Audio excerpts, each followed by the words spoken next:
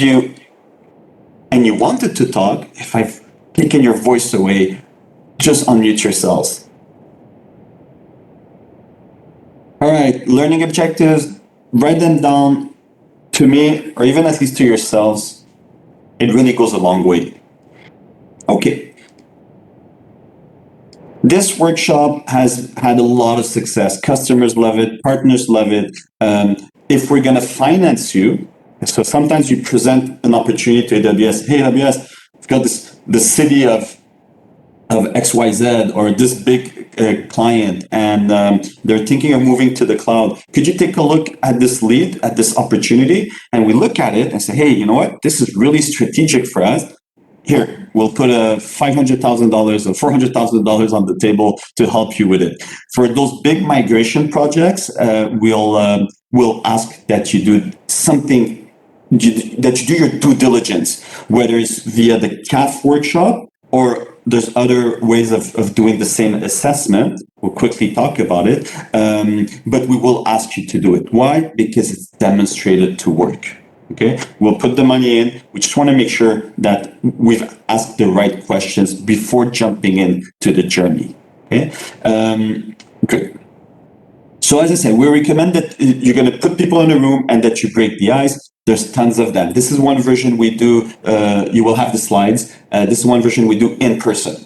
Tell people it has to be a bit physical. Come on, get up, go against this wall. It's a game that allows you to know people's names, and you ask people's names, and based on the names, you'll position them. And it's just a way of getting the juices flowing in the morning. Get out of our sheds. Okay, good. Any questions before I start?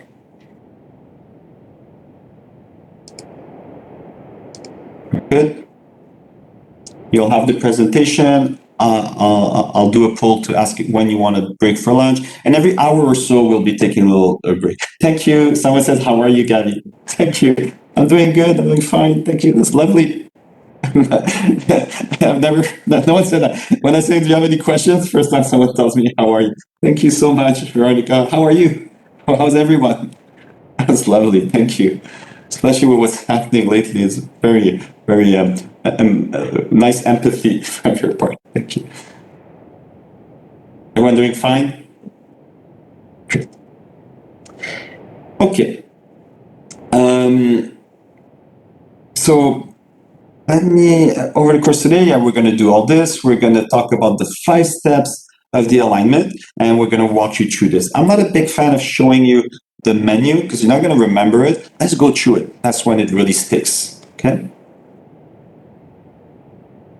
Just here. Let me move this there, and let's get into it. All right. The whole idea is that you have a customer. There's an opportunity, and it's usually for big opportunities. You can always do that for a smaller project, but all the courses on migration that we talked about, or cloud adoption, that methodology, which is the result of years of experience and thousands of iterations of successful migrations, of mistakes that we've made, we put that in a framework, in methodologies, so that the next person, the next iteration learns from that. Their starting point is the aggregated knowledge of all the other iterations. That's the idea. And we share it for free. Take it, adapt it, don't use it if you don't want to, but that's the idea, to repeat what we already know and avoid the mistakes that have been made in the past. And so that this cloud adoption framework is constantly iterated and improved. Okay?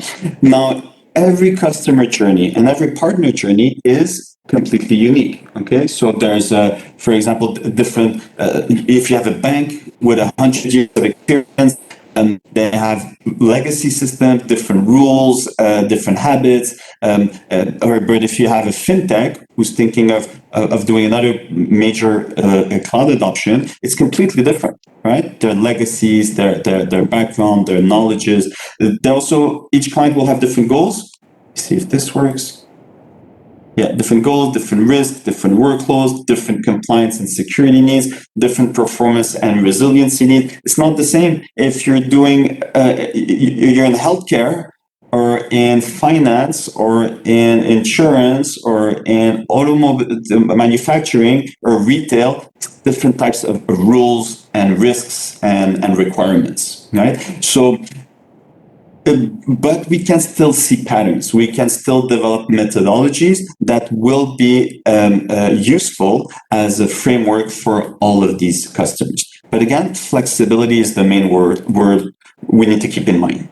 So as we said, we're at the third generation of CAF. There's been so many iterations between each of them. So version 1 went through so many iterations, version 2 went through so many iterations, and this will keep growing, okay? I'll go through it to explain all this. Don't worry, there's a lot of content here.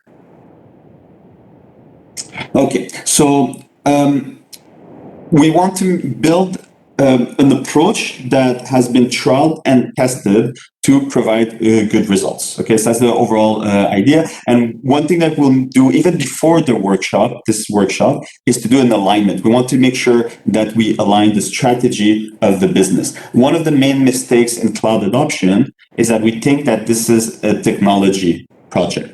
Right? Technology is at the service of business outcomes. And one of the first things we'll do on our checklist is, all this is a pitch list, right? To say, are we ready to take on this journey, right? Are we ready to get on this boat and cross the ocean, right? And the first people who have done it, very courageous. Now we're not the first. A lot of people have done it before us, and they provided us a checklist. Let's do the checklist. Right? You don't want to be halfway on the sea and realize, I should have brought, I don't know, oranges because my teeth are coming out, and I realize I need vitamin C. Right? So to make sure you go through the checklist. All right. So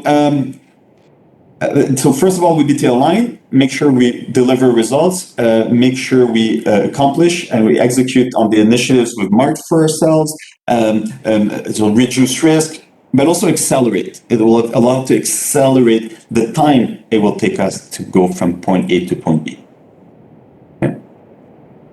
This has been built by a team that we have that are called professional services. They're like our SWAT team of people who go and get things done, and they've put this together to help us scale. Because they know it's the business of scale. We need you as partners to go and repeat this proven, tested approach. Right? So we'll explain all this, but each of this is part of it. Is actually a checklist in itself to envision, to align. Then we launch. Then we scale. That's the approach of professional service. You'll see that pattern in a lot of the offerings that they bring out.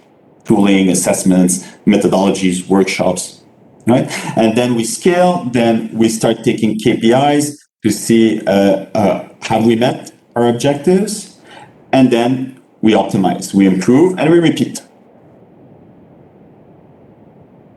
Don't worry, it's a bit fast at first, then we'll break it down. But you don't have the video, but this course is free. You can do it as often as you want. There's some versions of this that are available online that are already pre-recorded. So I can find that for you from our summits, from our reInvent, so you can have it. Maybe not exactly this one, because I want you to feel free to ask questions. So don't record me. I mean, I can control it, but it'd be more respectful if you don't, and you'll probably, it will distract you of just being here present today. I will find you recordings of the Cloud Adoption Framework, and you will have the white papers, you'll have the presentation, and you can sign up anytime for the next one. It's free for you. Okay? For sure. No, thank you for that. And I get it. But I get it but I'm saying it will distract you. So you don't need it. Be here in the moment. And there are other ones much more curated that are available in the audio video format. Okay. But that's a good question. And I forgot to say it because everyone's thinking it. So thank you for asking. This workshop we'll do today, which is we'll focus on this, as part of a broader methodology that we do before jumping into the cloud, right? So today we'll just we'll simulate this one. We'll talk a little bit about this one and what happens after. All right. So to walk you through it, the idea again is that it takes a village. You'll take stakeholders of the company that will be involved in this big cloud adoption. Imagine a client. So please tell me what industries you're interested in. Put it in the chat. Think of a customer that you don't have to write the customer, but think of a customer you've had or you have. I'm thinking of a lot of customers I've had, and I usually think of one which was the biggest one. It was a bank, a huge bank. I won't name them. A lot of what I presented is actually based on that case study. They had 84,000 applications to move to the cloud.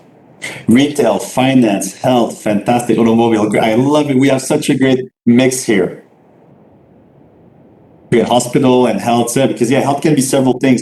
I recognize some names, so sorry for the redundancy here, but remember that in AWS you have micro sites for each industries. So much information. I'll send that to you in the follow-up email, but you can dive into each industries and look at what AWS offers. For example, what I have here, someone said healthcare, automotive, consumer packaged goods. If you don't find the exact label for your industry, it might be nestled under another one. All right, so maybe, for example, transport might be in city, or might be in, for example, one of them is supply chain. And I think supply chain is under transport.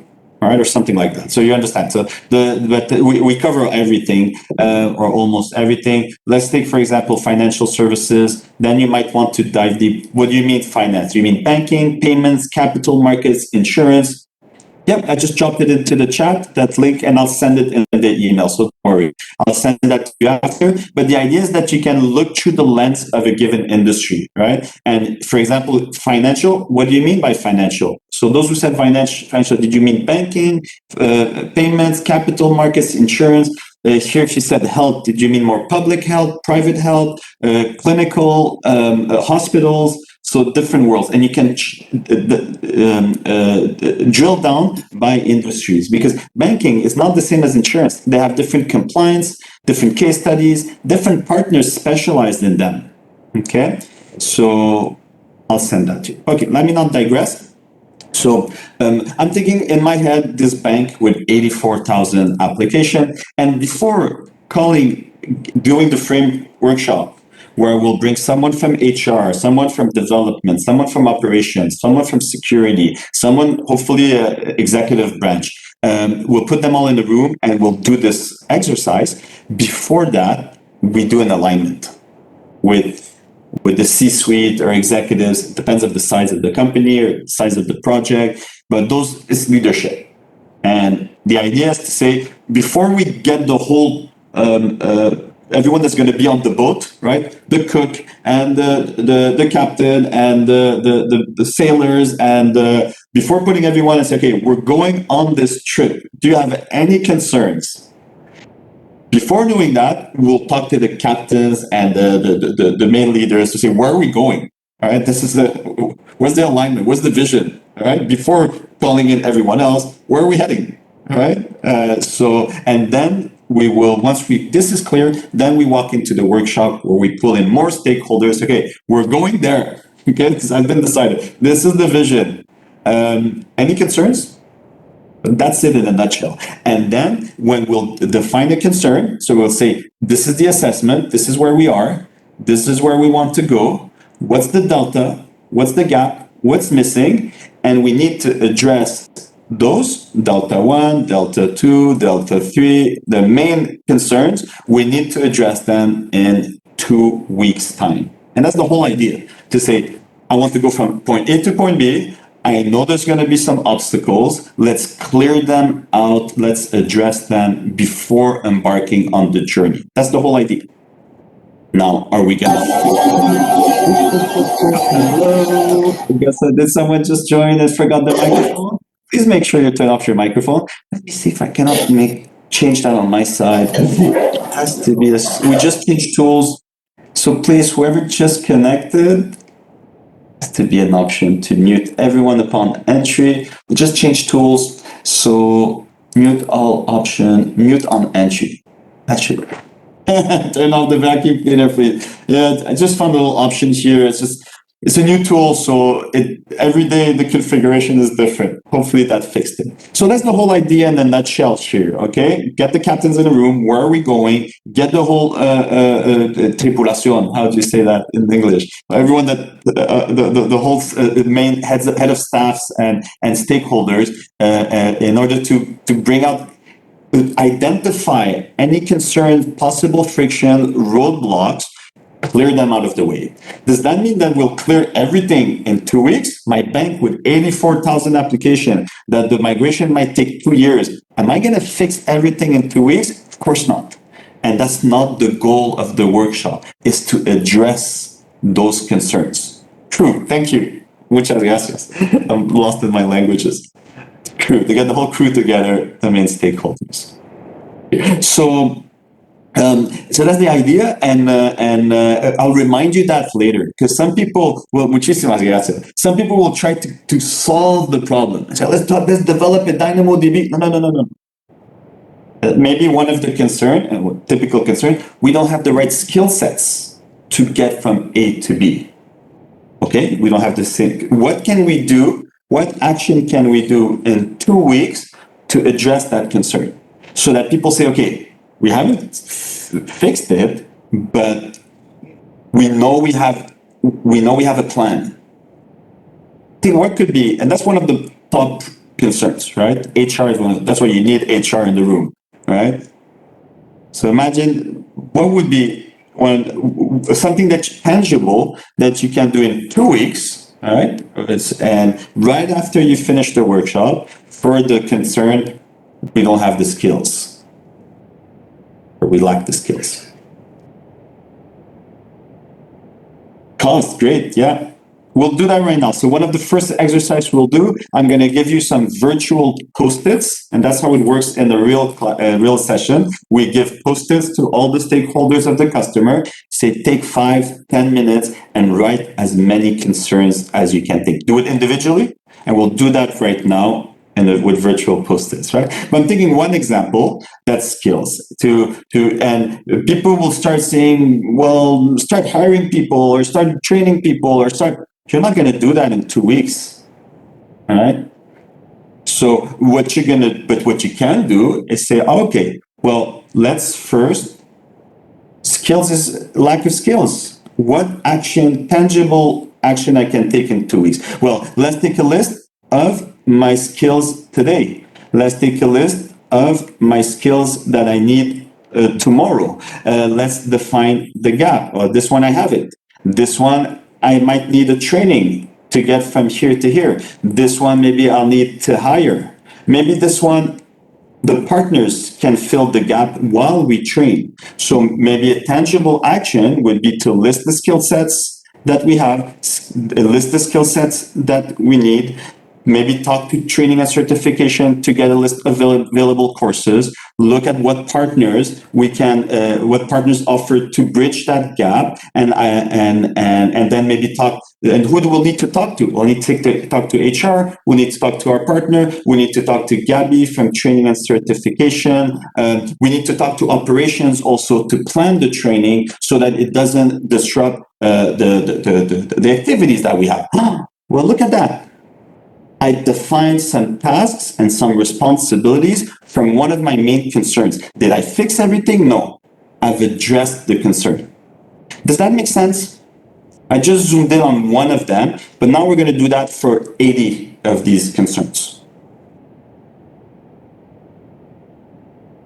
I see people are already writing things. That's great. Keep all those great ideas. That's great. Start writing them. That's perfect. I love it. It's going to be a good day. I feel it. I love it. All right. So that's great. People are already writing. That's perfect. That's perfect. Some people take time, but you're already thinking about concerns. That's the goal of it. That's the goal of today.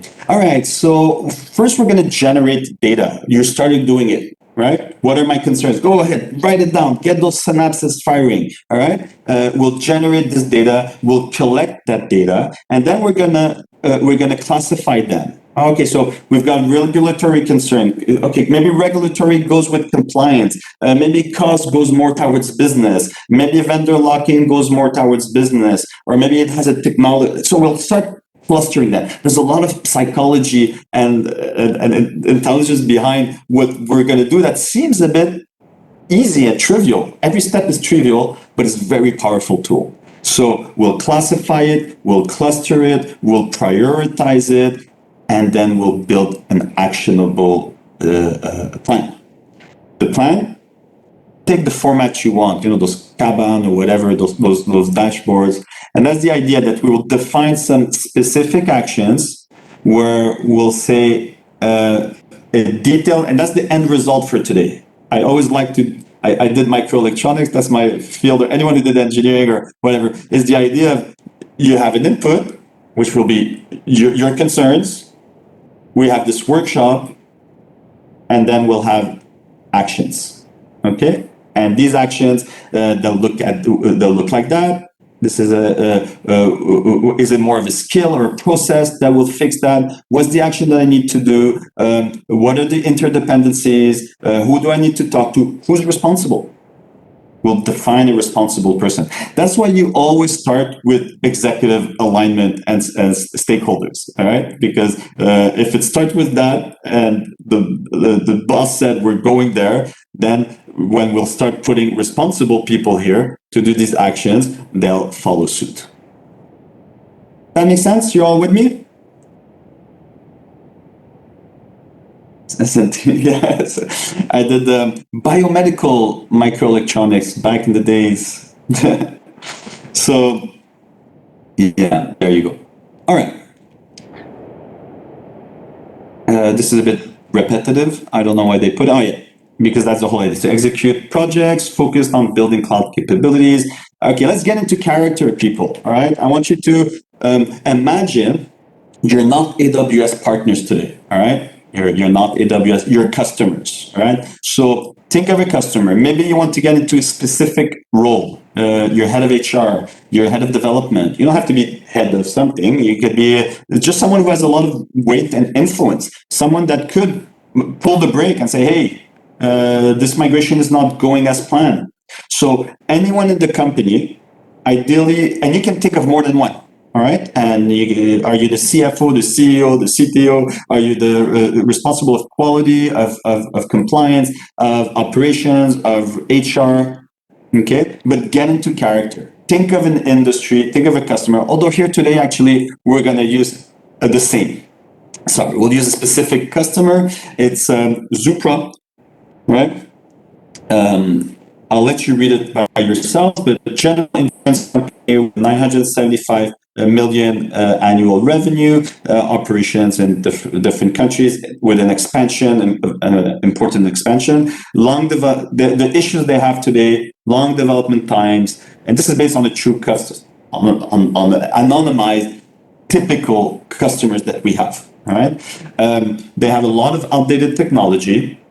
Their competitors are very nimble and they're eroding their profits and revenue, right? I remember that bank I was talking about. Well, yeah, they were a huge bank. They've been there for 100 years.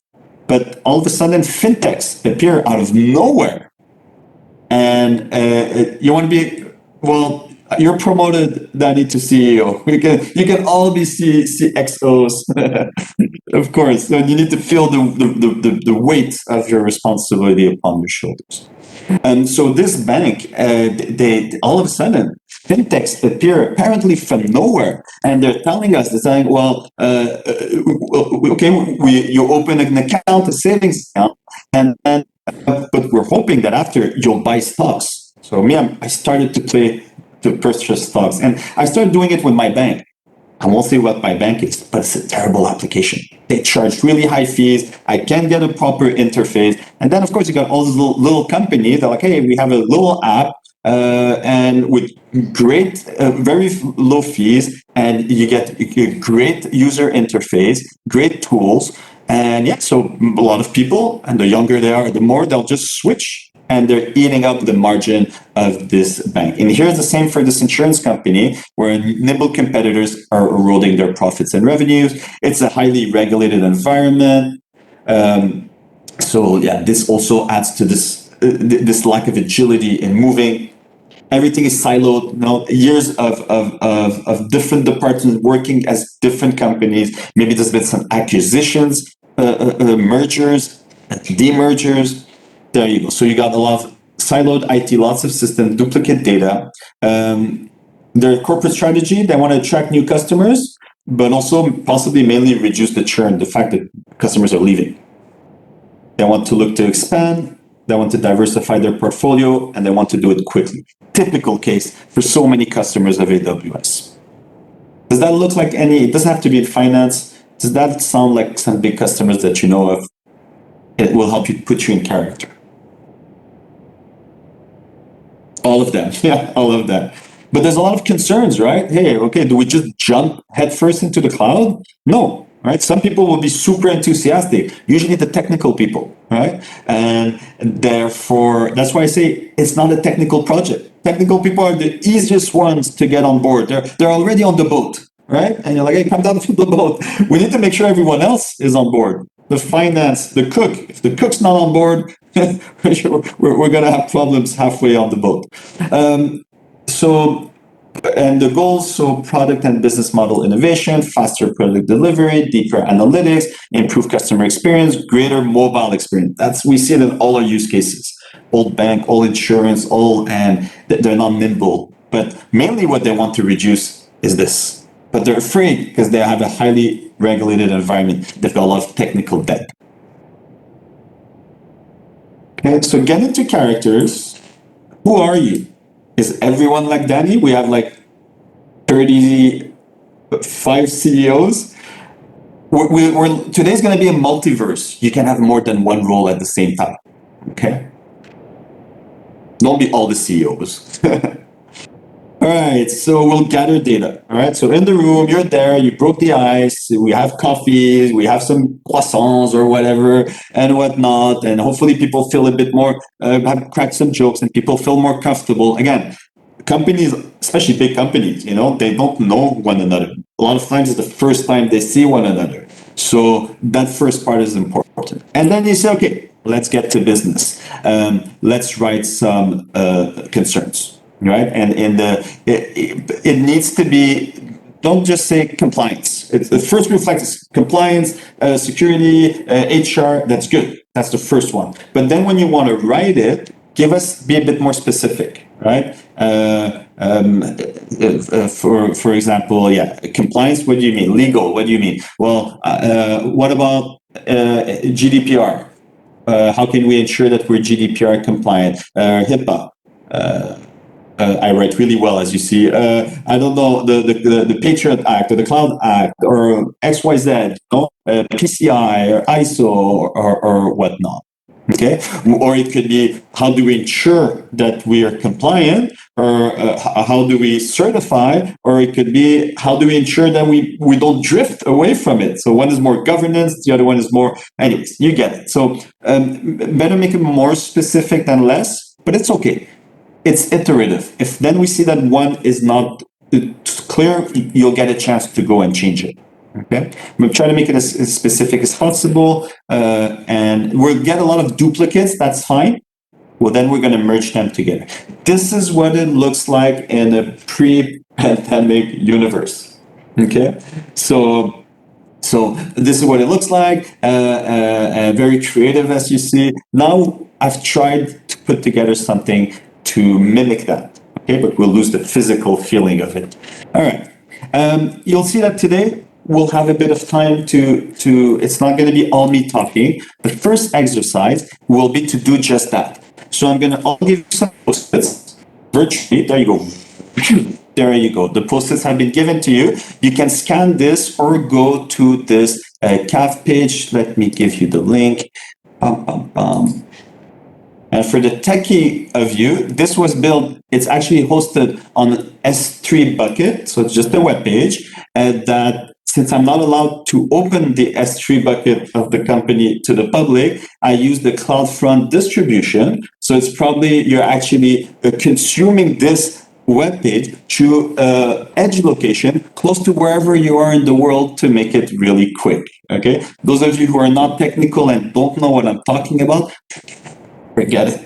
You can do another course and maybe it will make sense. So S3 and CloudFront in front of you to give you this first interface. Here you can start writing things, and this will help populate. I'll remove this one, this dashboard. And after, I'll give you a link if you want to add yourselves to this dashboard. It's a third-party tool. It's free of charge. You don't have to use it. If you don't feel comfortable using it, don't. You can still fill in your concerns and just follow on visually. But if you want to be able to participate and interact, you can link it to another account or open an account with Trello and then remove it. Because the best that we found for now, we're working on other options.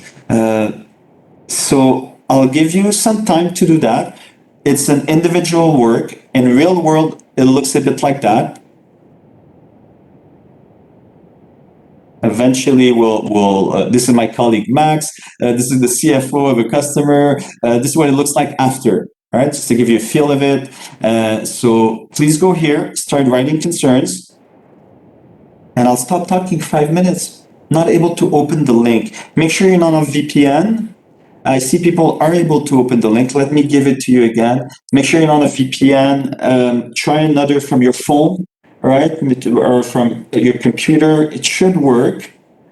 And if not, if you're not on a VPN and you've tried another device, I don't know, maybe there's something. Let me know where you're in the world. I can examine. Maybe there's like a firewall or something. And if nothing else works, just write them in the chat, private or public, and I will put them in the tool. Okay? Apologies for that, but please help me figure out why it usually works. Okay? I'm gonna remove this one. We'll give ourselves 5 minutes. If you finish, go have a coffee. If we need more time, we'll take more time. So let me erase this one. Archive, delete. There you go. Sorted. Fantastic. I don't want to leave my CEO behind. That would be terrible for my career and for the workshop. Okay, so everyone's good. I'll put 5 minutes here. All right. Today is not about running. It's about taking the time to live the experience as much as possible. I'll shut up. Your comfort. 5 minutes. I'm gonna go grab myself a bite and be right back. All right. See you in 5.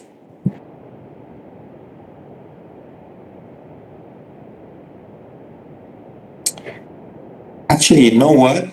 Since a break is coming up, not too long, I'm going to put, what do you think? We'll give ourselves 10. Here, I want to see one post. Yeah, so what you do, you put a post and then every time you click record my post for every concern. So don't put more than one at a time. Put one, click record, put another one, click record, and you'll see them appear on the screen. Okay? Then we'll sort them out. Does that make sense? So here, let me put 8 minutes, 7, 8, 8 minutes. All right. So maybe we can take a little breather, comfort break, take your time, then we'll come back. It will serve as a mini break. Yeah, don't worry. We can clean it up after. I'll even give you the link. No, I'll give it to you after. I don't want you to start playing with this. Create link. I'll give you the link after. All right. I'll be right back. Take a break, also a mini comfort break. We'll have a lot of those throughout the day.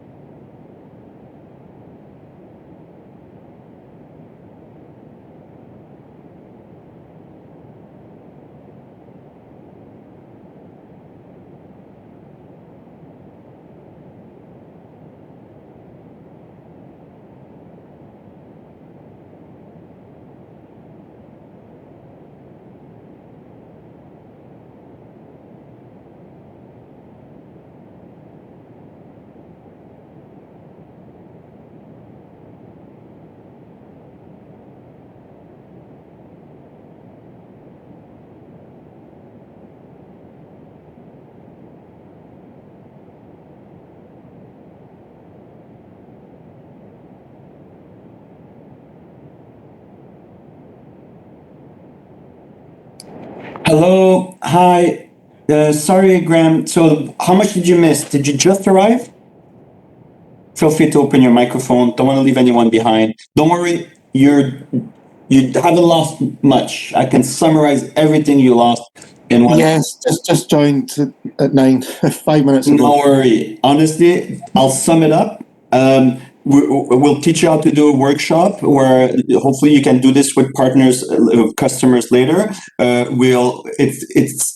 In a nutshell, we put people in a room, the stakeholders of a company, and we ask them to mention all the concerns. So imagine you're someone from the customer, CEO, CFO, someone of HR, developer, operations. You can have multiple roles, and I want you to go here, and you're right, run on time.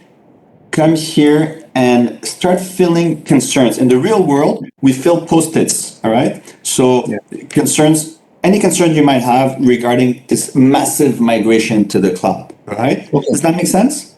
Yes, that's fine. Thank you. For every concern, you press register my concern, and they'll start popping up in this dashboard. Okay. And we still have some time. So take your time, and you'll have time to add some after. So don't worry, you're right, run on time. Okay, thank you. Everyone else is thinking, why did we lose an hour? Could have arrived now. Catch you in a couple of minutes.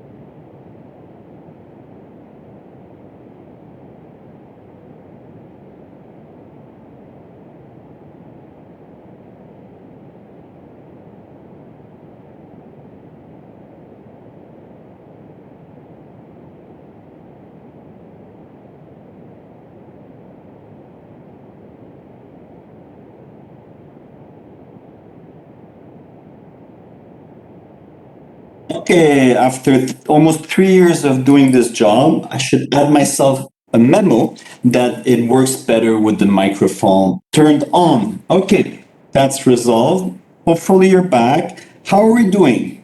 Do we want an extra minute to fill our concerns? I'm seeing so many concerns fill up here.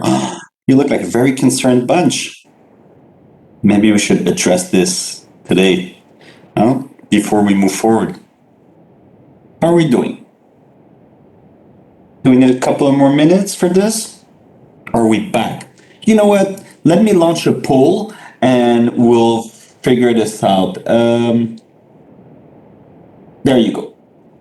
This poll allows me to adjust the content, the pace, know if you're back. In a real classroom, I know if you're back. Now I don't. So you should see a panel open up. Please fill it. This is just for me. No one will see it except me. So don't worry about my feelings. It's really for you, for me to adjust. Nothing worse than to have someone speak too fast or feeling lost. Maybe the question regarding too technical doesn't apply right now, but I left it. I'm also asking you, when shall we have lunch? I realized that usually I launch this question at 10:30. Now it's 1 hour too early.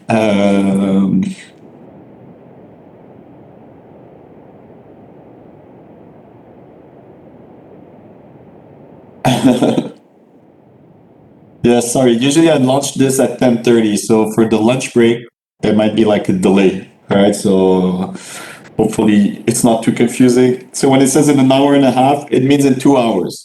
Okay. That makes sense? When it says 2 hours, it means 2 hours and a half from now.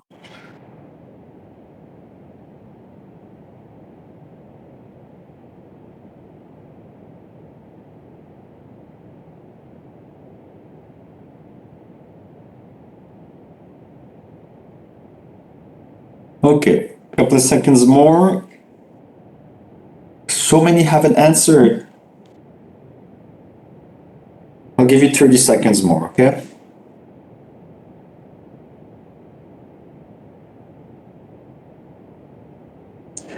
Don't worry about the time of the lunch. I'll relaunch another one that's fixed so we don't make mistakes, okay? So answer as much as you can, especially the duration of the lunch, and I'll launch another poll right after. 30 seconds.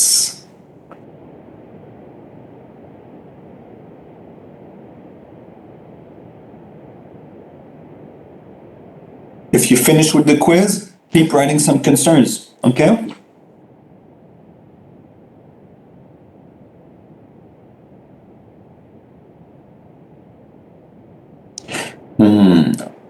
Danny, it's okay. You're a CEO, Danny. You can do whatever you want. Hopefully, come back to us once you finished with your other responsibilities. All right, let's see. I'm going to close this quiz. Don't worry if you started answering it. The system will give you an additional 20 seconds to complete. But I'm closing it from my side. So 5, 4, 3, 2, 1. Start answering now. There you go.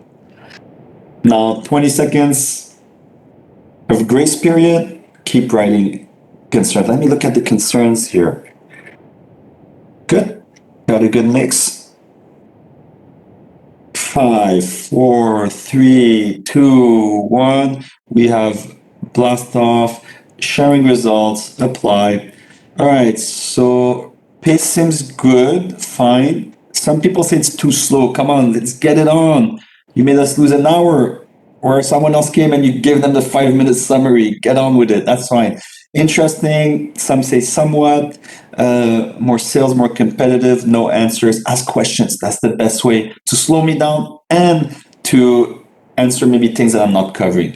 Okay, I realize that the lunch break is a bit confusing, but I see that it's going to be maybe around 2 hours from now for what I'm seeing. So yeah, I don't think I need to launch another poll because of how this is spread. So I'm thinking it's going to be in about an hour, 50 minutes. Does that work with most people? And let's look at the average. 7 people said 30. minutes. 5 people said 45. So how does it look? In about an hour and 50 minutes, so at noon CET my time, do the conversion, we'll stop for 45 minutes. I have a feeling that that's, what a typo there. Okay, makes sense? Good for everyone? I think that's roughly the average. I'm going to write it down. So in 1 hour 50 minutes, so 12 CET, we break for 45 minutes. All right? 40, someone said 40. Okay, we'll see how it goes. Because I said maybe if this becomes really dynamic and where the lunch, I might re-ask you. Because maybe if it falls between, we end up doing breakout rooms, we might even skip the lunch and finish earlier. It depends. Really depends how so it's fine. So when I end right. No, you need to write one concern at a time and set record. So one concern at a time. Don't write all your concerns and then hit record. We'll just have one big concern. All right. So, but don't worry if you did that, we can split them up after. All right. So one concern, record, one concern, record. So I should have been clearer. One concern per post-it. All right. All right. Yeah, I know it's hard to satisfy everyone for your breaks. Hopefully, we'll have you here. This is a very interactive class, less theory, so we might adjust. But roughly, if we do end up taking a formal lunch break, it should be at an hour and 50 minutes for 45 minutes. But it's a very flexible class. You'll see. All right. Let's go to the board and look at it. What do we see here? So what I'm seeing here is that we have a lot of concerns. Let me look at a couple of them. A lot of concerns. Will employee to be able to embrace the transformation? So maybe more of a skill concern. Cloud is changing fast. What if features of cloud service that we use now will not be supported in 4 years? All right, that's interesting. I've never seen that one. Are we future proof? Okay, chargeback mechanism. Okay, there's a lot of them. So the first thing we see here is that there's a lot of concern. In the real exercise, usually when you have the CEO, like here we have our CEO, or like any of the executive branch that there, and they look at their team like, wow, not only is there a lot of concerns, but people are concerned for things that are not in their own fields of responsibilities. So maybe someone governance is worried about skills, and maybe someone from operations is worried about security. Sorry, you should be looking. Can we also have your view? Do you see my screen for now? And then I'm going to give you a link. Actually, if you want, I'll give you the link right now. If you want to open, that's not it. Copy. Because later I will ask you to interact with the board, okay, a little later on. But if you want to do it in parallel, doesn't distract you too much. Yeah, no, of course. And I'm hoping that we'll see if it works, all right? It doesn't work every session, especially in public sessions. Sometimes people are shy and it doesn't work. We end up doing it all together. Ideally, we break you down into groups, which is what we do in the real workshop. And I ask you to neither be conscious of people that are a bit more introvert, don't put them on the spot, but also don't give them space to talk. And if we end up with 2 alphas in a group, to also be conscious. So sometimes all the stars align and everything goes great. Sometimes everyone is quiet and we go back to the main room. We'll adapt, okay? Unfortunately, this is a virtual environment. A lot of the challenges are due to this, where we don't have this in real life. In real life, you know, you have the coffees, you have the croissants, you have the icebreaker, you have the actual physical post-its, you have the tables, and then it's easier. Here we'll need to see how it goes, okay? Yes, so yeah, you might need to register. I'll give you some time after for that. So you can I just did it with my Gmail account. You don't have to, if it makes you uncomfortable, open another account or don't. You can just follow along. This is the best that we found for now. So take a second. Take a second if you want. Let's do that now. I notice a lot of people are tempted, so I skip directly to the slide. You can scan the QR code, or you can take a minute to do it for those of you who want. If we do end up breaking out into teams, it would be great that at least one person per team is willing to share their screens and to have an account so that they can interact. All right. Other people can just comment right in the chat. Yeah, I think that you should do this, but at least one person needs to be able to come here and say, oh, we're not sure we have the right budget to start the journey. Is this more of a business, a people, a governance? So if I were to ask you this one, we're not sure we have the right budget, which bucket would you put it?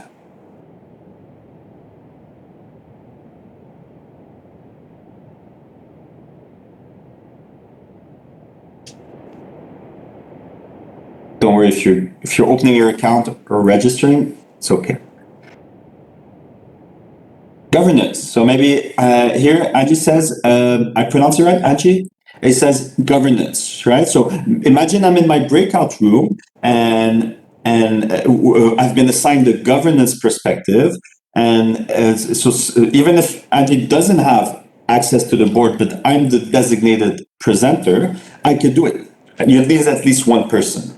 So maybe someone will say, I'm not sure. I would put it more into business, and then we'd have a conversation around that. Angie, great. All right, Angie, thanks for that. So this is great. Thank you, Angie, Amit. Thank you because you're helping me illustrate what we're going to do, right? So Angie says, I think it's governance. Then maybe Amit would say, well, I think it's business. Hopefully, if you're comfortable, you come off mute, you have conversations. Well, I see it more like this, more like that. Later, we'll see the definition of each perspective. And then maybe you'll come to an agreement. It's not the end of the world. Gabi, Amit here. Yeah. Yeah. I believe it would be business owner because ultimately funding will come from business side. Either it would be CFO or business leaders who need to sponsor that program. But definitely that budgeting decision will come at later stage because they want to see other angles or benefits of this adoption or that movement. Great. So already you have good instincts, and what you can do to help you, and I'll show them to you later, we have some slides to help you define. So what does it mean, the business perspective, and what does it mean, the governance perspective? And maybe in Teams, you can go look at that and then say, oh, okay, yeah, governance, maybe I was thinking financial governance, which was a totally valid reasoning from Angie to say, well, it's financial governance, but looking at how we've defined the perspective, if I go back to business, yeah, IT finance seems to have been placed in that bucket. So we've had that exchange, and now we've decided to maybe put it into business. Does that make sense? So thank you for this very realistic exchange, and we'll do that with the different categories. Hi there.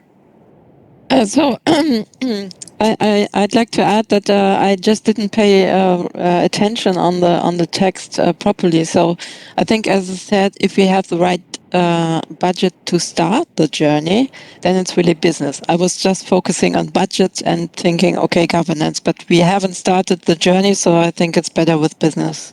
So I agree. And that could bring, and it's brilliant what you just said, because you're thinking, okay, maybe that makes me think that I have another concern, right? Because maybe you're saying, one thing is, do we have the budget for it? But you were thinking also further ahead and saying, how do we make sure we stay within budget? And maybe that will make you think. Yeah, exactly. I put that concern. I put control over the costs. It's down when you go more control down. Over cost. Brilliant. So that was my idea behind that. The customer is concerned even during the journey, but this was more focusing on after the journey. So when he is in the cloud, then how do I have the control over the costs? And thank you for that, because that's brilliant. You see how then we say, okay, what does it mean budget? And what does it mean budget concern? So you see how this one is vague, but this one tells us another story, is the control, right? So and maybe we would. So what we'll eventually start doing is clustering them. So okay, all these look the same. Maybe I want to rephrase one. Maybe I want to merge two of them. Maybe I want to split two of them because they're saying something else. So that's a great example. You see how we have budget in different places? This one is more general and not precise. This one is precise. It says before, do I have the money to pay the bill? And this one is, how do I have the controls from a more of a governance, a recurrent point of view? And that's what we're going to do today. I'm not going to do them all now, but that's the whole idea, the subtleties of all that. And we have some cards here to help us define. Sometimes it won't be 100% clear. Sometimes it's a bit of both. Don't worry too much about it. It's not an exact science. It's just that once you'll get to the other end of the tunnel and you say, oh, wow, okay, we did this brainstorm, we put it against the wall, we organized them, we clustered them, we prioritized them. Don't get too bogged down with the exact detail. It's not about that, right? But once we come out from the other side, we say, oh, wow, and one day we feel we've really addressed and took all these things that were hiding under the surface, brought them out in front of everyone. It's okay, these are our concerns. Okay? So, I'm noticing that some of you have added yourselves here. All right. Again, the link you don't have to. You can associate it to your account. You can erase the account after, if you'd rather not.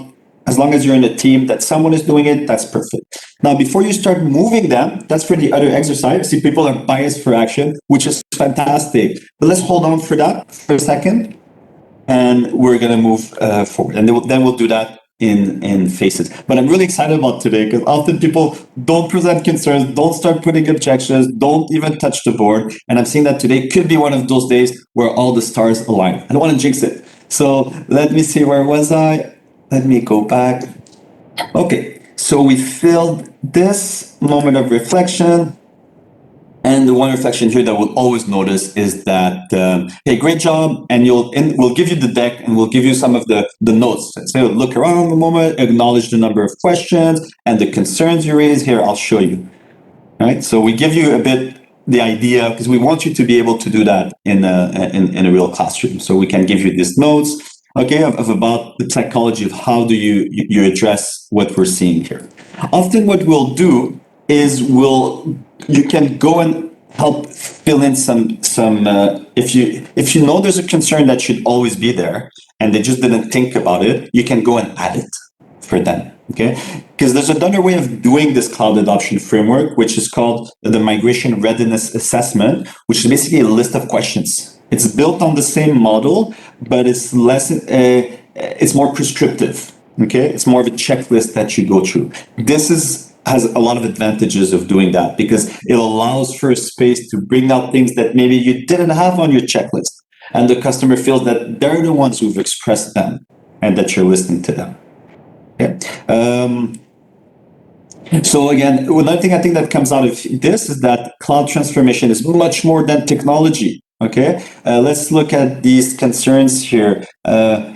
Very quickly, return on investment. I don't have my data stored in China, so security concerns. We have highly regulated regulation. So how Movetalk can help accelerate our deliveries. So maybe the business plan, the business case. So none of them right now are technical.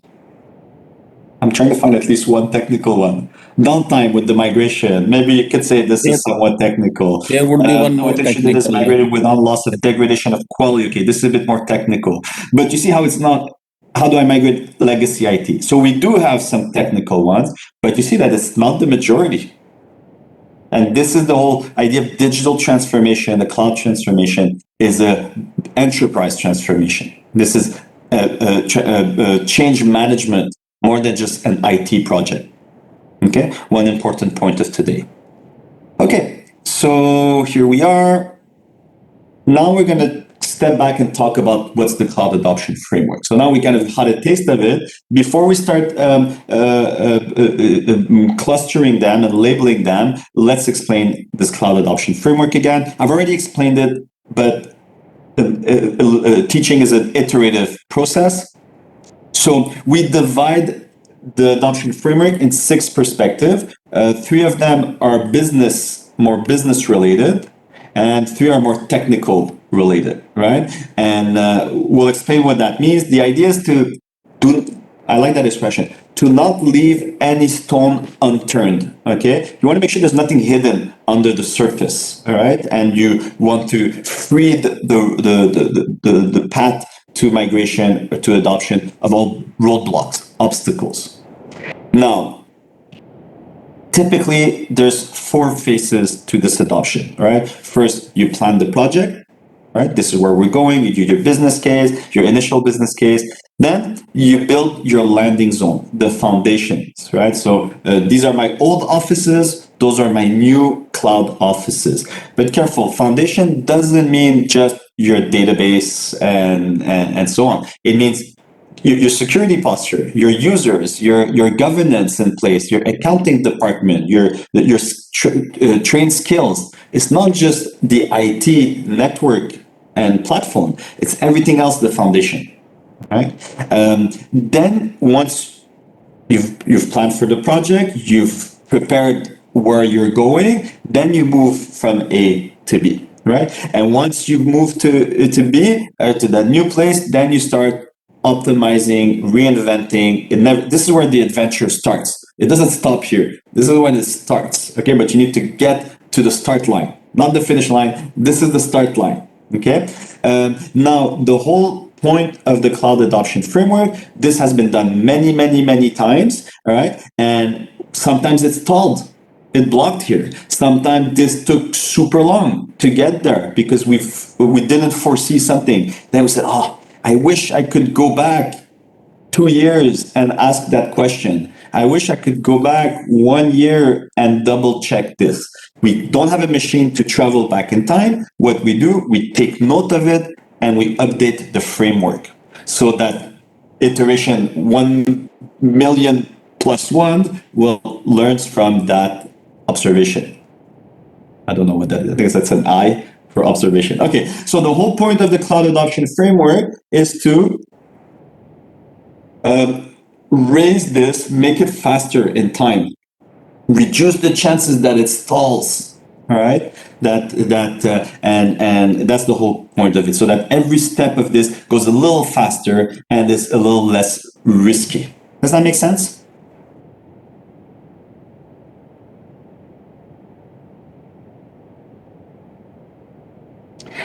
Yeah, perfect. So, and this is what ProServe has observed. Unfortunately, shortfalls in business change management leave 70% of cloud programs stalled. Okay, this was stalled. That sounds really bad. It means that this is change management. Most programs could have been improved. We always detect something that could have been improved, that it's stalled somewhere. And that's why we keep iterating on that framework, okay? And the great stall is when there's a stall that we didn't just delay, like it just blocked things, all right? For example, the financing. Do we have the budget? Okay, how much is going to cost us to go to the cloud? Oh, there's a cost to go to the cloud? You told me it was cheaper to go to the cloud. It'll be cheaper if you do things well, but you need to invest to get there. Oh, I didn't know that. How much is it going to cost us? $500,000. Oh, well, Bill, let's do that in January because that's when our cash flow is at its healthiest. And do not do that in June where the bank account is empty. Oh, good that we foresaw that. We don't have enough money. Maybe let's ask for some financing or break down the scope. Because maybe the CFO will come in panic and say, hey, you told me the cloud was cheaper. Now my cash flow is negative. I don't have the money for it. Pull the plug. I wish I had asked that question 2 years before. Now we will. Okay? So that's it. The whole objective is to sustain that, to avoid that. So that's why that cloud adoption framework is there as a structure to avoid that great stall. Okay? So let's zoom into it. 6 perspective to make sure we don't have any blind angles. All right. Again, if you want, now what we're going to do, we're going to sort them by perspective. Okay, you know what? I added that. Because normally they don't do it, but I don't like, I'll do it my way. My way. I will give you a link where I put in an S3 bucket the perspectives, okay? Because I want you to now, next step will be to take 10 minutes and sort your sticky notes by perspective. Okay. Now, before we do that, let me try something. It really depends on the class. I'm hoping you'll say yes. It's a bit more chaotic. It's a bit more of a risk, but let's see if it works. No. Okay. Let me see that quickly. Group. Yes. No. Okay. So I'm opening a poll. Do you want to do this as a group? You want to try it? Okay. If it doesn't work, we'll just come all back. It's more work for me. It's a bit chaotic, but sometimes it works. All right. If you're more shy and you'd rather we do it all together, we'll do it all together. But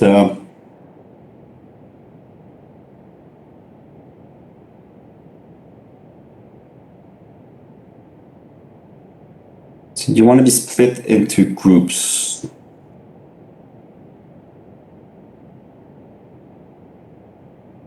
Oof, it's 50-50. All right. I tried this last time and it was a bit chaotic. Let me see. So one thing I did last time that it worked, but there was a bit of a challenge. I'll explain myself.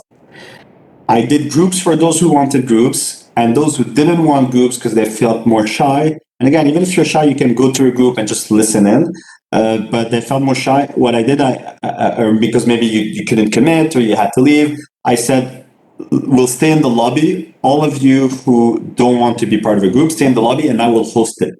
But that became really challenging. So I think what I'm going to try to do today, we'll try.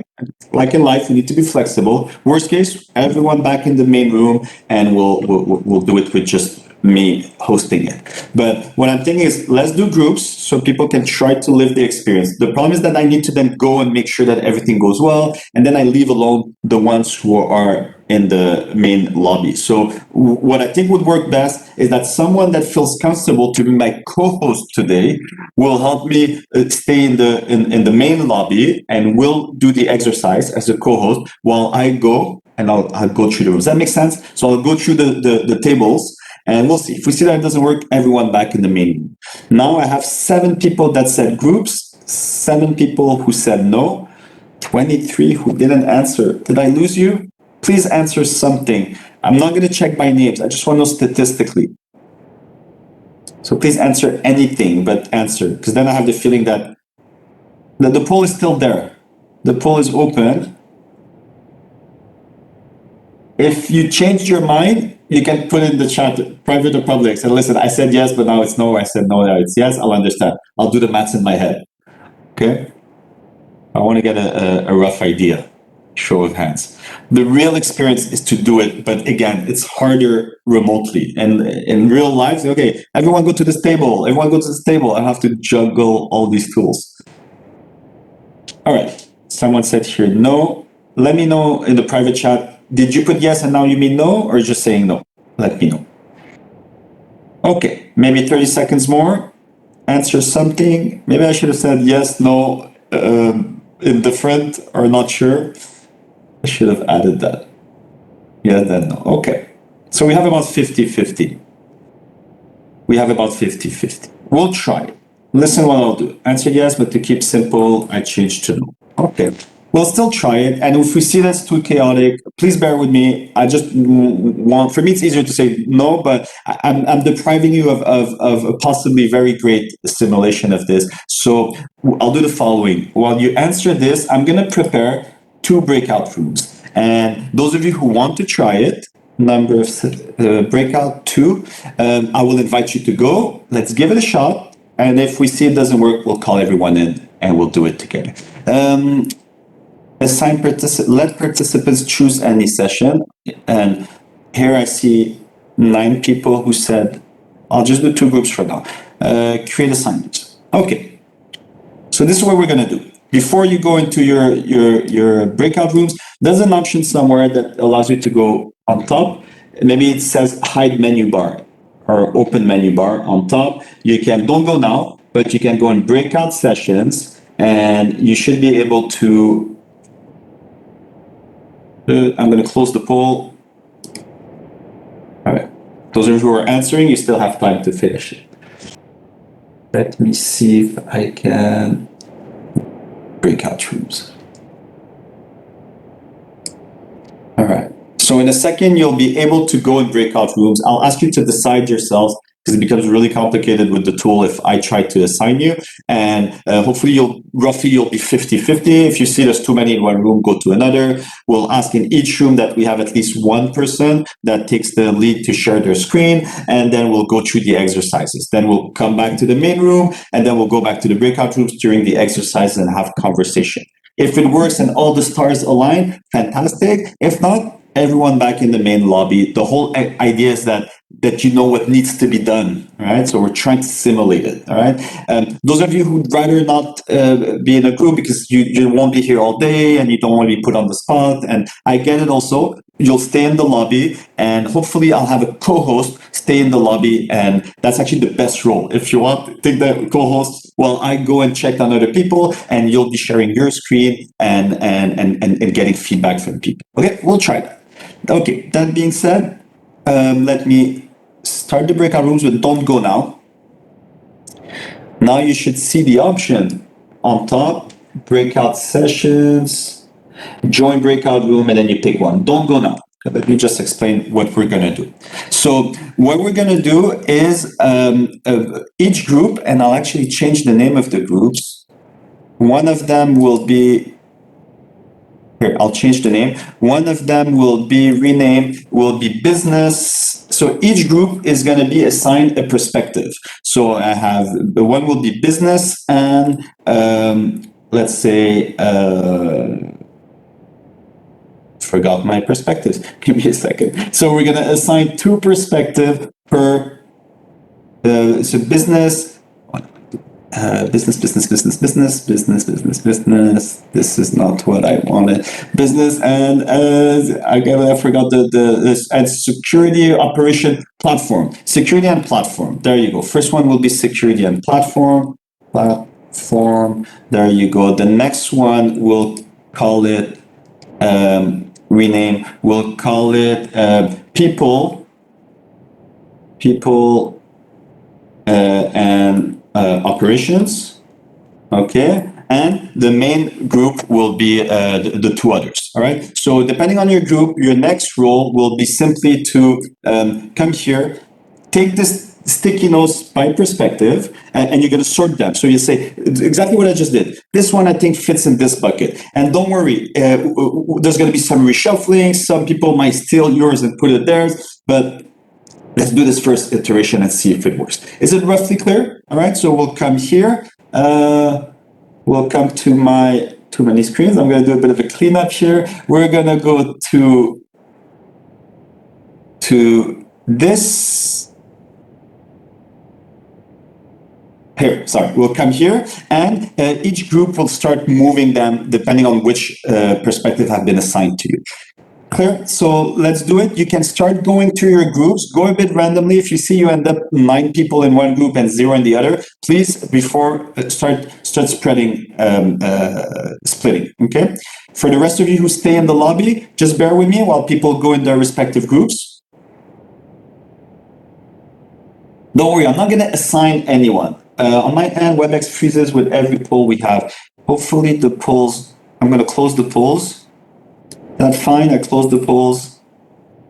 I'm not going to assign anyone. You decide, you move yourself. So imagine, I'm just telling you, there's a room A here, room B here.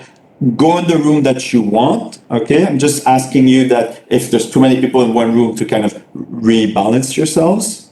And those who want to stay in the main group, I'm going to be doing the other 2 perspectives, which will be security and governance. Okay, so my group will be security and governance. That's the lobby.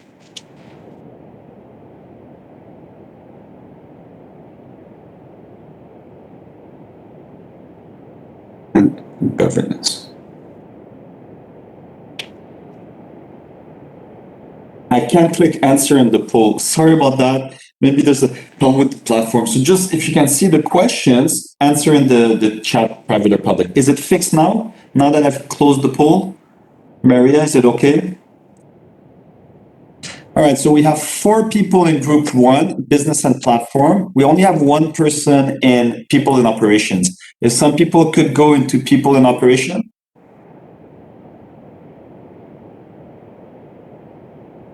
I have a broadcast option here. Breakout. Up, up, up, up, up.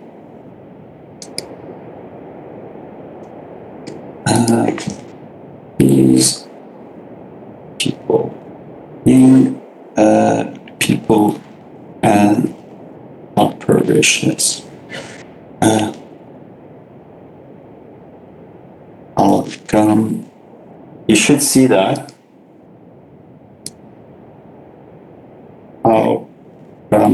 Visit in 1 minute. Okay, for those of us who are here, those who are in the lobby, are you connected to the board? Are some of you in the lobby connected to the board? So maybe you don't want to be part of the group, but you can still move some, but not breakout groups. So for the breakout groups, if you want to go, you need to go on top. There's something that says show menu bar. And then in the menu bar, you have breakout sessions. And then from breakout sessions, you should be able to join one. Okay? All right. Let me get right back to you. I think what we're going to do, I'll be back in a sec. I'm going to go check on my breakout rooms and be right back.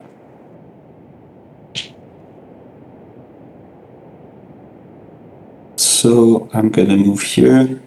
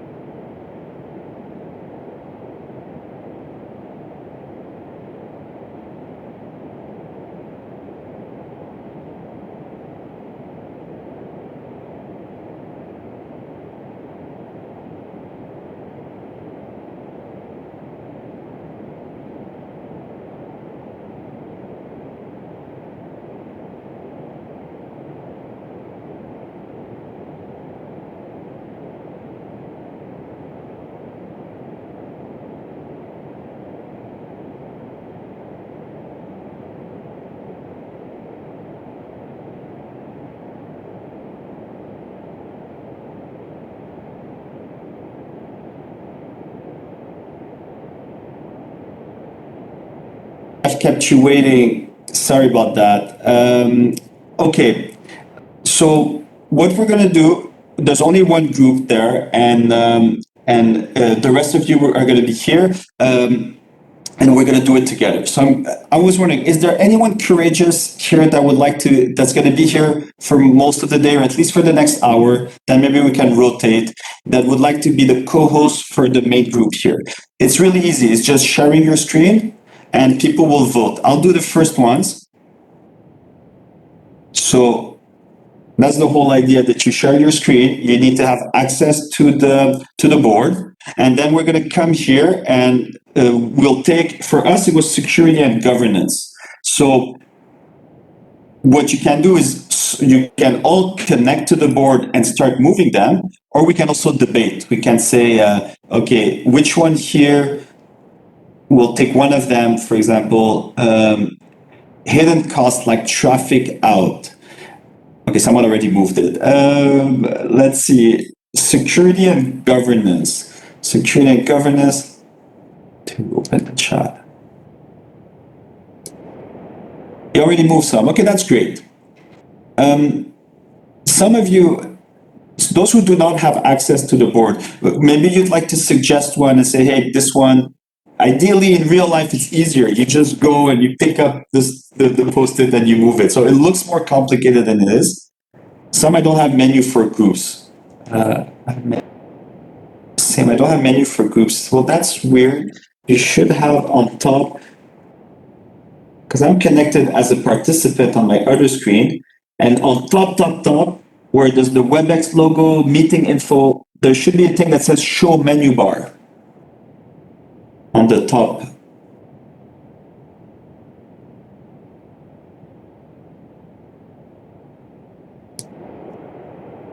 Okay, for those of you who are in the group, you can just connect and start moving them. Okay, move them in security and governance, the ones that you think that are the most applicable to your to these ones. For example, if I take migration of application might require refactoring. Is this? I don't think this is security or governance. Let me look. How can I join a group? So to join a group, you have to go on, and I think we might, on top, you should see, does anyone see it? On very top, the top, you should see show menu bar. And then when you click to show menu bar, you'll see a breakout session. Sorry, you'll have the furthest to the right before help is breakout session. Oh, I should try it with the browser. There should be an option. Sorry for that. Yeah, but again, then just go with it, stay in the main room. In real life, it's not that complicated. All right. So, anyone here in the chat sees anything here on the left? You don't have to write the whole thing, but you think would go into security and governance. You can use the cheat sheet that I gave you. I'll give you that link again. And bear with me. I know it sounds a bit chaotic, but this is the first iteration. There's a lot of psychology behind this exercise. So bear with me in that first iteration. All right. So now we want to move the sticky notes by perspective. So look at the perspective. Look at the ones here on the further left, and try to put it in business. Sorry, in security, in governance. Even people, if you want, people or operations, start moving them. I'll be right back. Just going to take a go visit.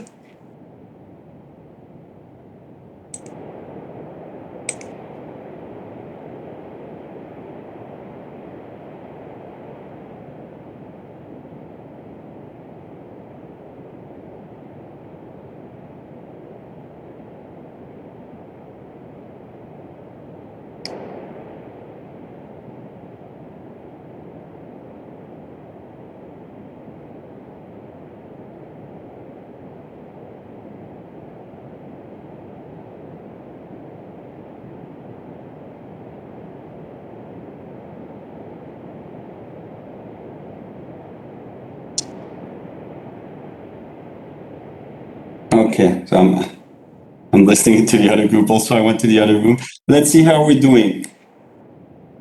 Everyone that's in the main lobby,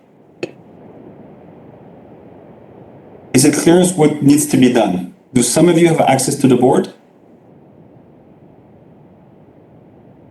Let me do some with you. All right. What we're gonna do,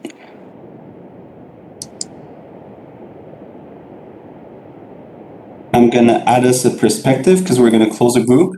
So we have business and platform, and we will add to us people, okay? So we'll take security, governance, and people. And I'm gonna close the other group.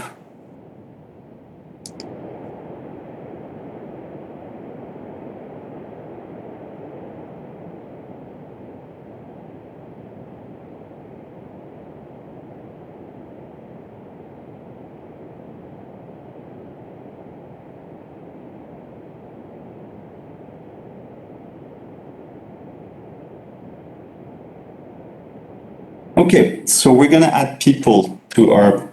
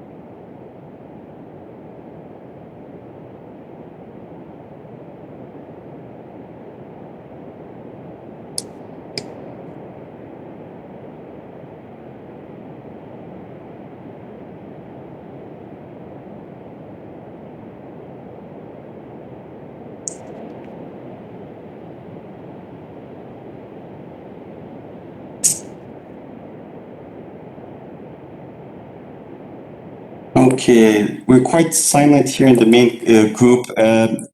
Oh, it seems like they've emptied everything here. Anyone in the main group, could you give me a sign of life that you're with me? Are you interacting on the board? What I'm going to do, I'm going to also in parallel go ask a colleague to maybe come and join me to help me animate this. So let me put 2 minutes here. You hear me fine? That's perfect. And I can't hear you if it's because of sound issue on my side. Can anyone maybe just talk and say something so I make sure? We're not talking to you. Yeah. I said no one's talking. No one's talking. Okay, that's fine. Because I keep changing. What I'm going to do, I'm going to just also go and ask for some assistance from a colleague that might help if anyone's free. Give me a second. But some of you are working on the board, right? Yes. Fantastic. Okay. Let's see this.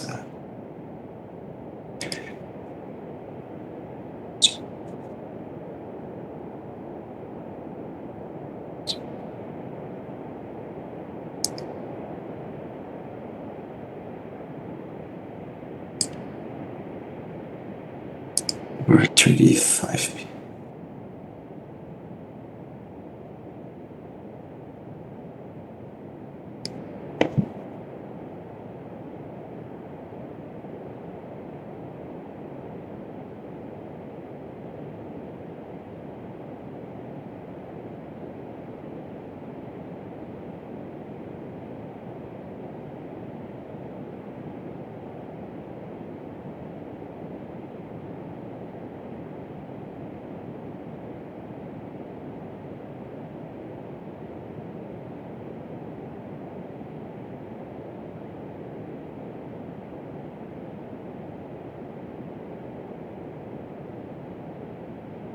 Okay, let's see how we're doing here.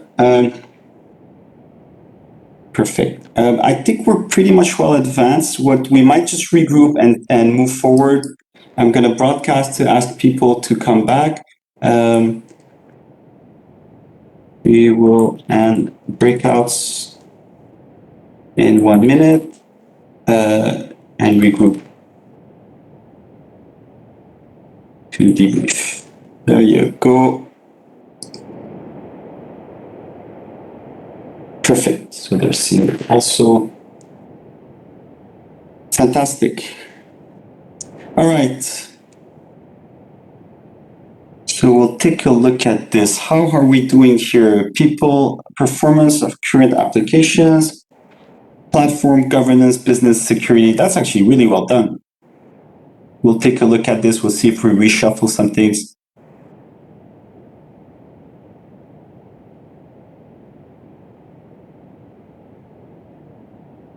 Okay, I'm going to close the breakout rooms now. And breakout session.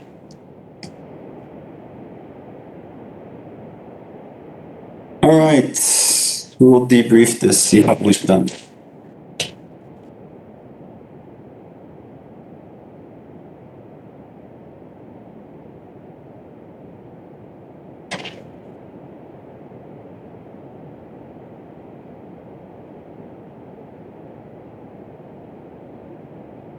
All right, perfect. So they're going to come join us in a second, and we'll see what we've done here. Again, apologies for the tooling. In real life, it's much simpler. All right, we don't need.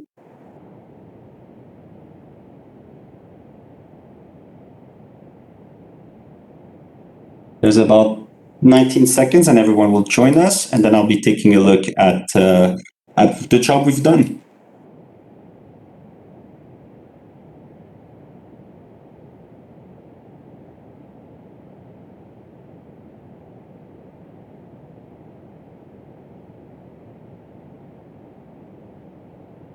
Hello, everyone. Thank you for those who tried it in the breakout rooms. For those of you, I've called for help. I'm going to ask a colleague to come join us. Again, second time that happens to me in 2 weeks that my co-host falls ill. Hopefully this COVID thing will stop, but hopefully they'll come in. But in real life, it's much simpler, okay? In the sense that you don't have, a lot of the distraction here has to do with the tool. In real life, what you would do is simply take the post-its, and there's the psychology involved of having colleagues in the company that you might not know, but you're starting to, it's almost, how I say it might sound a bit absurd to say with what bucket to put it, but it's the first situation thinking of an actual concern. What does that concern mean? Is it more of that perspective? And eventually, the exercise will bring us to point to who's going to be responsible for it. Okay, and what's the priority? So hopefully we did get a certain sense of it, even if we might have been distracted by the tooling, the breakout rooms, and all that. Okay, so let's take a look at what we've done. Okay, so normally you have the deck to help you, and it's much easier because you have the deck that's projected, right? You could have added additional concerns. I will go and add some later, see if there's anything missing.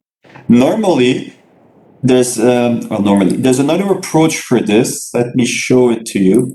You could come here, and if you don't get the opportunity to put everyone in a room, you can do a migration readiness assessment.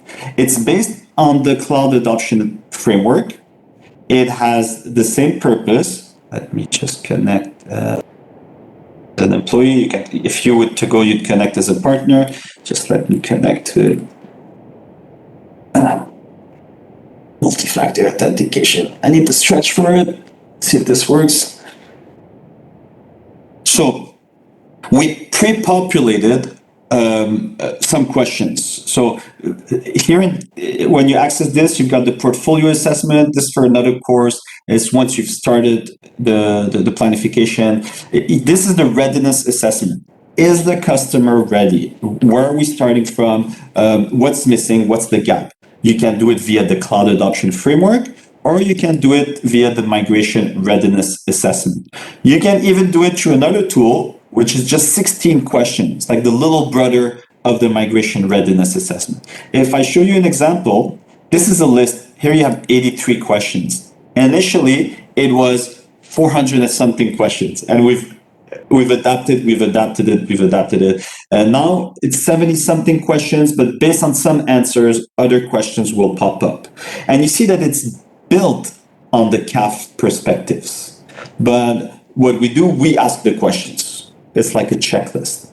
So when you do the CAF, is the same idea, but it's the customer that comes up with the concerns. Then you label them and you categorize them, but you can help complement them. If we notice that there's something that was left, a stone that was left unturned.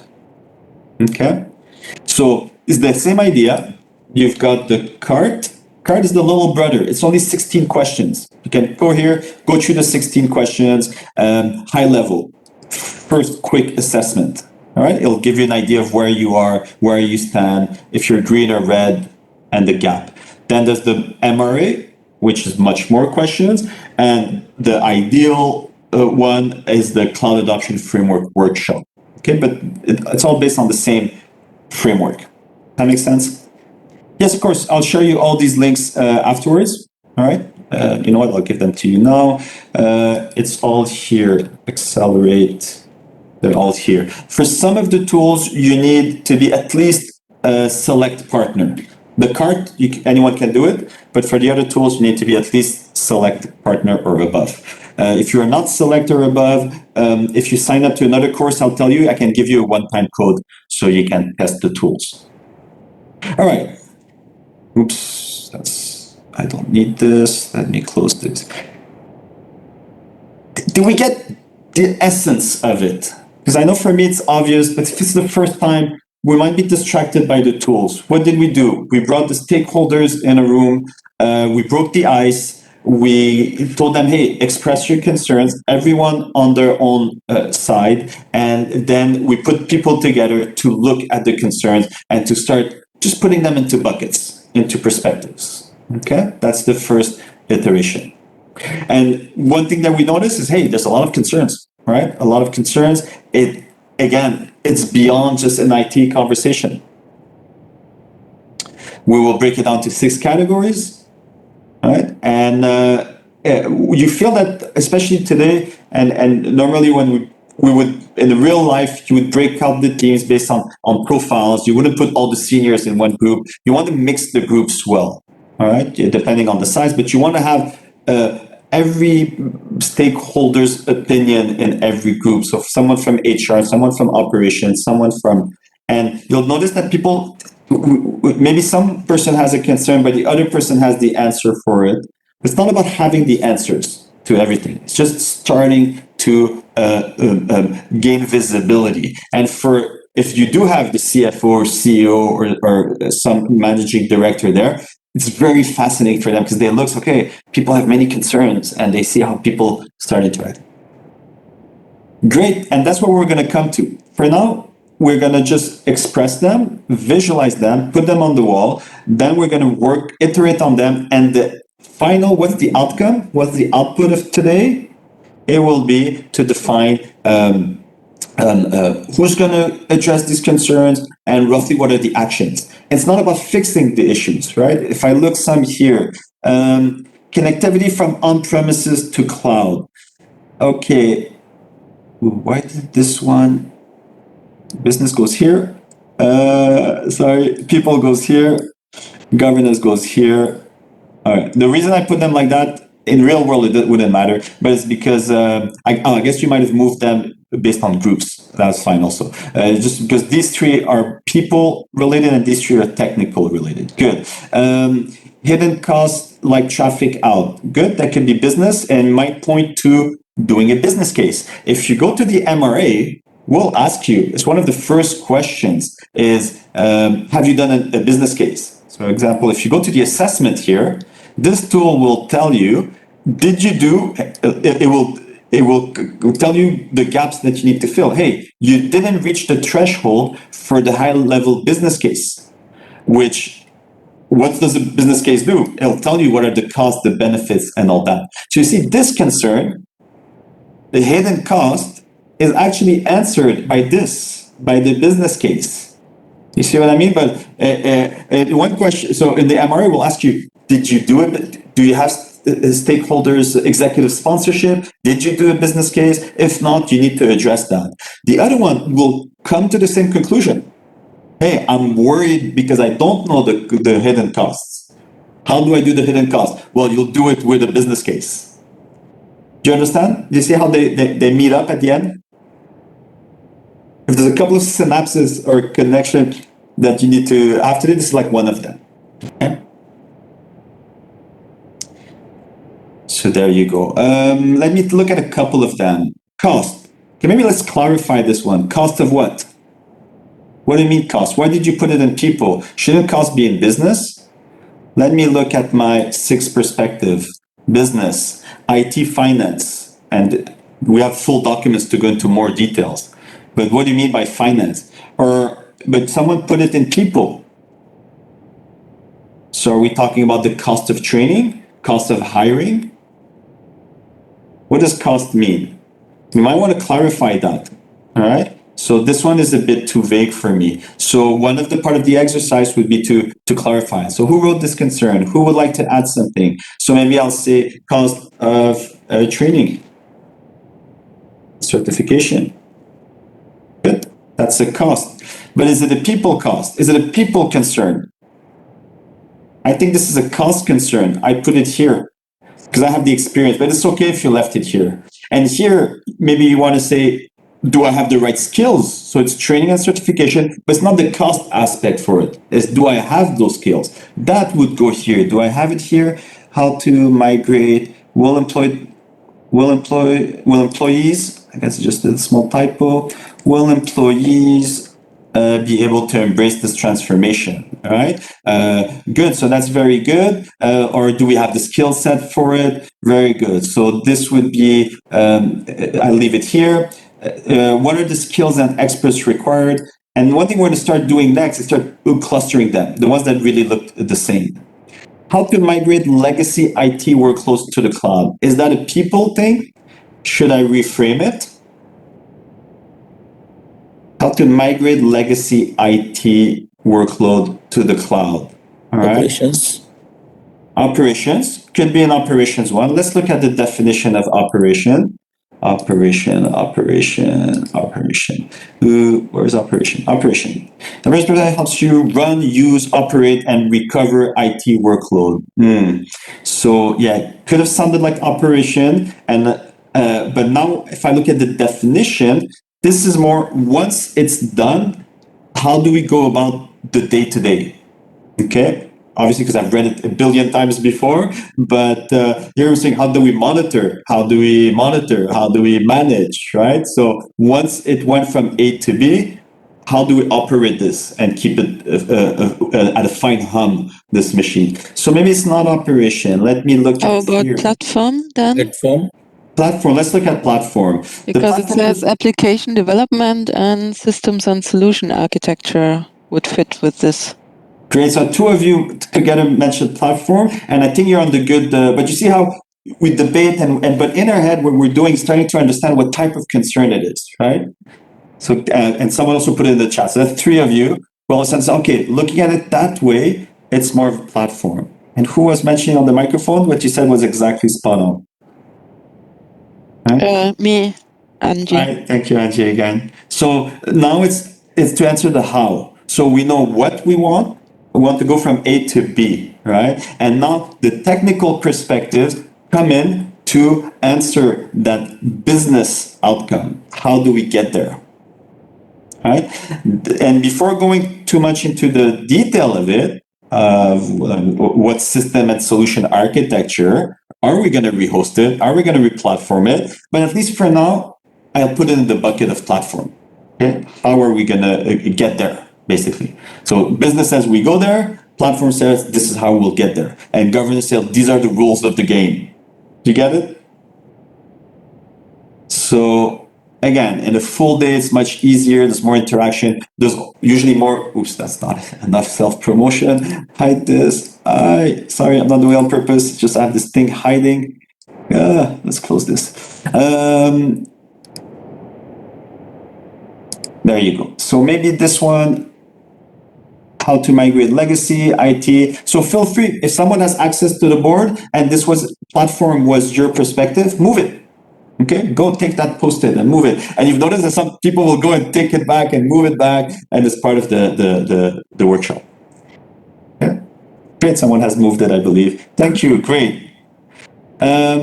like normally now when we do this and we debrief and we usually take a break. All right. Now I think we're close to lunch, so we won't take it necessarily now because have you noticed we do exercises? Might take a 5 minute if you want it. We can allow ourselves, but we won't take a full break.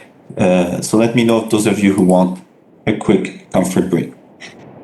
Okay, but normally this would be in the real, because the slides are taught for in-person session, we would go and do a break right now. This requires a bit of a cleanup, 5 minute break. All right, yeah, you've deserved it. Go take a quick break and yeah, we'll take, you know what, you've been amazing. Let's take 7 minutes. I feel generous, even though we have a lunch break coming right up. Let's take 7 minutes. I'll clean the board a bit. Fantastic. Thank you.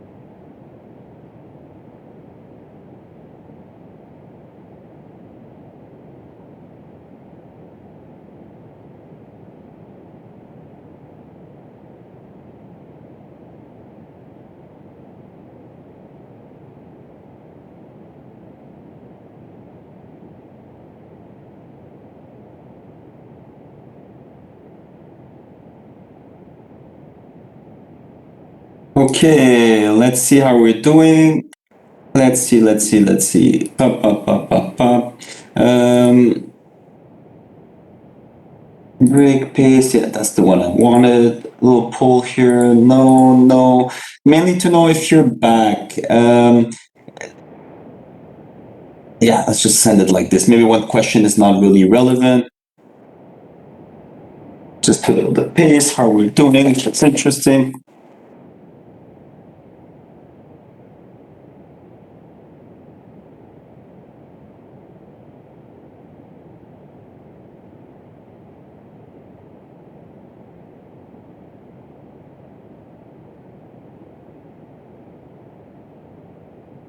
Okay, people are answering. That's great news.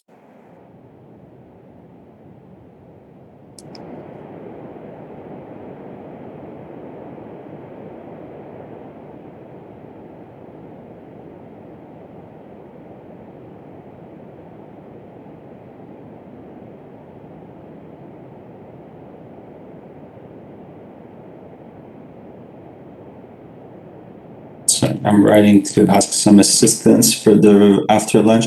21 minutes at 12 CT until 12:40. All right, so how many people have answered? Come on, answer something, anything, just to let me know.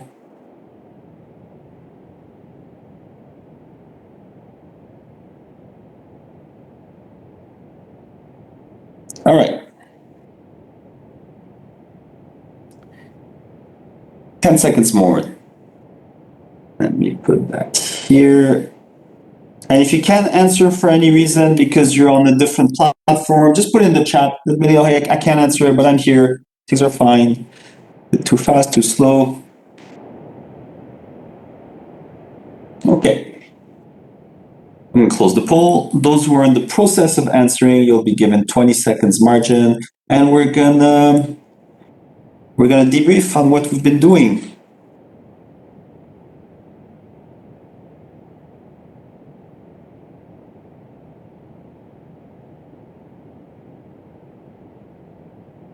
It's weird. Why am I not sharing? Why is it not changing? It should be sharing this screen. All right, let me share the results with you while I figure that one out.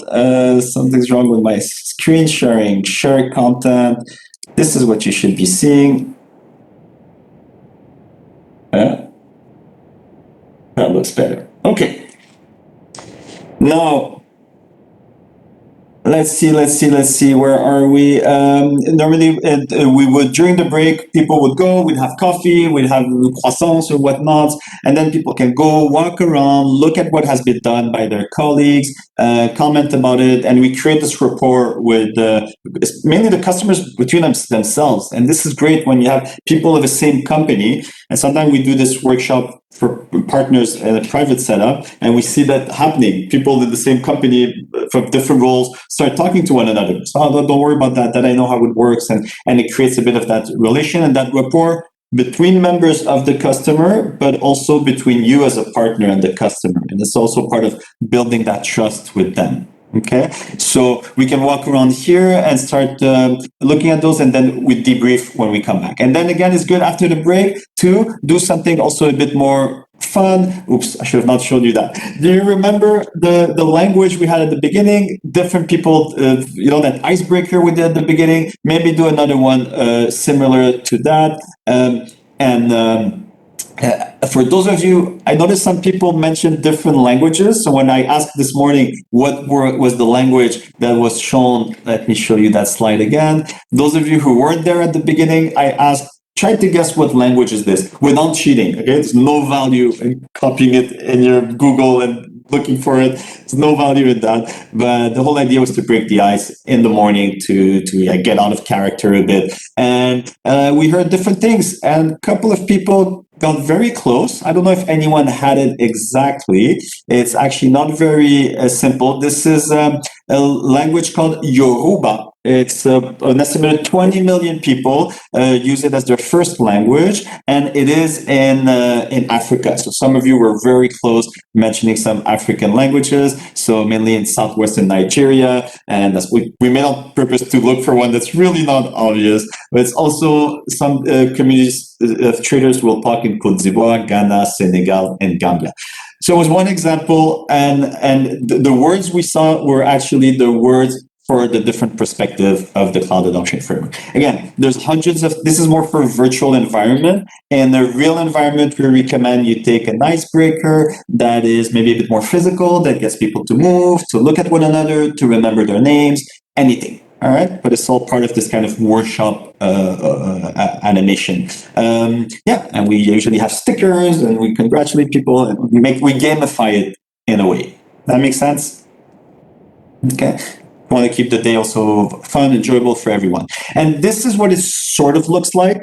All right, and we starting to see concerns in different buckets and in different. And we're going to start clustering them. Okay. So let me just see here. Yeah, I know it's not ideal, this breakout thing, but I'll do it. Those of you who felt comfortable doing it, I'll leave the breakout rooms open. Call me if you need my help. I will stay with the main people. But I think a lot of you have had me in other courses, so just go there. It's just about someone sharing their screen and having conversations about the tasks at hand. And I will stay in the main lobby for the rest of the people. Again, in real life, it's easier. Now we're just being distracted by the tooling and the virtual environment. Imagine yourselves, or maybe one day I have this Oculus 3D thing. Maybe one day we'll be using those. Hopefully not. Hopefully we'll all be physically in person, but maybe one day we'll have those virtual reality headset to make it simpler. So that's it. Now the next step, what we're gonna do, or what we do in the workshop, and we'll try to simulate today, is to go back to the board. And we're going to start clustering them by teams. And I'll explain what I mean by that. Okay. So we break into teams, depending on the number of people. When there's a lot of people, we can put one team per, let me just erase that. We put one team per perspective. When there's less group, we put two perspectives per group, or like today, we can put three perspectives, one for the group and one for the main lobby. But you get the idea. The idea is to get a feel of different ones. So even for me, gets a bit, we need to juggle everywhere. Give me 1 second. So now what I'm going to do, I'm going to do the first ones myself, and then we're going to break out into groups for those of you who want. Where's my chat?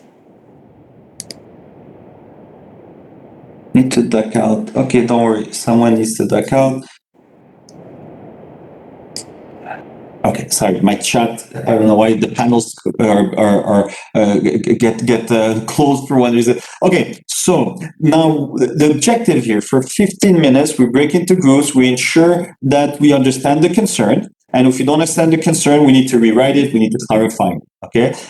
Then we'll start combining the post-its that mean roughly the same thing, or that seem to be in the same category. If they say exactly the same thing, merge them. Okay. We want to group concerns into 3 or 4 teams, right? And again, if there's any missing concerns or teams, just keep adding them. All right. At any point you can do it. And ideally, this is what we say here. Now it's a simulated environment, especially in the main group. We won't get to everyone get a voice, but when you do it in reality, the round robin needs to take turn. Let everyone take a stab at it. Okay, so it doesn't matter if we don't do it all, but try to have everyone through the chat, through the microphone. In real life, it's simpler. It's just to not have one person hog the microphone. And sometimes the most quiet person is the smartest person. That's why they're so quiet. So that's the idea here. In the real life, those are the tips that we give for you as a host. Okay, so let me do this for you. Let me see this, and let's look at one that has a lot. Let's take business, for example. Hidden cost. We're not sure if we have the right budget. Cloud is changing fast. What if the features of cloud services? Okay, this one seems a bit different. I'm starting to see something, and that's the way I do it. I'll add a card, which I'll call it budget cost. Okay, budget cost, and there you go. And underneath it, I'll put everything that's cost related. Okay. In real life, we'd be maybe doing a big circle, right? I'll say here's, and then I'll put everything that's budget cost. So cost. Let me take a look. If we start with small budget, after that we can capitalize it. I'm not sure what that means. I know it goes into cost or budget, cost and budget, but I'm not sure what it means. What's the concern? Does anyone want to help me clarify what this concern is? Did anyone write, whether you wrote it or not? What does it mean? Can we rephrase it? If we start with small budget, after that we can capitalize it. Because we don't want to discard it. Maybe it's like a very good one. I just don't understand it. You know, it's just the CFO who wrote that. I had not written it, but what I believe is interpretation is the business want to see the value of money and to start with the small budget and then increase it. Okay, but is that a concern or a good thing? It's a good thing, but they don't want to invest that huge or money. They want to see the value of money to start with the small phase, I would say. Okay, very good point. That's actually excellent. And that's what is good to clarify. You want to make sure, am I going to get my return on investment, right? What's my projected revenue here? Or you don't want to do a full investment. Maybe you want a proof of concept before, right? You want some sort of assurance. I take another example. Normally, whenever someone is selling, they will say we will do 80% reduction or so much reduction. But business, how that would be justified or proved? So sometimes business or CTO take a decision. Okay, show me this thing, and then I will go for longer run. That's amazing. Thank you so much for that. I remembered earlier I showed you that. And thank you so much. My colleague Olivier is here. I called in for cavalry, and thank you so much. Olivier, we'll be taking a break in lunch break in about 28 minutes, but maybe just before there's going to be a breakout room. I just want someone to maybe go in the breakout room and see if there's any questions. So I'll make you co-host. Maybe if they need to, but the ones in the group, we decided to do just one breakout groups, and I'll handle the main room. And they're pretty advanced, so I think they don't need much help, but I feel more comfortable knowing that someone is there. So let me make you co-host. And thank you so much for being there. And on a Friday, he came jumping into the deep end.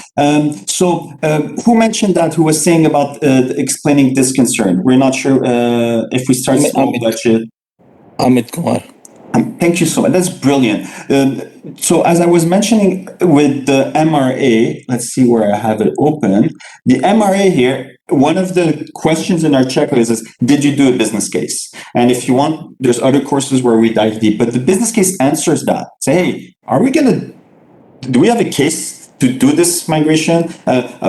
Show me, prove to me doing your due diligence before jumping in. I want to project my revenue. How much it's going to cost me? What's my return? So you can do it through the MRA, or as you did it, and you sound like a CFO or a CEO who's saying, hey, how can I project guarantees? Or let me just,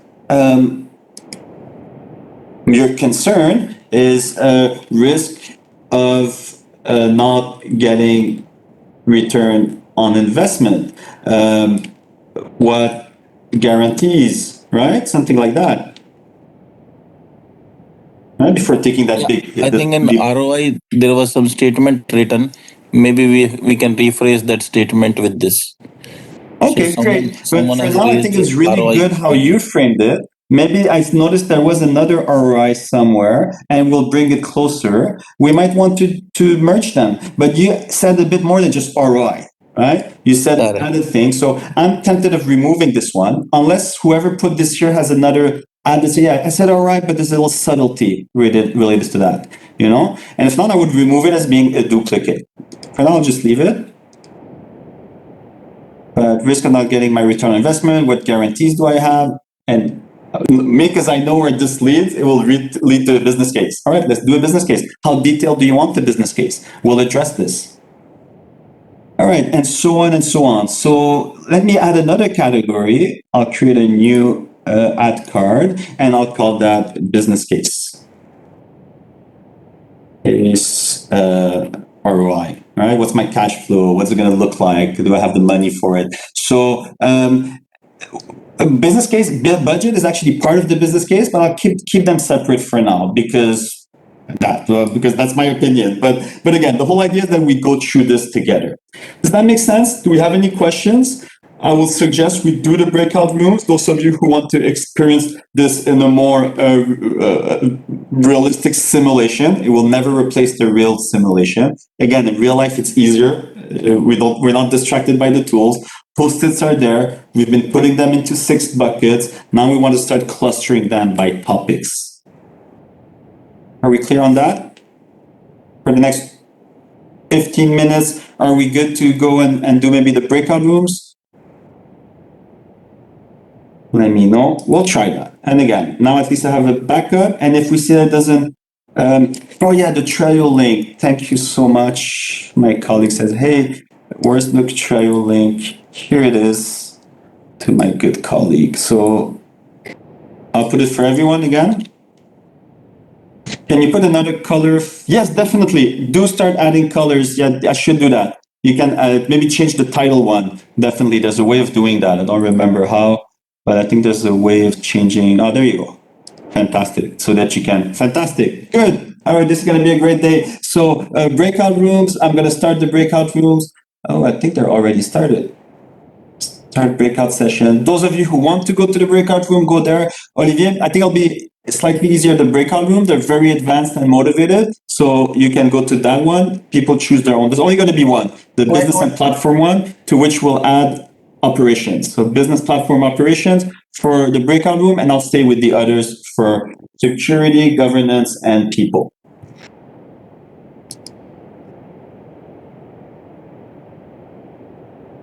There you go. I've opened the breakout rooms, and that's it. That's perfect.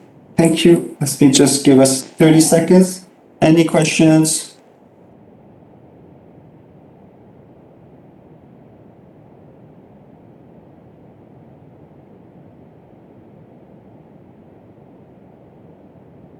There you go. Okay. So for those of us who are here with me, let's do this. So us, we have to do security, governance, and people. So who's with me? Are some of you here have access to the board?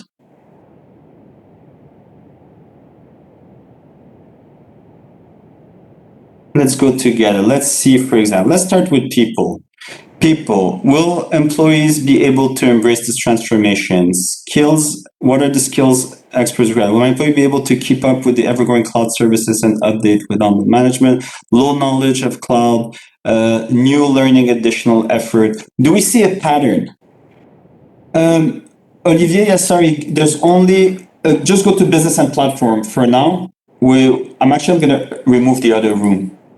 Sorry, I'm going to remove the other room. We didn't have enough people to do finally more than one breakout. Okay. That's it. So business and platform. I believe he's there. Let me make sure. There you go. Fantastic. Okay. So for those of you who are here with me, do we see a trend, a pattern, a category, a cluster? Could we maybe think of a title that we're going to put to break this down into?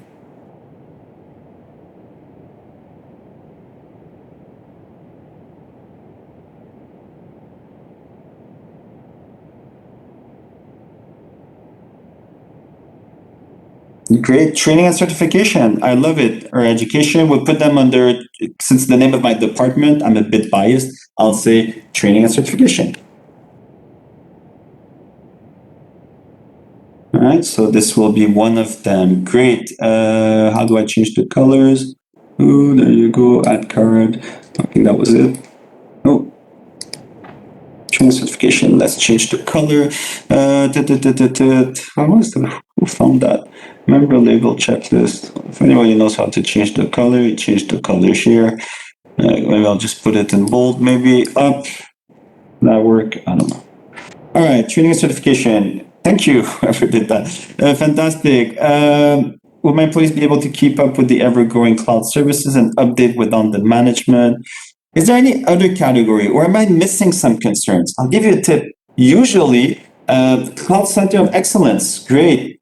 Those of you who don't know what the Cloud Center of Excellence is, one of the things we recommend is to build a Cloud Center of Excellence. That's where you're going to look at your company. Again, we're thinking of a big company, and you're going to create a team which mission will be the transformation. So their project is the cloud adoption, and we call that the Cloud Center of Excellence. Thank you for that, Ivan. Now I know how to change the color. So, and that could be an activity to do. Those are usually the ones who are the most skilled or most motivated, and as part of the things that we recommend that often to have a successful cloud adoption journey. So maybe we'll add a card and we'll call it Cloud Center of Excellence, right? And maybe we can add a concern. So maybe who are or do we have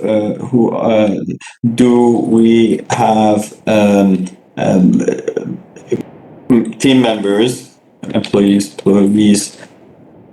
to manage the transformation, right? Or maybe that was our employees be able to keep up, low knowledge, so it seems about the same, but it's a bit different. It's saying, okay, do we have the people necessary for the Cloud Center of Excellence? Let me see here. Change color, edit open card, edit label, is that it? Change cover, thank you for that. There you go, make this color. I'm colorblind, so I'm terrible with colors. There you go, save. I'll give you also a tip. Most of the concerns fall into the people category, right? So there's other. Can you think of any other concerns that would fall in the people category?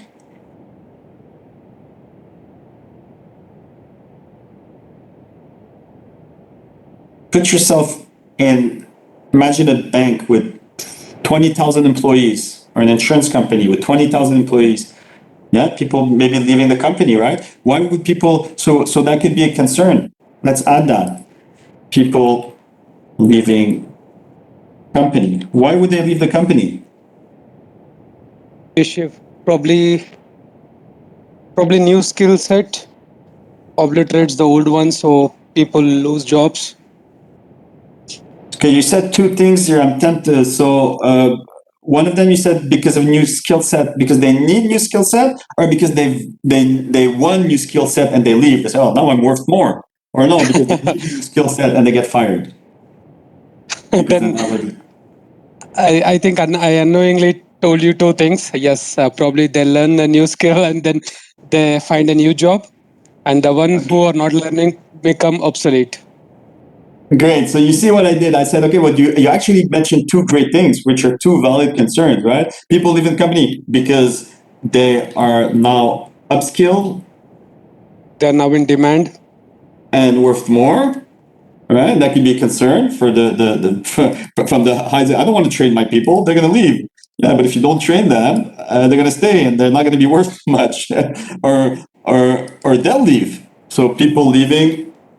Maybe people could leave for what? Better pay, job satisfaction.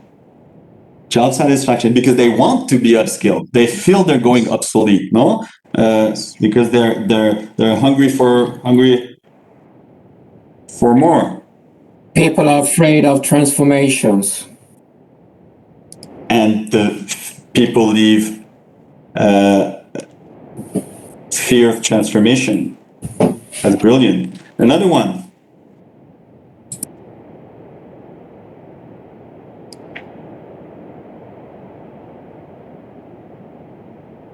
What concern do you think people have? And I've lived it I remember once I'll let you think on that. I'm just going to go quickly in the group and I'll be back in 30 seconds. Just make sure they're good. Think of another one, which is the biggest concern. It might already be there. We're human. What's your biggest concern? as an individual. I'll be right back.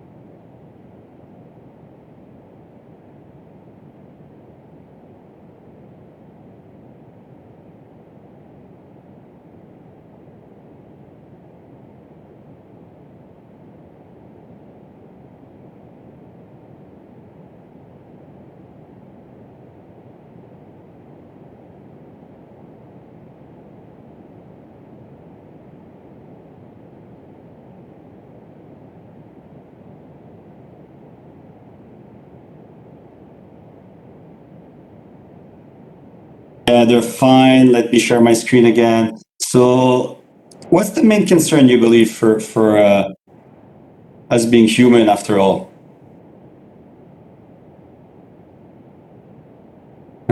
I see some things were in the chat. Fear of change, Huh? fear of change, adaptability.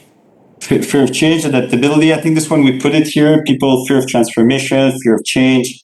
Yeah. Okay, someone have it here. Someone here, fear of embarrassing change. But I think Maria, I don't know if other ones said it, but yeah, fear of losing my job. Yeah, I remember I was at one project, many projects. I was working for Accenture 20 years ago, a big project, and it was 1 year late.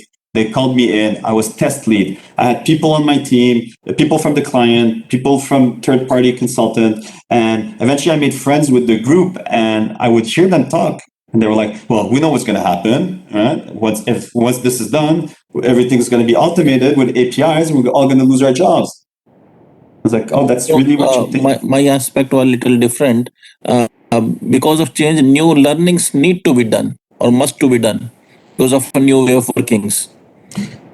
Okay, that's great. That's very valid. That's very valid. So fear. So it is not related to insecurity. It is related to I am bound to do new things. Also, so I would say maybe fear of transformation or just resistance to change, to upskilling. I don't want to speak badly, but I've seen a lot in many companies and a lot in the public sector. And very simple example could be if someone will take a decision to change our Windows laptop to Mac or Linux desktops. Yeah. So decision is made, but individuals will face very difficulties and the concern will get raised. It's not related to insecurity of job, but way of working is getting, new way of working need to be learned. That's perfect, and thank you for that, because that's it. There's different. So you've experienced it. I've experienced it in different ways also. I've experienced it where a lot of. I remember one city told me, "No, Gabi." I was like, "Oh, we'll give you the training for free in order to do it. Don't tell my IT department that you'll train them. They're gonna go on strike." I'm like, what? Then some of them were actually like, but it's for free, and then learn a new tool.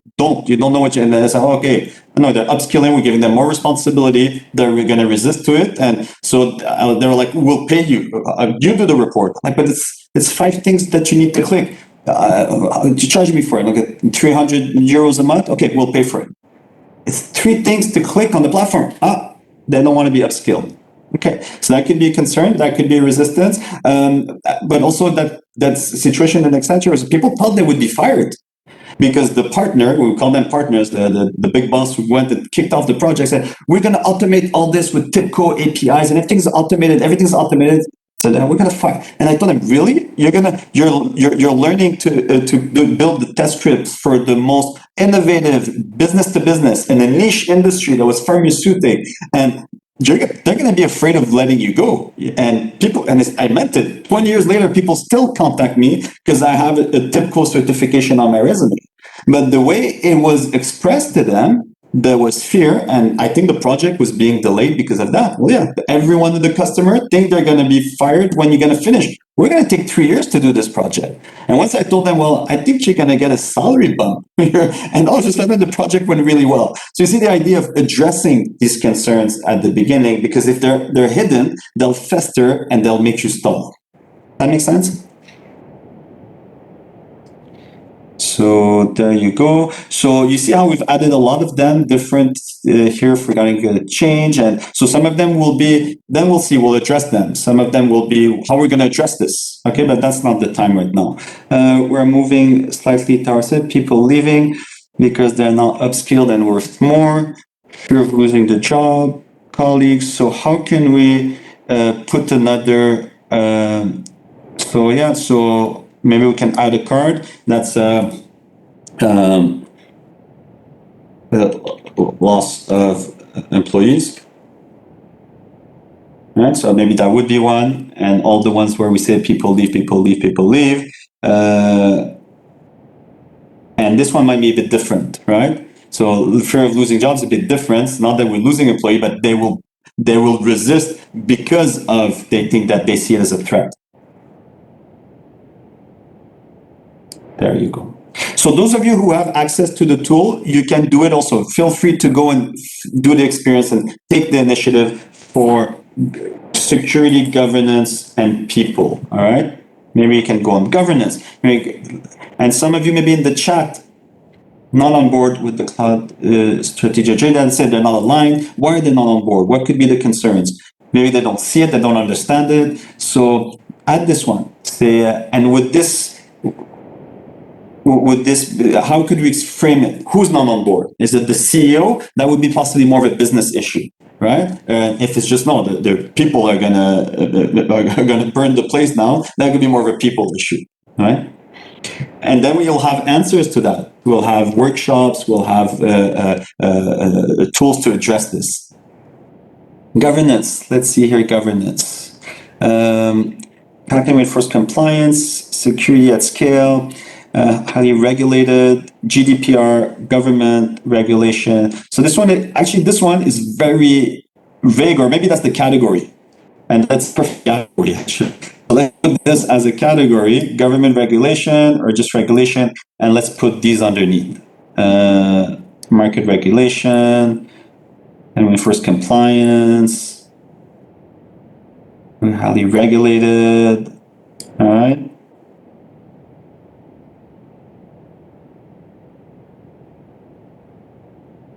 Operational and compliance. Maybe we want to split this one, operations and compliance. All right, so maybe we want to split this one. All right, so one will be more regarding, so what can we say? Maybe, what category? Maybe guardrails for operations, right? Maybe we can call it like that. Maybe this one, can I copy this? Copy, there you go. And I'll call this one the operations team. Okay, so I've copied this one. You see what I've done? I split it. I think I did. Where is it? The operations. I copied that one. You know what? I'll just create it like this. I'll do a copy. I'll do one for operations and one for compliance. Compliance team, there you go. I think that's it. And then I'll create one, but this one, instead of being compliance, it'll be the operation team. All right. Let me look at, so are we following a bit what we're doing? Again, it's a bit harder now because of the tooling, but the whole idea. But maybe just take one, each of you at least take one and ask yourself, does this go in an existing cluster? Is it in the right bucket? Should we create a new category? Should we split it or merge it? So guardrail for operations, change cover, colorblind. Save. Guardrail for operations, maybe one more for compliance. So maybe here we'll say regulation and compliance. Regulation and compliance, that would be the category. Are we following? Does anyone feel a bit lost? We're going to probably close. I want people to come back before lunch. So, okay, but just to get a bit of a feeling of it. Breakout rooms, I'm just going to broadcast. Okay. Closing breakouts before lunch. Lunch. Okay.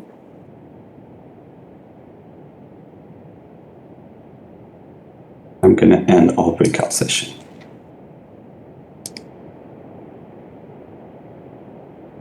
All right, for those of you who are with me here, do we get a sense of it?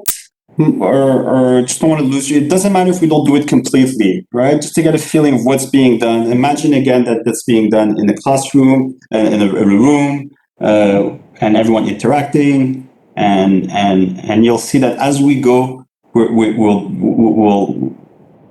we've been spending all this time with concerns that we've been populating and expressing and analyzing, and eventually we want to point to an action point that will be. Let me see, breakout rooms in 20 seconds.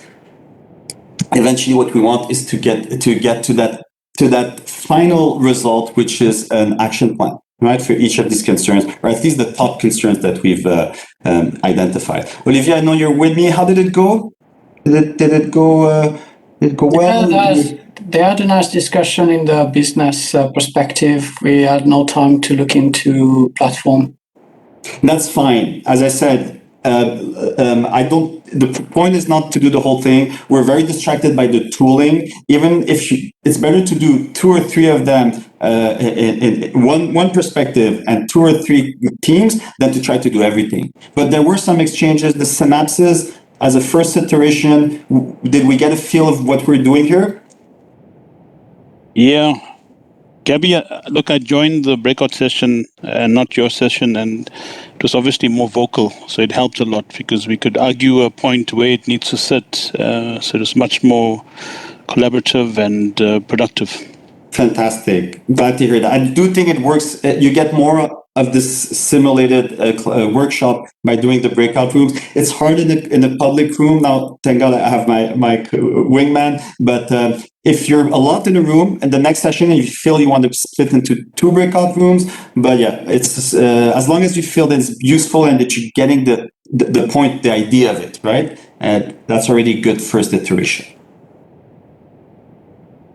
And I hope some of the ones that were in our session also, the main room, I think we haven't done a lot. We've done a bit of people. It allowed us to add new things. We doubled the numbers of concerns. We've merged some, we've split some, and we touched a bit on governance, where it's more about how will we define the rules of the guardrails for maybe operations and regulations, right? And then we'll talk about operation and regulation, but this is more about the rules of the game. And the lunch is coming up in 2 minutes. Just gonna wrap up. If you have any questions regarding that, again, we said we'd have 45 minutes. If everyone still agrees, 45 minutes. I've said 45, right? So what do we learn? What's the point of this extra phase right now? The extra phase is, okay, we had so many concerns, but there's patterns. We can put them with buckets between buckets. Okay, this is about upskilling. This is about fear of change. This is about doing a business case or understanding the return on investment. This is about setting the guardrails. This is about how we're going to do it. Okay, and this is one thing, and I'll finish with that, and then we'll go for the break. Things seem complicated when we don't understand them. And there's a difference between something that's complicated and complex. Complex is when you have a lot of small moving parts, right? I always do the analogy with an ant farm. The ants, they do something very complicated, but when you break it down in their microservices, each one does something simple. So when we break it down into smaller parts, we can definitely do that. And that's the whole point of this exercise, of taking something apparently overwhelming and daunting, but then to break it down, categorize it, and then again, the end goal for today is we'll prioritize some of them and say, this is how I'm going to address this top concern. Okay? It's 12 o'clock. If anyone has any questions, I'm here. The rest of you, please enjoy your lunch. I've already shared the 6 perspectives. I'll give you the link again if you want to look at them, and we'll meet in 45 minutes for the second part of the day. Again, we should finish earlier today. It's in the virtual format. We shouldn't be until 5 p.m. CET, but please do come back. The best is yet to come, where I'm going to give you some budget eventually at $10 million each virtual, and you'll get to prioritize your concerns. Okay, so please come back. Any question, anyone? If not, go right ahead. I'll put a timer here. To give bitcoins? Yeah? You're going to give bitcoins? A quiz? No, Amit. Virtual money? I'm going to give you a fake budget later on. One of the exercises will be to give you a budget, which in real life will look US like dollars. stickers. Yeah, bitcoins. Yeah, the people record the just and then you cut off. Say, Gabby said he'd give us $10 million. I'll give you virtual money to pretend that you're investing and putting that budget on the. So yeah, thanks for letting me clarify that. I'm not actually gonna. You're not gonna end up billionaires. I already promoted half of you to CEOs. Don't ask too much. All right. So please go ahead, enjoy your lunch, enjoy your break. 45 minutes here, or 44 now, after the hour. And Olivier, thank you so much. I'll chat to you on the side, and I'll see you all very soon.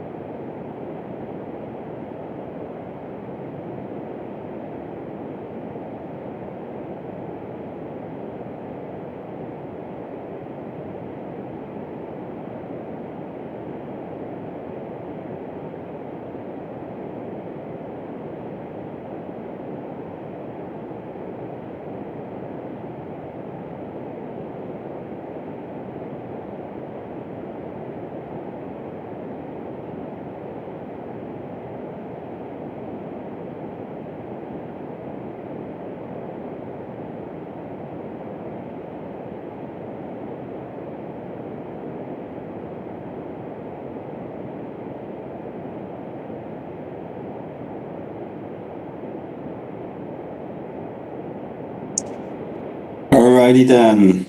Ooh. Let's see. Are we back? Are we back? Are we back?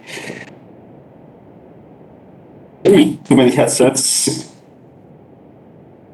I use this one for now. Okay, dear friends, hopefully you're back. Let me put this headset on. Yeah.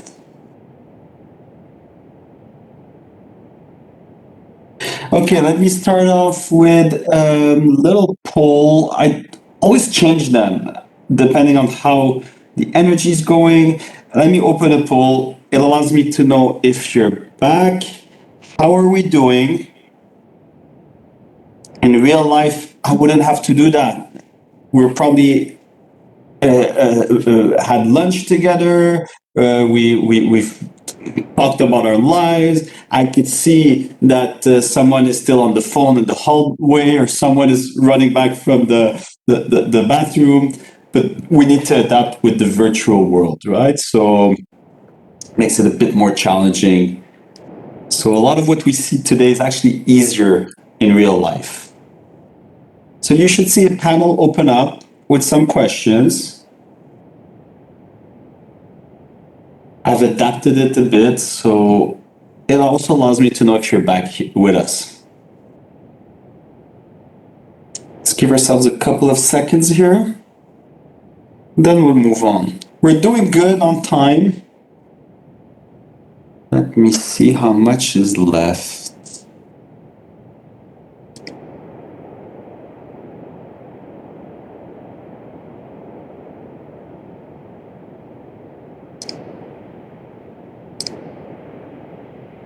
Okay, while you're answering that, how many are answering already? Some people are still off at their lunch break. Let's give ourselves 1 minute. If you can't answer because some mentioned that they have issues with the interface, just put it in the chat. I'm back. Things are going well or not.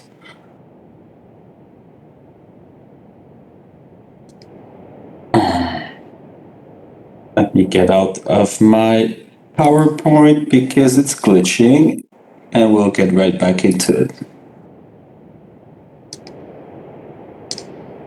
Okay, let's close this poll. We don't want to delay this too much. How am I doing on time? I'm doing great. We'll finish before the time, which is better. I'll stay for any questions, but I'd rather have you leaving wanting more than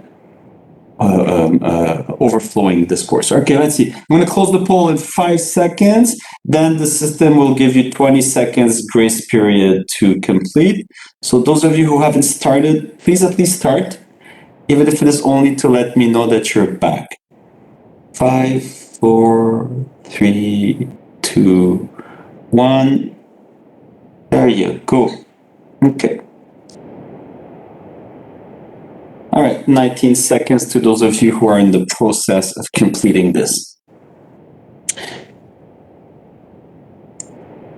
The CAF has just been updated not too long ago to the version 3.0, but just like programming, once you know the fundamental, it's the same idea, right? We might refine it, we might refine the approach, but take this as a first iteration. The idea is not to be fully capable of delivering one after just one session, right? Also gives you an idea of the methodology, the experience that we share in AWS through these frameworks. I shared the link, which is basically a white paper to dive deeper into the actual cloud adoption framework and its perspectives. Let me show you quickly what it looks like. So here you go. Here you can dive deeper so it's a white paper, you can get it in different formats, and basically you can dive into each perspective and understand what it means, right? So people's perspective, I'll be referring to this in a couple of minutes. Let's first share with you the results. So most people said the pace is fine. Some said it's a bit too slow. They want this for us to keep moving. Some find it very interesting, some somewhat. could you foresee yourself doing a CAF? I just thought of that. I'm asking that. With more practice, yes. Easy, I could do it tomorrow. Careful, it looks easier than it is. I recommend some shadowing. And anyways, the first times you always have, we recommend you do it with some that have done it often. And even when you feel more confident to call in, like I did today, I felt too confident and then more of you showed up. So I called in a colleague to help me. Yes, it looks useful somewhat. Okay, good. Interesting insights. Let's move on. All right, so what have we been doing? Let me keep an eye on the chat. I think we'll only be doing one breakout room for one of the exercises coming up. All of the rest, we can do it all together. So looking more closely at each of the 6 perspectives, I'm not going to do such a deep dive as that document that I put in the chat, right? But just to get an overview. I went through them before. So business, again, we have 3 perspectives that are under business, and 1 perspective under business is business. So business of business, what do we mean? So it's identifying, delivering and measuring business impact. So a lot of our questions, people said, am I going to get my money's worth? What am I getting into? So why am I doing this? All this fits into business, right? So the business concerns. When you have the deck that we'll share with you, you have notes, all right? So to help you know what do we mean for each of these sub-segments here of IT, finance, strategy, and so on. Basically, that's the URL I gave you, all right? Where I will describe into more details those those sub-elements or sections of each perspective, okay? People. And people is one of the major, they're all important, but without people, you don't have nothing. You don't have yourselves. The people is fundamental. And usually a lot of the concerns find themselves in people. So, and we saw earlier, and we'll take a look at what we've done. There was several concerns regarding the people part. Let's see, let's take a look at my Trello board. Where am I here? We started adding different ones, right? Some were about, okay, do I have the skills?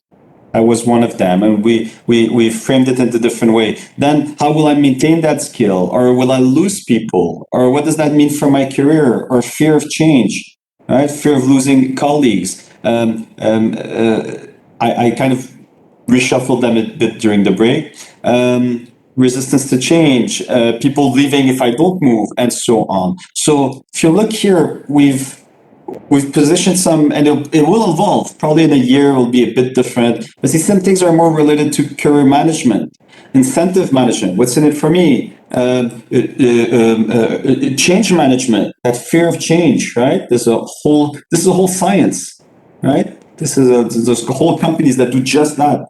Change management, how to approach this. Training management, that would be my department and my colleagues' department, training and management. How can we plan this? How can we define what are the skill sets? What's the gap? What are the courses? And then how to plan for it, right? So those are completely different subsections under people that could be tied to a certain concern. Does that make sense? Do you follow? It's not about learning everything today. It's just getting a sense of what we're doing. I'd rather we just kind of stop and understand one perspective and one sub-perspective and one action than trying to learn everything, right? It takes several iterations. Yeah, I see some thumbs up. That's great. There you go. So governance. Governance, we've placed it, and sometimes you'll notice, maybe some of you have noticed it, that governance, and you will have that. Sometimes you're not sure, is this governance or is it operations or is it business? What's governance? It's okay. It's not an exact science. Okay, it's not trigonometry here, right? It's just, but there is a subtlety that justifies having it as its standalone perspective. And it is on the business side of the conversation. So one thing is, how will I do things? And the day-to-day, how will I turn the wheel? But this is about, okay, what are the rules? How do I establish guardrails, right? I might have a concern. Well, they told me in the cloud you can go and launch servers at will. Does that mean that any developer will be able to go and put a budget of increase launch servers for $1 billion? How those are my concerns. How do we establish these rules, these guardrails, right? So this will be more at the governance. So, but sometimes you can have some concerns that would overlap. We saw a lot of them about being governance of security, governance of compliance, and you might be hesitating. And the value is to actually have that conversation. Not so much if you put it in the right basket. It really doesn't matter. The label you put on it really doesn't matter. It's the fact that it came to the surface and you've addressed it and you have visibility on it and you apply an action. The actual label doesn't matter, okay? But it helps us frame this. So, the management of portfolio, you see a lot of words around the management, right? So what are we going to mean by KPIs? What do I need to measure?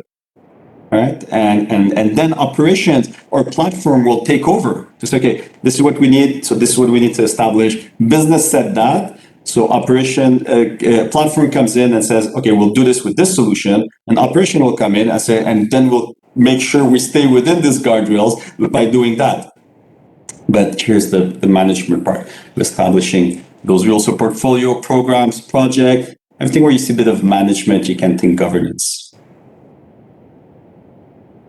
Again, if this is your first time, just go with it. It's an iterative process. Platform, all right? Good. Now, business has defined its priorities. Where am I going? Oh, we were at A, we're going at B. These are my priorities. Those are my rules. Now, how do I do it? Now, what's the platform, the servers, the network that will answer my business objectives, right? So this, you see now, the techie people start saying, oh, now I know what they're talking about. Okay, what do we do? How many VPCs are we going to do? Rehost? Are we going to use this type of compute? Are we going to use, and so on, storage, database, and so on. This is now we're getting more techie, right? That's why now we're moving on the technology perspective, the 3 technology perspective, right? How am I going to do this? How am I going to reach my business goal? Security, all right? So security, again, like sometimes we can be wondering, is it governance? Is it security? And we notice one is, what do I need to comply with? What are going to be the concerns that I have from a governance perspective? But this will be more on security. So how am I going to define and implement the required levels of security, governance, and risk management, right? So actually establishing, creating those guardrails. And now we'll start looking at IAM services or encryption and so on. Again, the objective of today is not to list the services that we'll use, but to address the concerns and define some actions to address those concerns, but not to start defining our platform. Right? Remember that for the last exercise that we're going to do in a couple of hours, where I'm going to ask you the actions for the techie people. I know you're tempted to say, let's start, put an IAM, put a cloud formation, this is not, it will come after, okay? Now it's just the step just before that we need to address it. Define the gap. What's the concern? How are we going to address it? I'll give you a couple of examples when we get there. Operations, all right? So operation, that's the day-to-day. Okay, we got there.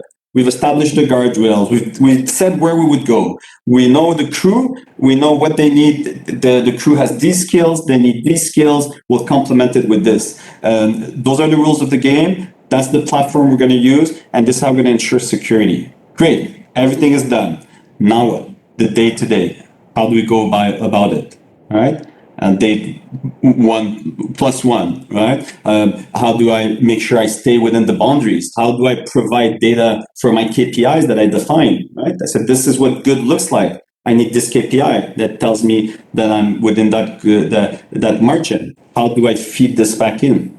Okay, disaster recovery and all these things. So all these things about the operation teams that I might be concerned of. right? So I know the techie people that know our services. Let's put a CloudWatch, let's put this. This is not, right now it's just expressing the concern and saying that we need to address any concerns that's there. Eventually, possibly services of AWS or partners or in the marketplace might be the answer, but this is not the goal of the exercise today. It would be much too ambitious in one-day workshop. You need to think, people flew in from everywhere, came in the morning, we had the coffees and the croissants, we had the lunch, and then they'll probably run off at 3:30 in the afternoon to get their taxis to the airport. We're not going to fix everything. Just want to identify them and set a plan in motion. All right, so now what we would do in reality, I think right now we won't need to break into groups to do it. We would need to label this with capabilities, and then we'll do a further this breakdown of the next one. It depends. I'll get back to it. So capabilities. So capabilities, I call them sub-perspective, but yes, the capabilities here, basically, you can look at those as capabilities, and what you can do is look at your concerns and label them. So we said this is operation. Is this a service monitoring a concern, or is this an application performance monitoring? So I suggest we do it. We don't break into teams because I think we just came back from lunch. It's going to create a bit of disturbance. In reality, you could do that. Just it's much easier in a room. So everyone goes to that table and huddle. Let's show what I mean here. So many screens. I think after like 4 screens, I reach my level of threshold of less efficiency. Let's see here where I'm. Okay. Let's go back to the board. Some of you already have access to it. Okay. And I'll give a couple of examples, and then feel free to go about it and change it yourselves. All right, so those of you who don't have access to the board, I'll be doing a couple of them with you. All right, and there you go. So let's look at this one. We'll look at here budget, cost, and here I have different one. Budget concerns, comparing OPEX and CAPEX. So let's look at that. I had here different labels. There you go. So for business, is this more of a benefits realization, business risk, IT, finance, IT strategy? Which of these would I put this concern in? Budget concern, comparing OPEX and CAPEX. Okay, I could go here if I needed more definition. Up. Where's my business one? Let's look at my business one. There you go. Is it IT finance, IT strategy, business realization, business risk management? If I wanted more information, I could come here and go into the business perspective and break down into it to understand what does it mean. Okay, now we've added some since, but business perspective. So there must be one here for data monetization, business impact, data science, because there's much more here that have been added. Strategic partnership, product management, innovation management, portfolio management. One of those here needs to be regarding budget. And the idea would be to find those.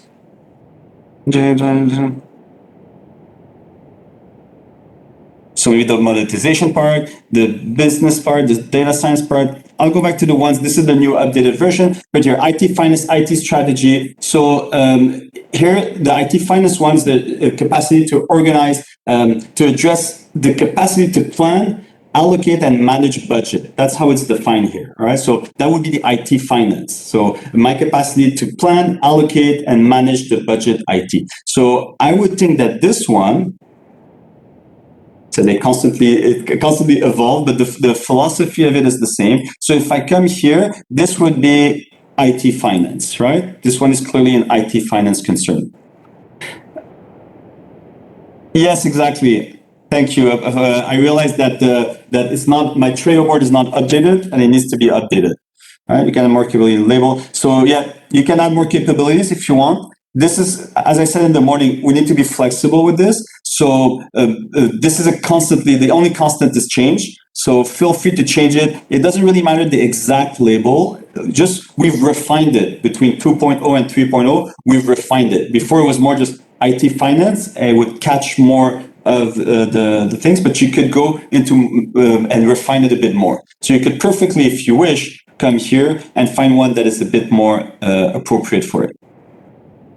Okay? Let's look at one, for example, I'll look at one for people perspective. We had a lot of one for people. Cloud fluency, workforce transformation, change acceleration, organizational design, alignments. Okay, they've added a lot of those here. Let's go look at my board and I'll look at people. I'll do another one with you and then I'll let you spend some time. As I said, this is an iterative process. Try to do at least one. We're not going to break into rooms. If you do have access to the board, go take one and do that exercise. Say, okay, how would I label or what capability? Let me look at this one. For example, skill gaps, shortage around cloud fluency. All right, so this is the one. Do I have a label for it? So I had labels here for people, career management, incentive management. Those were the 2.0 ones, all right, that have been refined in the 3.0. And I could come here and say, okay, which one does this look like? This is skill gaps, shortage around cloud fluency. Let's look here and see if we can find one. If, again, as I said, it's better to do just one properly than to try to do all of them today. Let's see, this one sounds like the one we just saw. Workforce goes beyond adapting to a digital environment and the greatest challenge not that. Okay, this looks like it could be a good one. Here, again, I'll put this in the chat. You're all going to help me with this one. Which one would you think does this fall into? All right, the skill gap shortage around cloud fluency. Take a minute.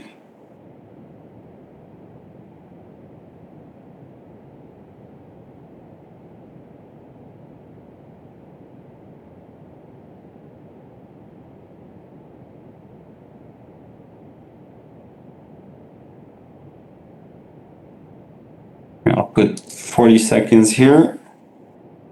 Okay, let's put 1 minute.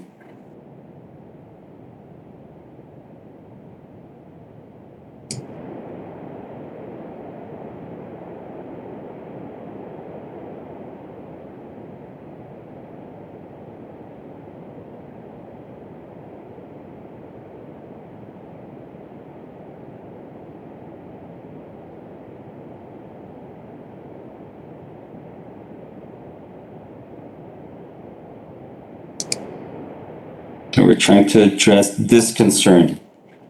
In what capability of the people perspective do we feel that this falls under? And I put the link there. I'll give you another one.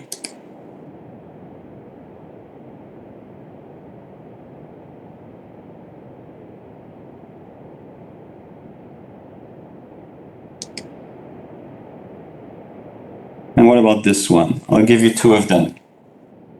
Anyone? For these 2.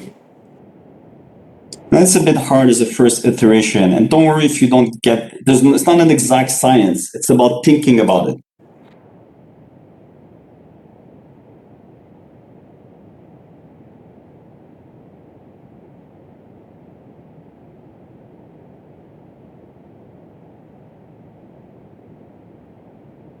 Great. So someone here, Graham, thank you for that. You said, Remy, you mentioned change acceleration. Which one would that be?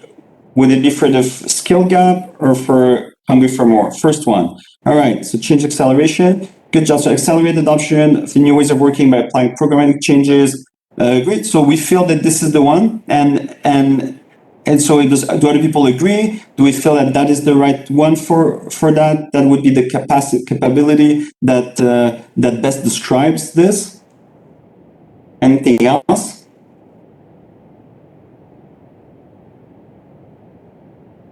For cloud fluency, build digital acumen to cloud and effectively leverage cloud to accelerate business outcomes.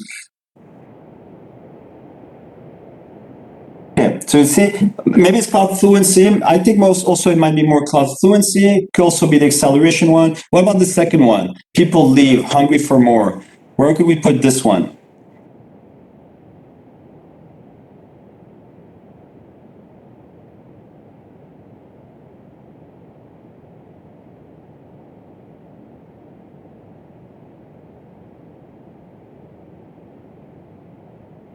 And after that, I'll give you a couple of minutes. You pick the one you want, okay? Try to do at least one or two. I know it seems a bit vague, and workforce transformation, thank you. Yeah, there's a key. Why did you pick this one? Was there something specific there? Two of you said workforce transformation, very good. Do other people agree? Is there something else here under the perspective of people that seems best aligned? Or do we agree with our two colleagues? No, so what we're doing, Angie, all we're doing, we're doing another exercise. So now we're looking at within the perspectives, and I'm doing one with the group now, and then I'm going to suggest you try to do one for yourselves. So you take those perspective, and then we want to see what capability. So I gave a link to a page here where you look at basically sub perspectives, right? And you try to label them even more. So within people, which one of these capabilities, and this is the new version 3.0. I need to update the deck. This is the new CAF 3.0, which they've added more refined capabilities under perspective. And I'm asking, for example, for that, which one was it? People leaving, they're hungry for more. We're afraid of the churn of not only clients, but also of employees. Which one would it be? And many of our colleagues here seem to be unanimous that one of these capabilities seems to address this. Great. So I believe you're right, because here we're talking about enabling talent, modernize roles to attract, develop, and retain a digitally fluent, high-performing, and adaptable workforce. There's different concerns when it comes to people, and a lot of the concerns that come out in the CAF are people related. Well, yeah, because we're people, right? And some will be, we mentioned earlier with my group, we said, well, we don't want to upskill. I don't want to, and I've lived that in my experience. Some cities, I would tell them, hey, we'll train your IT department. Don't tell my IT department that you'll train them. They'll go on strike. Like, what? But see, no, they don't want. Don't tell them they don't want to. There's a resistance to change. But sometimes it's different. It's to say, for example, my colleague Olivier, he's a brainiac. He's super, always looking at the new things, the new tools, the new thing. And if things get boring, we'll lose him because he's hungry for the latest news. So if you don't offer that to them, they will leave. So those who, you'll find yourself in a position where those who don't want to learn will stay, and those who do want to learn will leave. Do you see you're losing me because of the sound or because I'm not making sense? Let me know. So what I'm saying is that under people, there could be different concerns. There could be concerns here of, okay, for me, I think it's okay. I'm hearing myself. Make sure you're not on VPN. If you're using Bluetooth, make sure you're pointing to the right device. But I think the sound is good because I'm listening to myself also. Great. So basically, this is what I'm saying here. So there's different concerns for the employees, right? Employees that fear the change, employees that actually want more, and if you don't give it to them, they will change. And this is well chosen. Here, most people said, okay, this capability describes this concern. So we'll label it like that. Okay. So I would suggest, I'll take a couple of minutes. Again, as you saw, it's even do one or two, all right? And that's already good, just to get that first iteration. Again, if you have access to the board, I gave you the link. If not, I'll give you the link again. Right? Pick one. So this here, I'll do it with you, hungry for more. I'll come here, label, and I believe it doesn't have the one I want, the new one. So I'll create it. Let me see. Oops. Sorry again, we don't have this problem in a classroom because in a classroom you just do a big circle and then you just write workforce transformation. Now I have to juggle a bit with the tooling. So don't get distracted with the tooling. It's more the idea. So maybe here I could create a new label. Below. And you go, I'll say people, workforce transformation, create. Does that make sense? Don't worry if you can do, make it pretty good. If not, just do that association, that first synapses. Okay, we'll give ourselves maybe, it says 15 minutes. I think it's a lot. Try to do at least one. I'll show you the board. This is the list that you have here. And try to ask yourself, where would I fit this one? I'm sorry, that's not the board. That's the board. Makes sense? Anyone has questions about this task before I put the timer?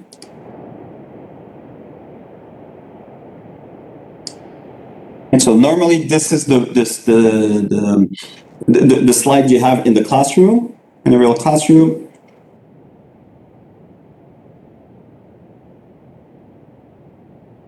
Yeah. Anyone, let me know if you understood. Also, let me know, just I'm sure. Or if you're confused, or like, oh, I don't know what's going on, ask me. You're not alone. If one of you is thinking that, you're not alone.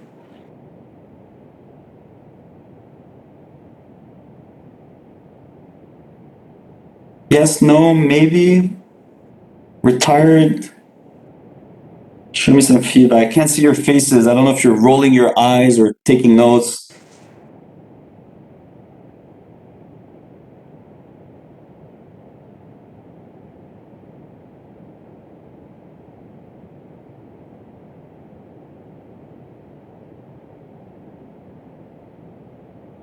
Anyone?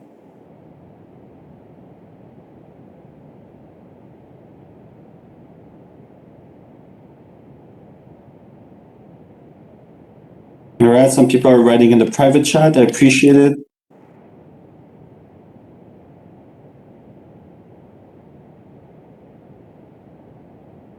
Thank you. Those that say it makes sense. All right, so let's say just 5 minutes, okay? Usually it's 15. I think we'll finish a bit earlier. The idea is just at least do one. Yeah, some have a problem with the internet. Make sure you're not on VPN if you are. And if you have an Ethernet cable, also that could help. So the Wi-Fi always gives problems. But let me put the little timer here. Try to do at least one, okay? Normally we'd give more time in a real classroom because we want to go through all of them, but it's also easier because we don't have to juggle with all these tools. So today we'll just do a small sample.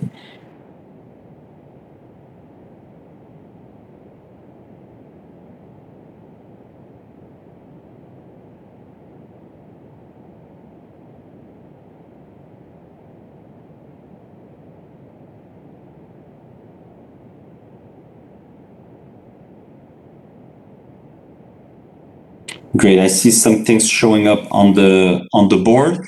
I'll shut up, I'll close my camera, I'll go get a refill of my tea, be back in 2 minutes. I'll let you focus for those of you who are trying it.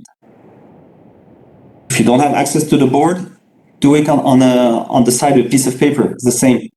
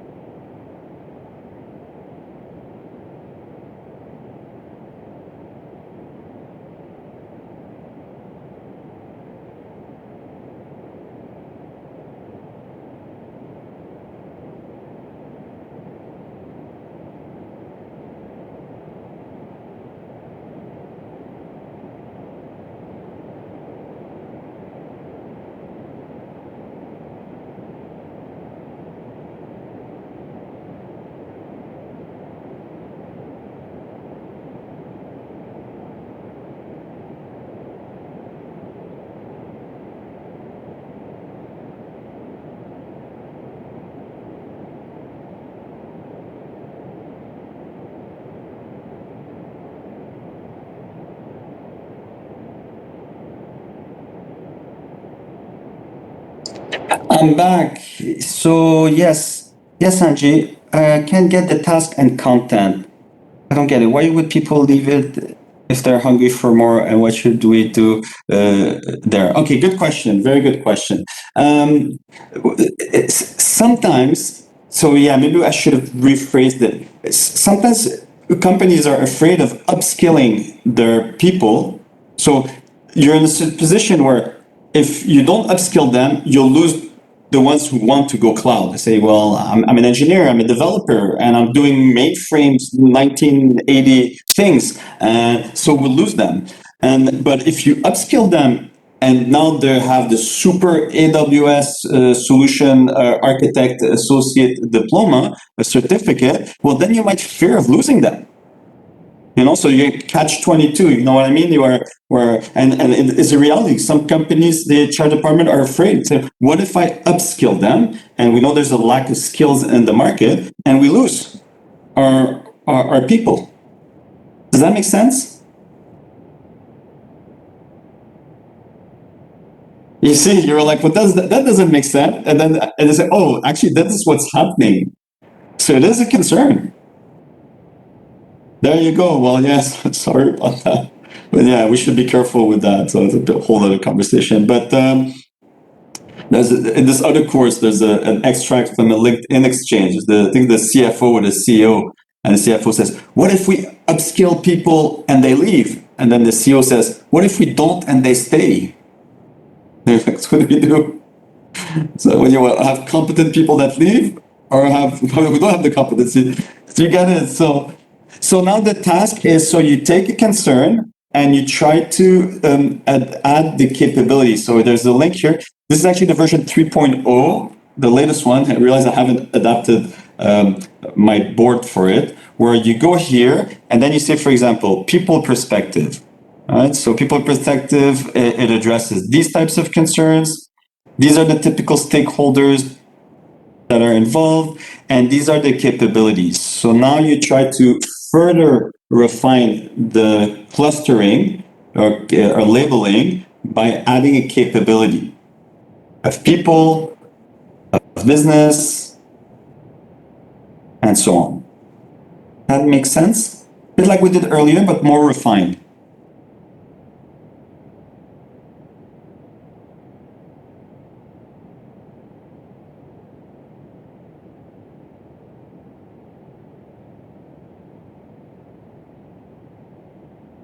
Maybe a couple of minutes more. Let me see how we're doing.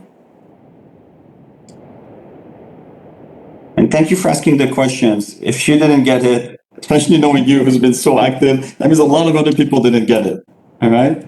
It gets confusing at first, even if it looks, yeah. So ask.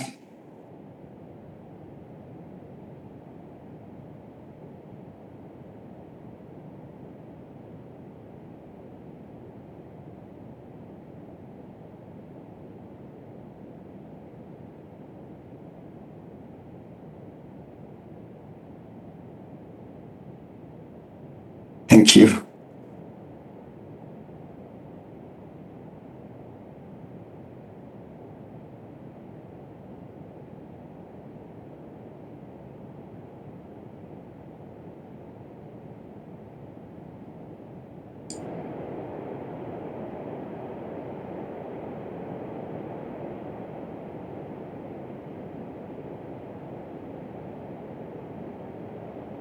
Try to do one, at least.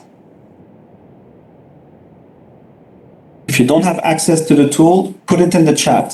Say, hey, listen, this one there on the platform, I would put it there. You can put it in the private chat, that's fine.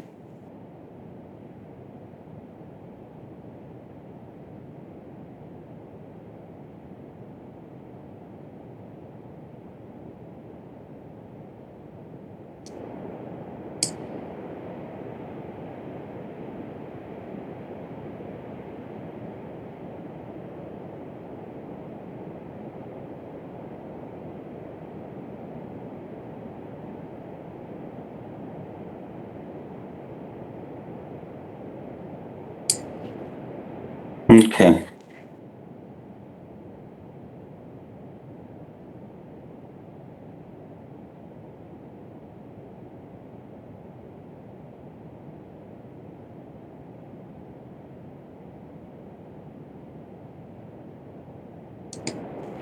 Alrighty then. Does anyone need a bit more time, or you get the gist of it? We do have time. I just don't want to lose people. If you feel they've already gotten the idea, if you want to spend a couple of minutes more, we can do that also. Normally, there's a full 15 minutes in at least in a real workshop.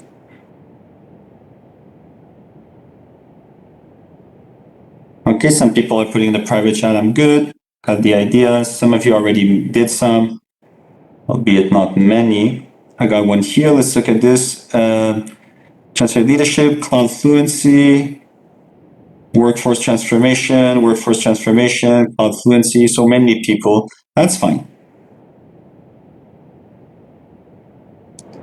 Someone is asking me for an extra minute. Okay, I'll give an extra minute. Let me put a minute here. Good to know you need more time.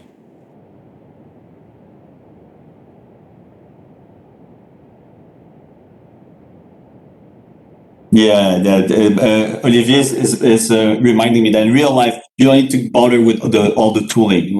The categories are pre-made and you just need to move them around. As I said, the tooling adds a lot of complexity to this. And normally you just have to just move them around. And so it would make it much easier. Very good. All right. Yeah, again, as I said, it's much easier. All right, so we'll move to the next part. This one we're not going to do. Okay, we're not going to do it because it depends of your your audience. Okay, but the higher, the more senior the audience, the more you want to move away from this. It's too like detailed, and the gritty details. You can look into that a bit further. The whole idea here is to ask yourself, okay, now that we've identified my concern or a challenge, and I've put it in the bucket of a perspective. I've refined it a bit more, pointing to what will be the subcategory capability that is evoked by this concern. What do I think will fix it? Okay, what do I need to address this? Is it more upskilling? So can I fix this with more knowledge? Is this something that I simply do not understand, or I don't know, or simply training, anything related with training? That will be skill and knowledge. Or is it something that you will fix with a tool, a solution, or a process? So it's a way of kind of splitting them apart to help you to the most important part, or one of the most important part, which is to define the action that you will take and who will do it. So we're not going to do it now. Often in actual workshop, we don't do it. Again, it depends. It can help slightly define the action that will be taken. I'll give you an example. So here, if you say, are we ready for skill gap, shortage? Also, it might come anything related with training. You can imagine that will be a skill. Here, if we're talking about governance, if it's a concern that has to do, hey, can we be HIPAA compliant? Well, this will be something related with knowledge or skills, upskilling. If it's more of a question of how can I establish or ensure that I maintain that GDPR, then that might be something more related to a process, right? So something that requires tagging or reviewing or an automated process, right? That might need something that you need to build, maybe a software that you need to buy or a solution that you need to put together. Does that make sense? So we're not going to do this one, but you get the idea how we're starting to point to whether this is something that requires, that can be fixed by knowledge or addressed with knowledge or upskilling or with a tool, process, and so on.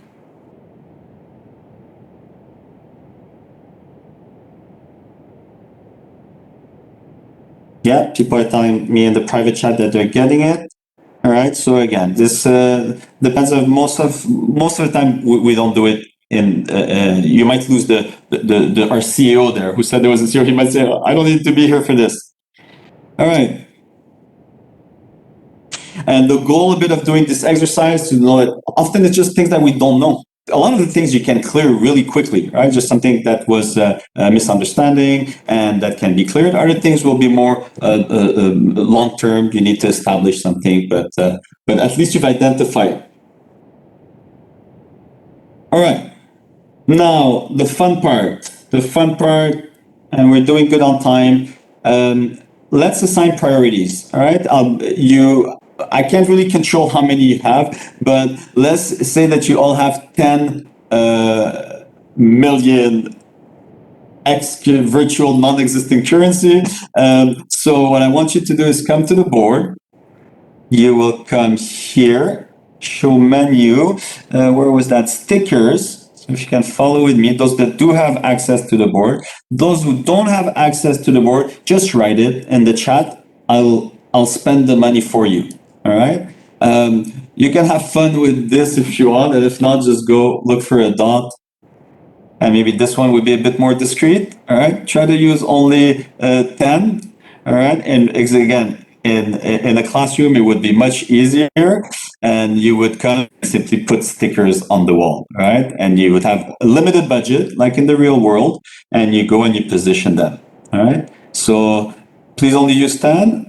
Please go along with it, play with it. If you want to use other stickers, have fun. But yeah, this one's a bit cleaner, and that's the whole idea of this. It depends again of the clients, the cultures. Usually, you don't want.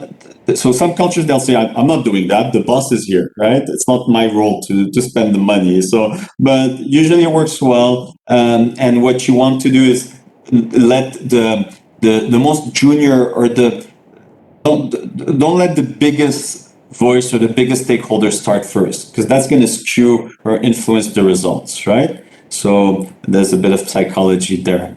All right, so go ahead, take a couple of minutes, start spending your fortune. Did everyone see how I did that? Right? Show menu. Let's go back. Here you have stickers.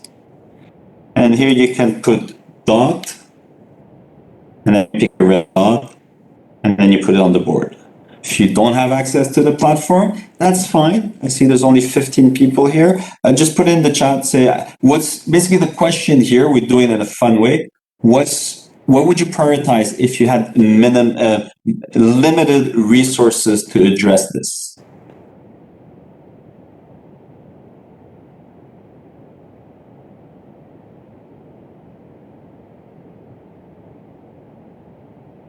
Again, normally that's 15 minutes. This is a virtual simulation. I'll shut up, let you think. I'll put 5 minutes on the timer and see how we're doing.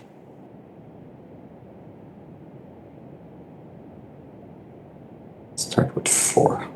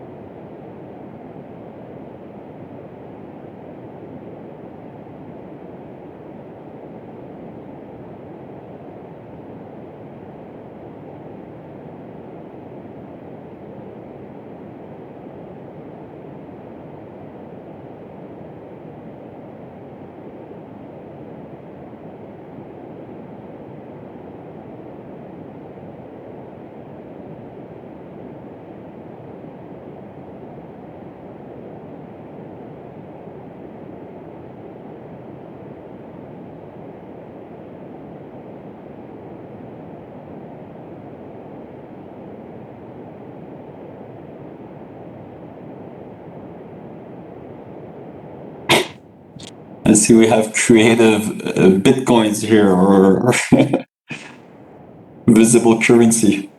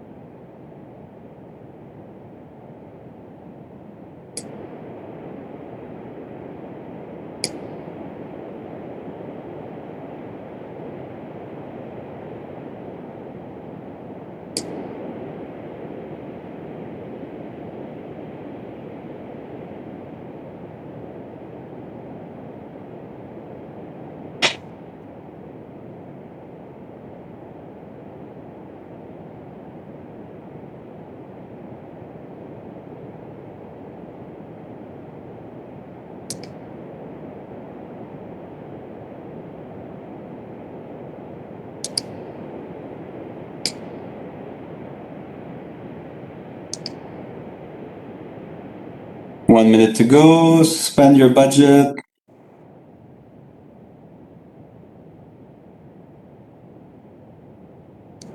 If you need more time, let me know. But again, the whole idea is just to do a first iteration. Say, okay, this for me is a top priority. You can, I should have said, you can put more than one. You can put $10 million or 10 million dots on one, or you can spread them on 10. Okay?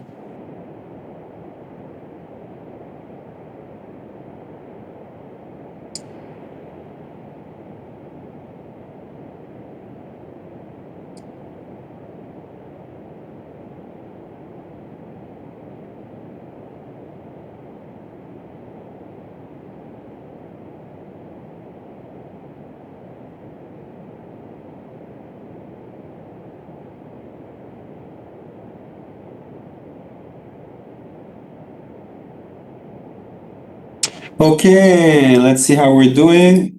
And there's not much left so that you know. There's one super important exercise that we'll try the breakout rooms again, is to define actions mainly for our top priorities, and then we're going to recap. Okay? Now, let's see how we did here. Thank you for all those of you who voted. Clearly, we start seeing that some concerns are popping out more. Maybe we thought it was an insurance company, highly regulated. I see a lot of concerns here. As we're highly regulated, I want to ensure that our regulators will be happy. What controls can we implement to support this? So clearly, we're going to have to address this, okay? This one, the business case, the return on investment, all right? This one also seems clear. That it seems very important. There's some here in operations. Interesting. Okay. In most sessions that I've heard of, a lot of it is around people, possibly a majority, and then you got a lot in security or governance, depending on how they've been labeled. Okay, but so this is the exercise. People go around again. Start with not with the most highest paid person in the room, so it doesn't influence other people's opinion, and to have people wait on what they think is the main concern. Basically, what you're doing, you're drawing a gap, right? A gap analysis of how ready do we feel that we are? Where do we need to go? Where do we feel stronger or less strong? And then we're going to start defining actions. And again, as I mentioned earlier, there is, where's my MRA? I said there's another way kind of getting to the same, I have to show it to you. There's a more prescriptive approach to this, and it was somewhere here. See if I find it. Well, the migration readiness, I'll just open it again, no big deal. So many screens. I'll just do it here, MRA. So it's also based on the cloud adoption framework. It's less interactive, it's less of a workshop, but also we're trying to define that gap, right? And we'll address that gap with an action. And so if I look here, I'll take anyone, and I go to the assessment. Basically, what are we doing? There's different visualizations, but we'll define different points on which I need to reach a certain threshold, and we'll define the level of readiness for each of them. You see how we're doing the same thing, but in a less prescriptive approach through this one here, and then we'll prioritize it also. So the good thing about the less prescriptive method, sometimes you can catch things that maybe you did not have on your checklist. Okay. All right, there's not much left. Now, this is what it looks like. So my colleague was telling me it's much easier in the real world. You just stick the things in, on the wall, and then you can label them and not get distracted by the tooling. There you go, and here you'll say this is more of a skill, this is a capability, this is clustered in the training, and so on. Much easier to move sticky notes than this. And then this is the budget. You got different budget. And then you say, okay, this seems more of see a lot around training. People gets a lot of votes, a lot of money there, a lot of concerns. We see that in this one, there's a lot of techie people concerned for operations and how to automate and how to do things in a more agile manner, and so on and so on. Do we get a feel of it? I know we can quickly get lost and say, I don't know what we're doing here. Or do we get a feel of what's the exercise, right? So we've done the envisioning workshop, then we called in the crew, put them in a room, ask them what their concerns were, and then we went through exercises to try to just put them on the wall, visualize them, and start breaking them down. Yeah? Okay, thanks. Those of you are answering the private chat, very useful. I know for some of you it's really late, so I'll keep moving forward. Okay, so now we're moving a bit closer. By associating the capability, we're starting to know who's going to be able to help us here, all right? And by defining if it's skill of a process, we'll start to know also if it's addressed by a skill or a process. We're starting to get an idea of the action that will need to be defined. Okay. Normally now would be a good time for a break, get up, go have coffee, move your legs. Now obviously it's a virtual class and we're going to finish earlier, so we won't take necessarily a break here. We finished that. Yeah, it's been an hour. If it's good with you, unless some of you really feel you need one, I say we move forward, so we finish a bit earlier. There's really not much left. Okay? Because anyways, now what's coming up is the 5 minutes. You want a quick 5 minutes? I'll suggest we do one thing. I'm going to break you out into rooms, make sure everything goes well, and then feel free. Okay, feel free to take a little breather of 5 minutes. All right, is that okay? Or do other people want a 5 minute now? I'll take whatever you say. If you want a 5 minute, or we can just go into the breakout rooms and then give you a bit more time, extend that breakout room so you can include a break. Okay?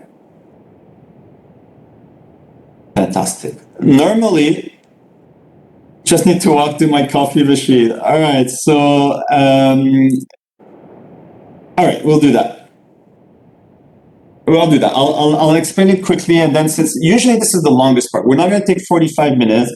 I want you to at least do one or two, all right? And then we'll break it down, and we'll give you a bit longer. I was going to give maybe 15 minutes. We can give a bit longer, so you include a little break. So now, it's the critical part. Remember, that's the outcome of the day, right? So I was saying you've got input, concerns, CAF, and then the output. And the output, what is it? It's a list of actionable things that you can do in 2 weeks. You're not going to fix everything. It's how are you going to address things.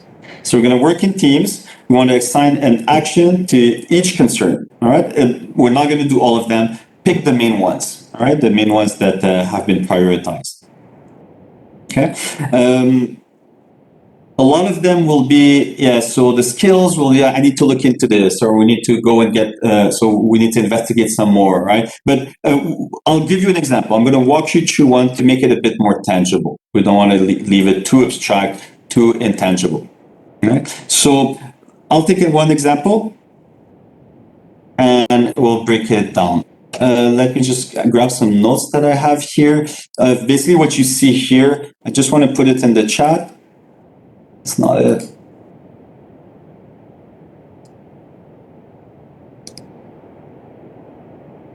Sorry, PowerPoint is not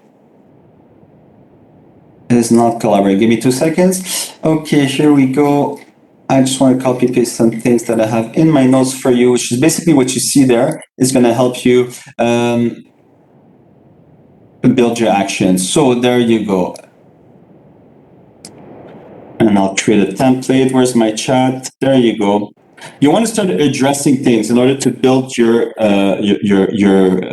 action. All right. So I'm going to take one and I'm going to address it, and then I'll open the breakout rooms and we'll give you some breathing time. All right. So let me come back here. Again, I'm skewed because I'm biased. I always pick the skill set since I work for the training and certification department. So let's look at that. The one that I'm the most interested in is probably this one. A lot of people said training and certification. Do I have the skills for it? Will employee be able to? So a lot of those could have been merged into one. So be able to keep up with the ever-growing cloud services. Okay, let's say that this is the main one regarding the question, do I have the skill set for it? So what's my concern here? It's a bit long-winded, but basically the question might be, do we have the skills for this? Right? I kept it super simple, and then there's the most advanced, more detailed interpretation of it. All right, so again, And this is the most important part. What do I want as an outcome of this exercise? Do I want in 2 weeks to have everyone skilled, to have filled that gap? That's not the objective, right? What's the point of my action that I'm trying to do here? So one way you can do it is tell yourself, what can I tell myself in 2 weeks that would convey that I've addressed this? So my concern is, thank you. Say mitigate the concern. That's the right expression. So I don't know if I have the right skills for this. So what if I tell myself in 2 weeks, we've identified the cloud skills that we need. We know which courses will fill that gap, all right? And we know who in the company needs to take these courses, all right? So I know the skills that I have, I know the skills that I need, I know the gap, I've identified the courses, and I know who needs to take these courses, right? So I haven't taken a single class yet, but I've addressed the concern. I feel now that I have a plan that is brewing. It's not a concern anymore. Now it's a plan. You see what we've done? Because if we understood that, it's that repeated by every other concern. We're not trying to resolve it. We're trying to address it. So again, I don't know if I have the skills, okay? What if in 2 weeks I can tell myself, I know the skills I have, I know the skills I need, I know what's missing, I've identified the courses to fill that gap, and I know who needs to take these courses. It's already, okay, then we'll do the planning and we'll check with operations and so on. So this is more of a skill thing. We need to upskill. This one is a bit clearer. Then I can ask myself, so what do we have here? Processor skill. Describe the action. All right, so I said, I know the skills that I have. So maybe I need to talk to HR and get a list of, can you pick an example for business case development? Business case development. Okay, we could pick one for business case development. Maybe I'll just finish this one quickly and I'll do another one with business case. So instead of me telling them, so one of them will be, maybe I need to know my list of skills here. Show it to you. All right, so skills here, we're in A. Oops. A, we're going to B. Skills that I have here, skills that I need there. What's missing? What are the courses that I need for it? And who here will take these courses, and then we'll plan for them. So, right, so maybe here, where can I get the list of skills that I need? Who do I need to talk to? Imagine a big company, right? A big company.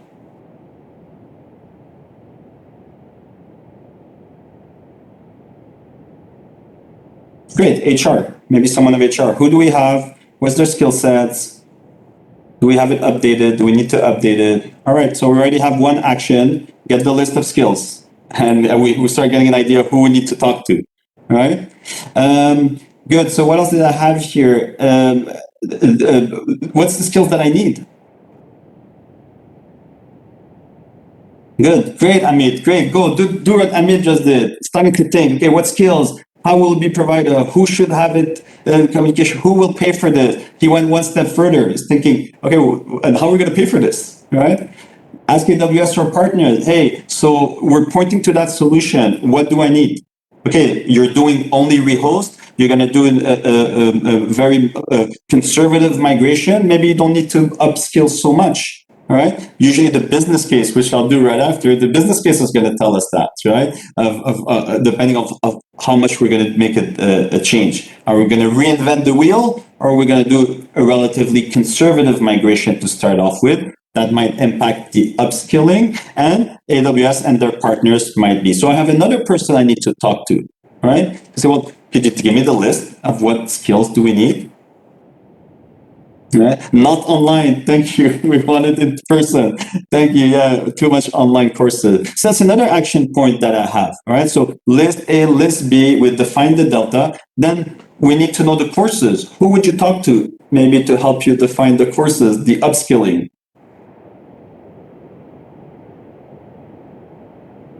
Great. These questions should be taken as action. Exactly. So a tip, you can talk to Gabby and Olivier, right? We can help you maybe define the courses that you need and so on. So you start to get an idea of who you need to talk to, who are the stakeholders. So HR, often you'll need to talk to different people. Maybe you'll need to talk to partners. Maybe you'll need to talk to the training and certification team. Amit said something very good. Okay, great. Who will pay for this?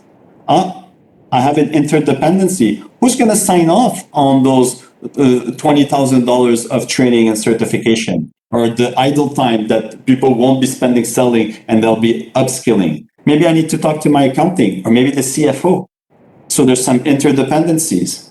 You see what we're doing? We're taking something, but now we know who we need to talk to, and then we're going to go and get each one. It's not complicated. It's a lot of things on the checklist, but none of them is super complicated. A lot of them you're just going to delegate to someone else, right?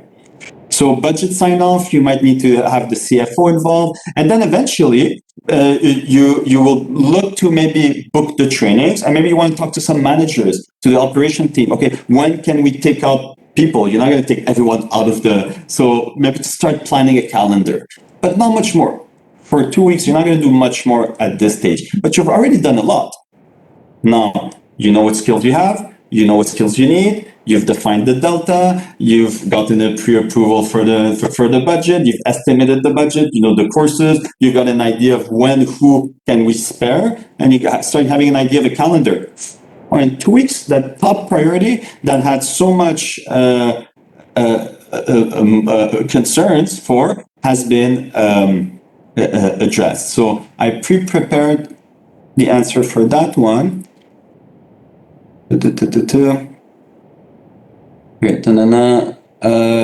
Here, I'll just put them here. I cheated. I had them pre-written.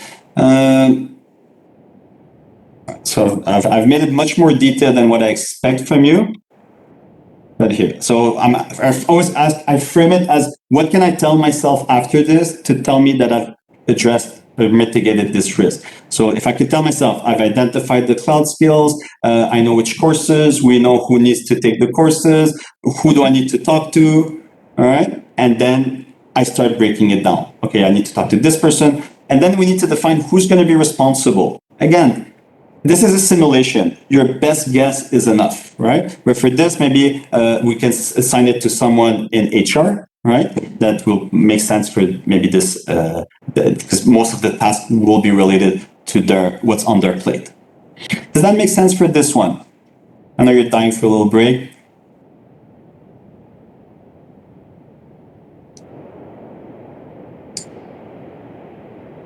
So quickly, I'll just talk about maybe a business case one. For example, this one, budget concern, or the hidden cost, or cost of training and certification, or we're not sure we have the right budget to start this journey. Usually the business case should have been addressed before the cloud adoption framework. Okay, the cloud adoption is a lot of resources, and we usually do some sort of business case.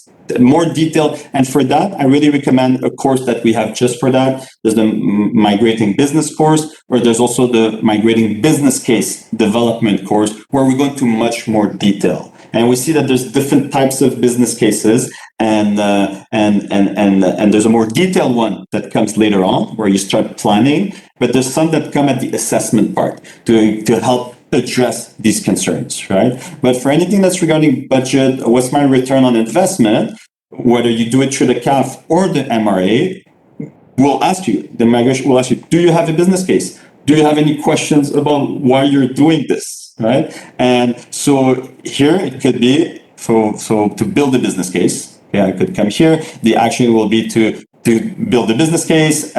If you don't already have one, or you need more details, it will be to define what's the level of details that you need for it, who will need to talk to. Maybe you need to upskill, maybe you need to take the course, Migrating Business Case Development, right? And that will help you, and that the action can be talk to your PDM, your partner development manager. If you don't know how to build a migration business case, we'll assist you. We've done it again and again and again, and we'll help you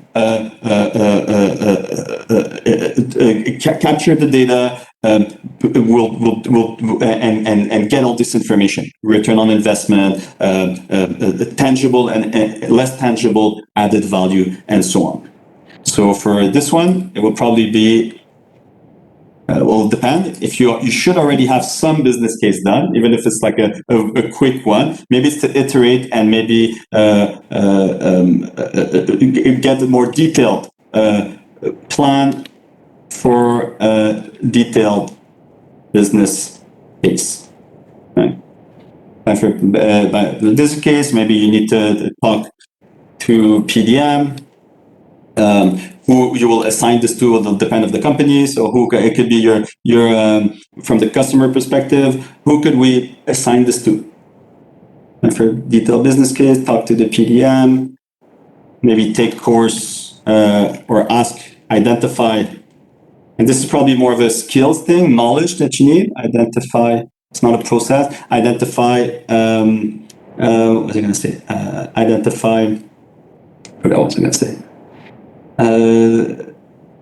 Talk to PDM.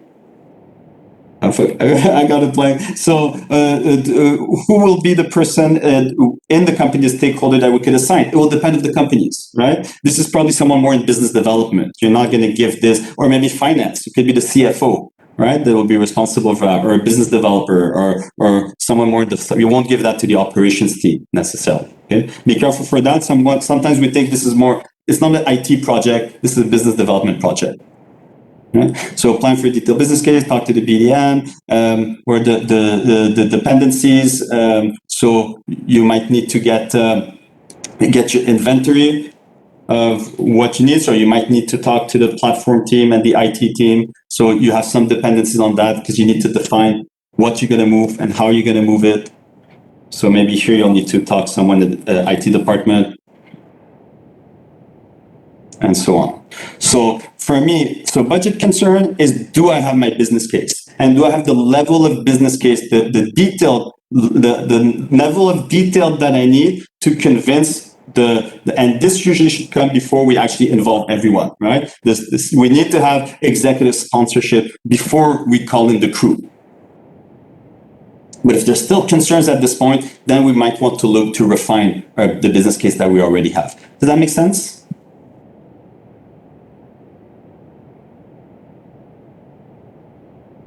So interdependency, okay, identify who the responsible person, that's going to say, identify the responsible person. That's why I have my checklist. Processor skill, that would be skill. The action, define the level of detail needed, define the responsible person, and so on.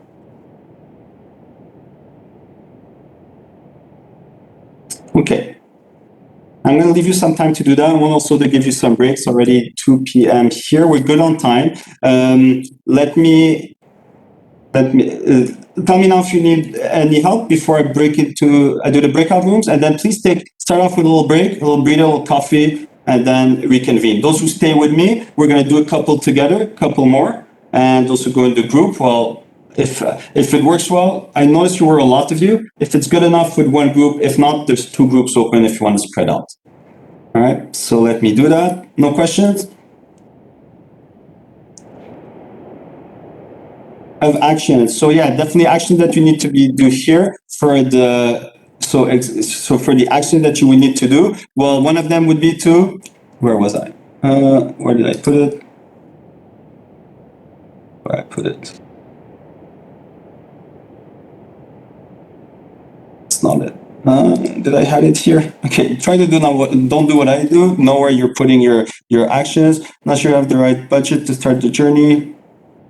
Did I forget to save it? Okay. Example of actions, I'll tell you. So the example of be right back in 5 minutes. That's fine, Angie. I'll give you a bit more. I'm going to open the breakout rooms. Those of you who need 5 minutes. So for Amit, for example of action for the business case specifically, I erased what I just did, so I'll put it back into a clean format, right? But some of them will be to identify the level of business case. Usually you should already have something written before doing a CAF and see what's missing. What level of detail is missing and how to get it. So it could be taking that course on migration business case development, where we go into detail of how to get that additional information. What KPI is missing? What? So possibly. Here. Yes. I just try to do that cart assessment.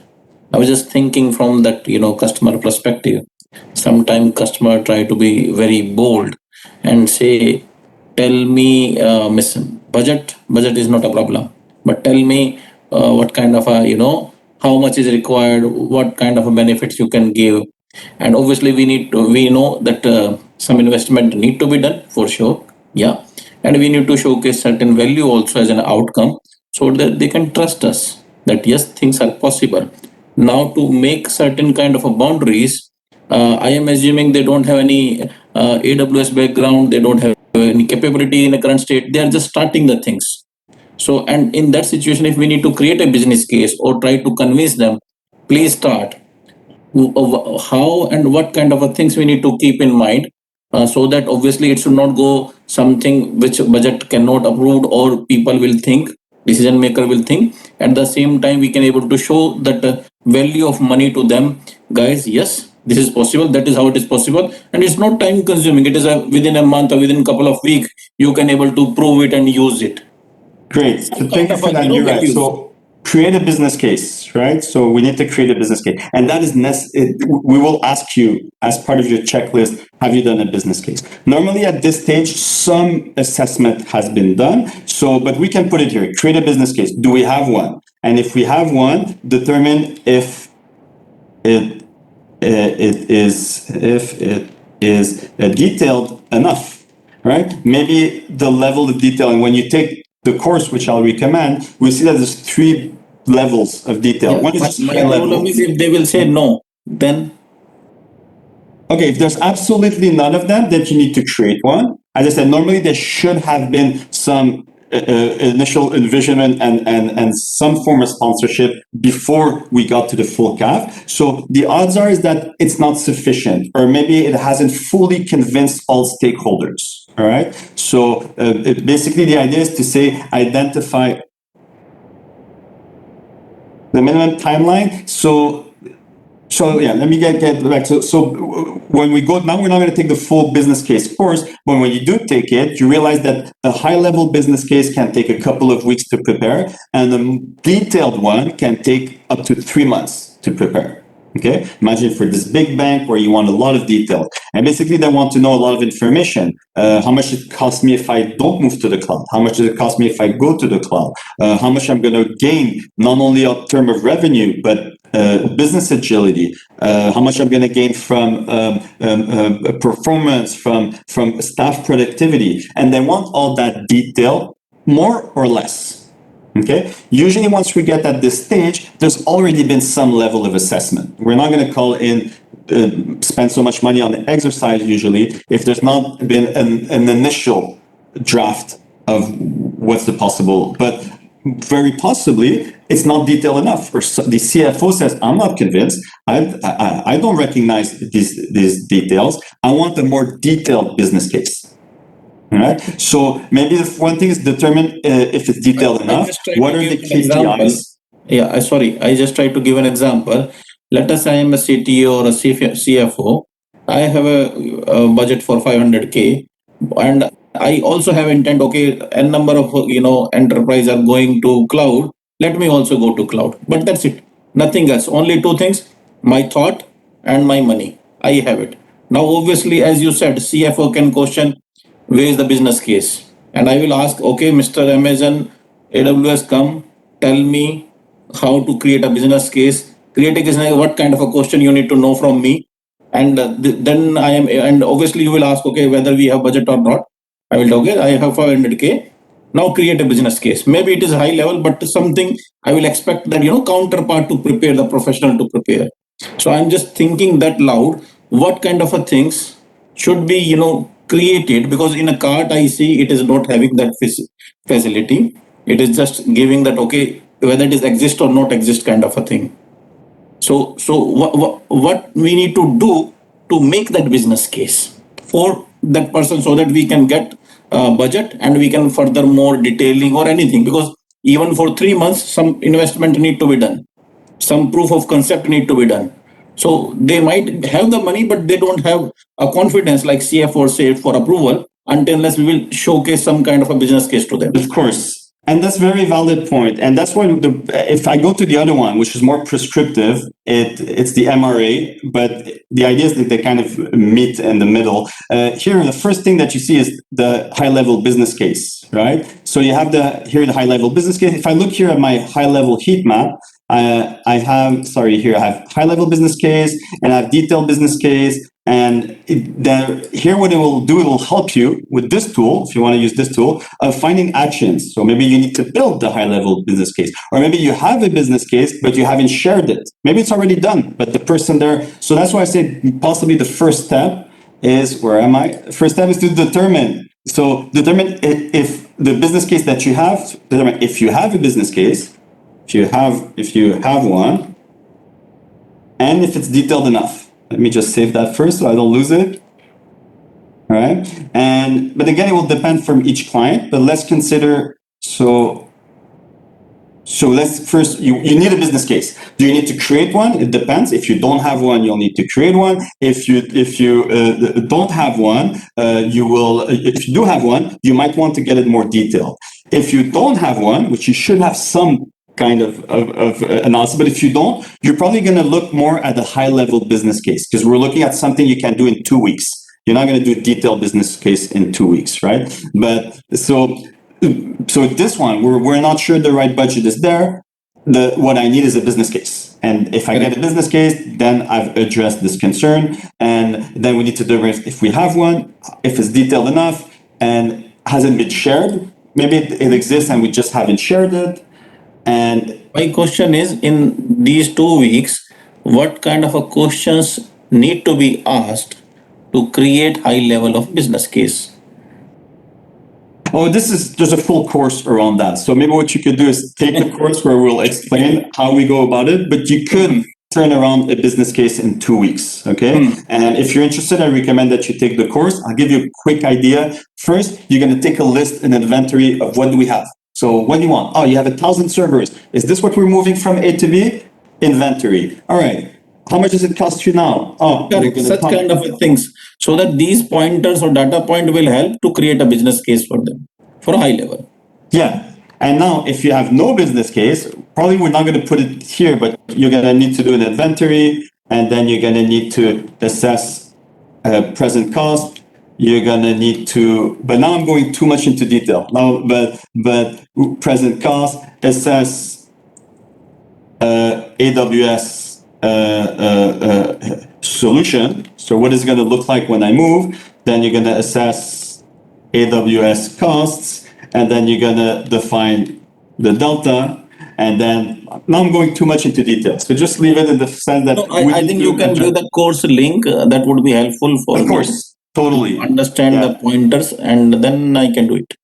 Yeah, and there's a high-level business course that you can turn around in a couple of weeks, and there's a detailed one which is can take 3 months, right? Yeah, I think then, but on the basis of high-level business case, we can get funding for POC and detailing of it. Yeah. Sorry, what's the last thing you said? I'm saying on the basis of high-level business case, we can justify and get that fund for next 3 months detailing of business case, as well as that proof of concept, if some kind of a proof we need to showcase how the things will happen. Yeah, you can also to help you close the deal. And for sure that CTO or the people, that owner, business owner, will fund for that, or support that, financial support for that. Yeah, exactly. So an action you can do for the next 2 weeks is ask Gabby for the migrating business case course, or maybe you don't know the name, but ask someone for how can you build a business case, or call your PDM. So I said, talk to your PDM. So the first thing you need to do to help you build a business case, right? Which at this stage, you probably don't know it, but you will talk to us. We will point you to that course. We'll help you build that first business case in order that you have a high-level one in 2 weeks, all right? Thank you so much. Here I have my colleague who put the link. I'll put it in the follow-up email. Okay, so actually I went too much, I did the mistake of going too much into detail. let's keep it high level. You need to talk to the PDM. You need to talk to training and certification. You need to assess if you have a business case, and if you don't have one, look to build one that you can turn around in 2 weeks. No, I believe, yes, I am aligned with you. For 1 day workshop, this is what the next 2 week action. Exactly. What we agreed. You could turn around a high level business case in 2 weeks. If you've never done it, Correct. we'll help you do it, but it can be done. Okay. Correct. So what you said is actually the right thing. Means today we are talking about concerns and where we and how we can decide into 2 weeks for that long-term plan. Exactly. So now you've defined an action that will help you, and then the day after you'll start acting on it, and then you might not have all the answers at the day of the workshop, but the next day you'll send the email and you probably already have more information. So okay, we've identified the course, and possibly you'll get a first business case in their hands in 2 weeks, or they already have one, and it's just a question of sharing it to the right stakeholders or refining it. But you see how it's not about fixing it, but it's like, okay, we have options and we have solutions depending obviously of your starting point of each customer. That makes sense? Makes sense. Thanks.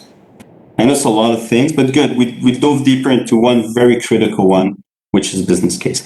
All right, listen, I hope you're all here. I already opened the breakout rooms. I want to give you a 5 minutes break. This is the last important, then we're just going to recap. We're going to breathe. And we're gonna let the dust settle and look back and say, okay, what did we just do? But this is the most critical activity of the action. So please take 5 minutes. I'll put 5 minutes on the timer.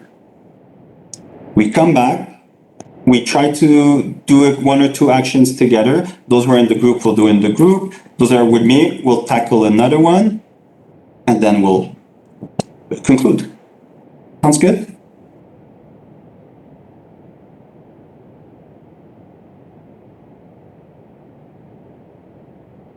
Yeah, okay. Thanks for those who are putting it in the chat. I noticed no one moved in the breakout rooms. They're probably everyone in the break. I'll be back. I'm going to grab a quick refill, and I'll be right back.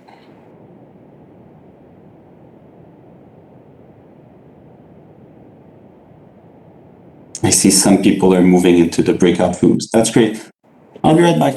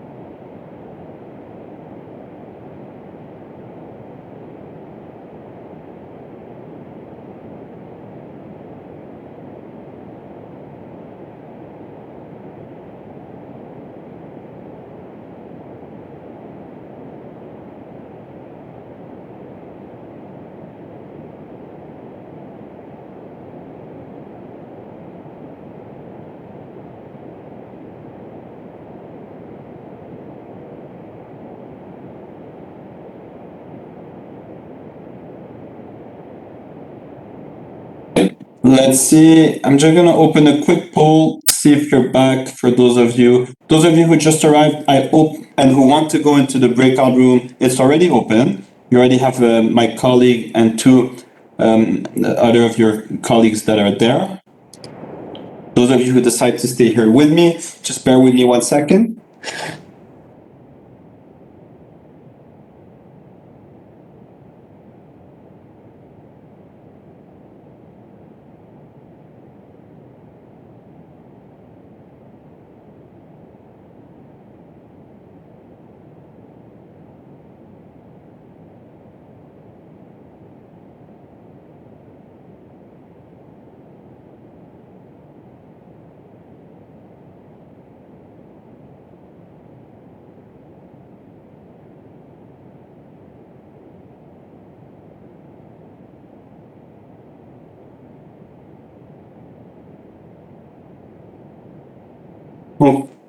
Okay.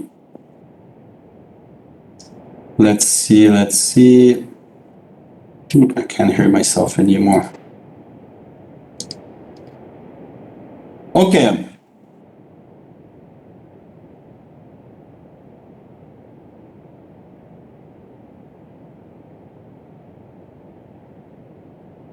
All right, let's see how we're doing here.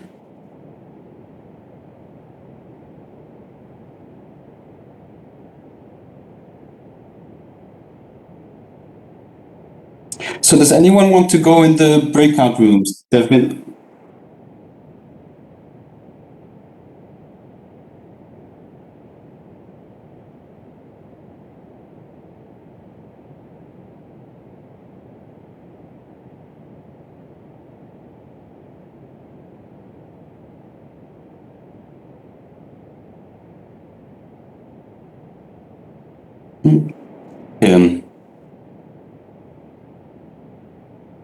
Just want to make sure they don't... I hope they don't hear me. I know there's been issues last time and they could hear me in the other room. Let me know in the other room if you can hear me. Okay. All right, so let's do this. Close the chat. Yes, people are back. We'll close the poll and we'll do this exercise together here. Some of you, if you want to go in the breakout room and try more to an interactive experience, feel free to do so. Remember, you just go on the top where it says breakout session, and then you might need to click on show menu bar breakout session, then join the first one, the one that says business and platform. So it'll be a bit more immersive, a bit more realistic. Those of you who want to stay with me, we're just gonna do this together. So let me do this. Just gonna get out of the... All right, let's attack. Please decide on another one. Is there another action that you would like, another issue that you would like for us to look into? The ones that you have here. Would you like to pick one? Like someone earlier, he suggested the one around business case, and it gave us an interesting exchange, right? Where we mentioned that, well, normally before you do a CAF, there should be some kind of interest, because it's a big budget. Think about it. It's a big cloud adoption, a lot of important stakeholders in a room, a lot of airplane tickets and hotels. And so usually once you're there, there's already some form. That's why you have the envisioning workshop before. There's already something that's been done. You don't start from scratch. But maybe one stakeholder says, well, I'm not aware of the return on investment. And maybe it's simple as saying, oh, we already have a business case. Here it is, solved. Or maybe not. There could be another case where another situation where we have zero business case and we need to build one. All right. So depending on the situation, again, every journey is different. We'll need to address an action that can be performed in 1 or 2 weeks, that doesn't necessarily involve resolving everything. But we'll know that in a week or two that we've addressed this concern, that we have it under control, that we're not taking a leap of faith and we're not taking a lot of risks. Does that make sense? Who's with me here? Let me look at my chat. Anyone wants to suggest? We're almost finished. That's the last exercise. So please bear with me. Those of you there's only 2 people in the breakout rooms. So if you want to go with my colleague and do the breakout rooms, please go join them. The rest of you, you're welcome to stay here with me. Okay? So, yeah. Anyone want to say something? Did anyone want to suggest? Okay, why AWS and not other cloud ticket? How do you address this concern?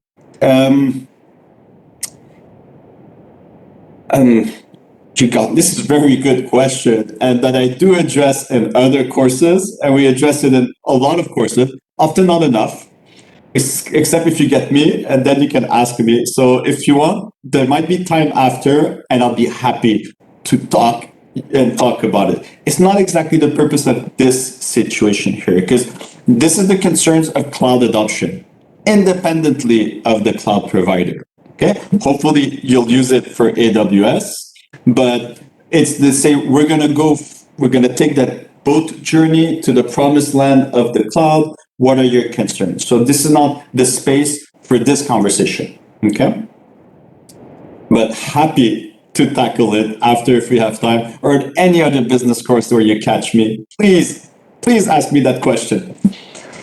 Great. Of the concerns we have here, which one, does anyone would like to suggest one so that we simulate the action, the describing an action for it, which is the whole goal of today?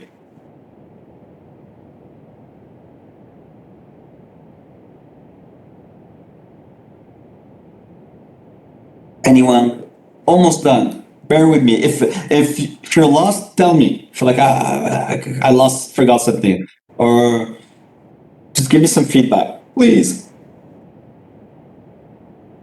Because I have no visual feedback. I don't know where you are in all this. Does it make sense? Do you see the value in this? Okay, normally what we do, we would go and pick, let's see, which ones did we have? We had governance, people, and security. So normally we would take the highest ones. Security is a big focus. Great, thank you. Thank you for that, Praveen. So security, great. Let's look at security. It's a big focus, but no one invested a lot. That's curious. Usually people and security are the ones that get the most. All right, so great. So let's look at security concerns around data privacy. All right, so around data privacy. Very good. Let's say this one. We'll take this one. Are we agreed? We'll take this one. Okay. Okay, this is a concern. Security concern around data privacy. I'm not sure which one is this. Is this like a specific? Is it like the Cloud Act? Is that like the Cloud Act? Not familiar with this one specifically. What's the POPIA Act?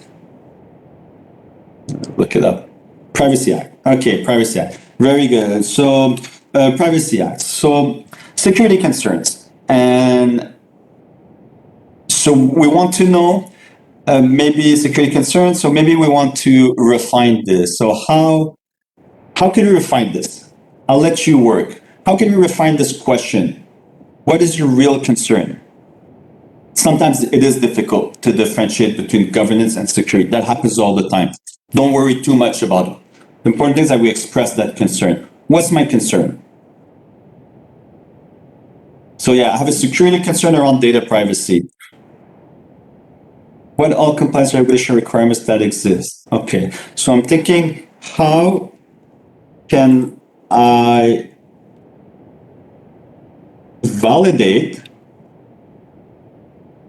the compliance with,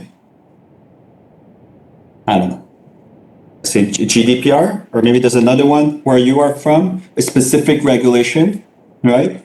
And maybe you want to confirm compliance. Right, that would be like a more specific way of putting it. Which hinder, so, or maybe you don't know, maybe in general, let's keep it general. How can I validate compliance with data privacy regulation? right? That's another way of saying this. Okay, so let's look at my sheet that I had there, those sections, which were, I'll put them again in the chat. Is this a process or a skill that will fix that?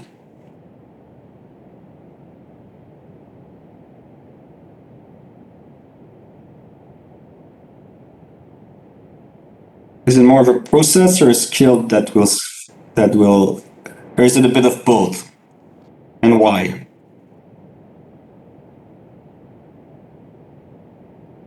Process and technology. Okay. How so? How can a process help me address this concern? For example, in case we are planning to migrate to AWS, let's take an example of SOX compliance. SOX compliance will follow two things. One is how on a specific hardware or a system, what kind of things are configured, and when it is supposed to be in a cloud, how the same things will be managed. For example, on-prem, we know what processes are there and all, but in terms of a cloud, what need to be done on a server, on an all, and reporting, how the reporting will be done. So reporting, management, maintenance will come into my process part, while how it is implemented on a specific server or database or such kind of a thing comes into my technology part. Okay. So you see what you've done, and I'll go with it because I appreciate so much that you turned your microphone on. But this is a new concern that was not mentioned, right? And which SOC?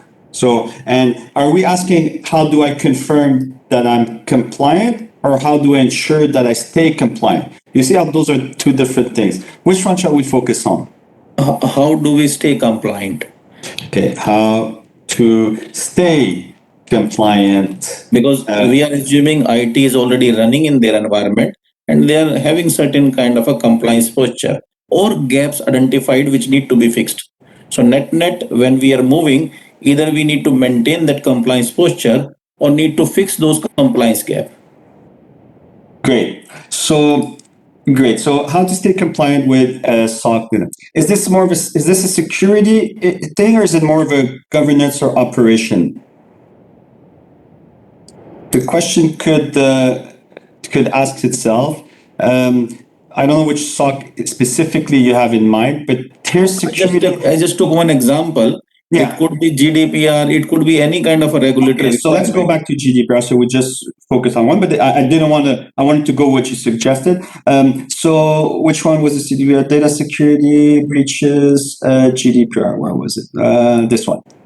Okay, so we'll change this one. We'll say. That's why we need to. What's going on? Maybe someone else is working on it. Give me 1 second. So confirm compliance with GDPR. All right. So GDPR is a bit different than SOC because you have no certificate for it. Okay. It's something that you cannot put a document to it, right? It's something that you need. So it's a bit a different beast, but let's look at it. So how do we confirm compliance with GDPR? So we'll put it here, GDPR specifically. All right. So first of all, is it a process or a skill? All right. In your opinion? I want you to do the simulation of the exercise.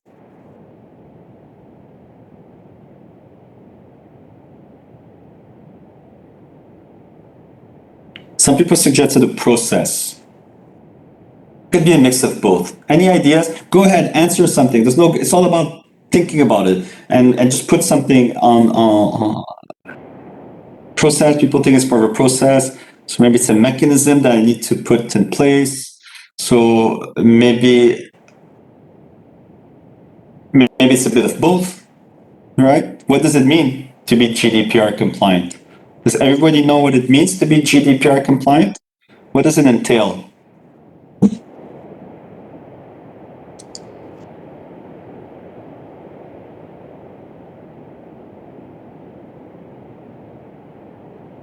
You don't. So maybe there's a skilled knowledge part that is part of it, right? So, but maybe also there's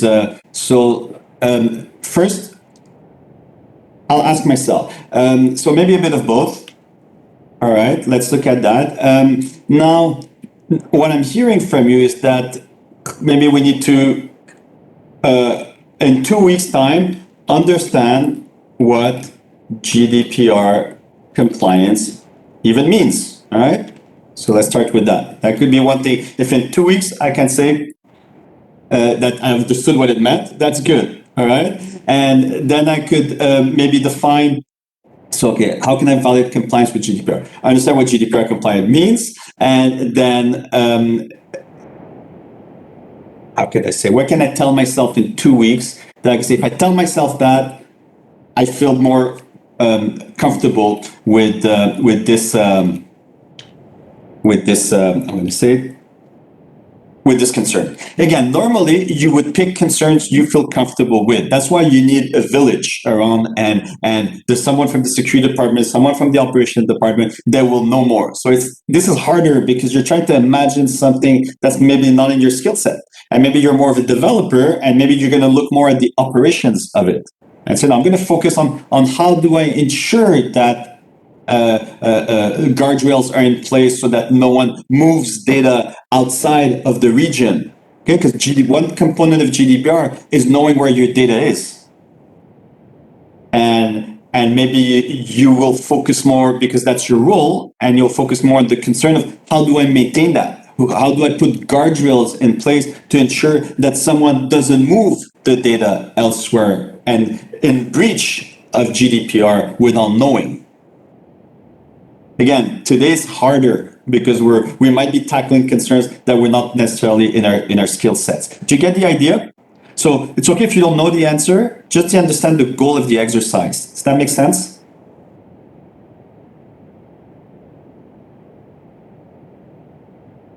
Give you an idea for GDPR, we won't go through it, but we have a full frequently asked questions of what does it mean and how does AWS help you, and it tells you here that all AWS services, AWS can use all AWS services to process personal data as defined in GDPR that is uploaded to AWS services. So basically, you can use all AWS services in compliance with GDPR. But again, as I said, it's not a certificate that anyone will give you because we don't know what data you're putting where. I don't know if your data that you're putting in Spain is credit card numbers or pictures of cats or nuclear codes. So in this specific case, again, without going too much into detail, first is to understand what GDPR compliance means, how AWS can help assess compliance. So I'm thinking that a lot that I'm seeing here is more of a knowledge at this point, all right? So to validate if we can be GDPR compliant, and it'll be more of knowledge. Maybe again here what I'll need to do is define if applicable, all right? And for example, not all norms are applicable. What data is vulnerable to be, right? Not every data is for example, you're collecting data on the vibration of your machine on your manufacturing plant. Do you think that this data is applicable for GDPR?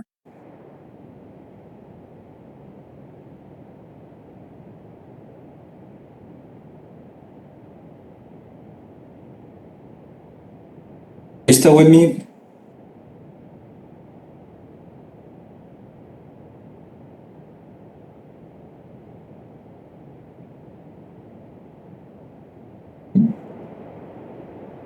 Feel free if I'm being too prescriptive. I shouldn't be doing this. Normally, as a host, you're supposed to just assist and say, go ahead, try it. So what could you ask yourselves in 2 weeks or tell yourself to say, I feel more confident? I already have some ideas, but I want you to try.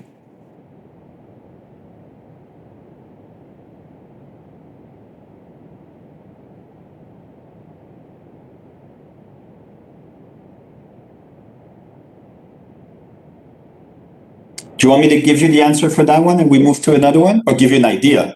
But it's not an answer, a strict answer. But maybe just move forward and give you what I think, and then the next one I'll let you do it.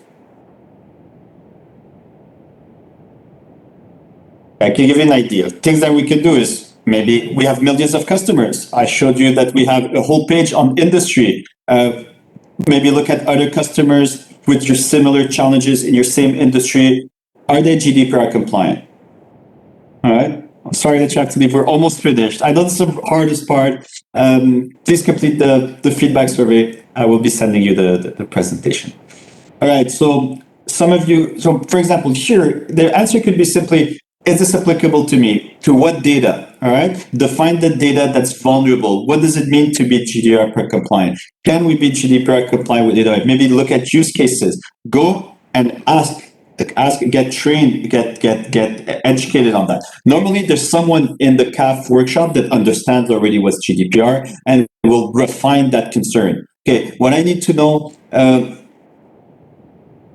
Okay, thank you. So maybe it's normally in a real CAF workshop, you'd have someone from the quality department who should understand what's their data and if it's what's their level of concern. So maybe their concern will be a bit more detailed. Maybe say, how can I ensure data residency, where my data is, and how can I put the guardrails to ensure they are not taken out of that region, for example. You see what I mean? So possibly you would need to refine it into a more specific concern for that specific customers. And it might be a process. One could be, well, how do you put the governance in place? So here, confirm compliance with GDPR could become confirm data residency. All right. And this could be in order for GDPR compliance. Maybe then what you can do, part of it will be to know which data is GDPR applicable. It's not well written, but you get the idea. Get a use case of similar clients in similar industries, ask how they do it, and maybe then define, and this would then define the guardrails to ensure data labeled as GDPR sensitive cannot be moved outside of designated area.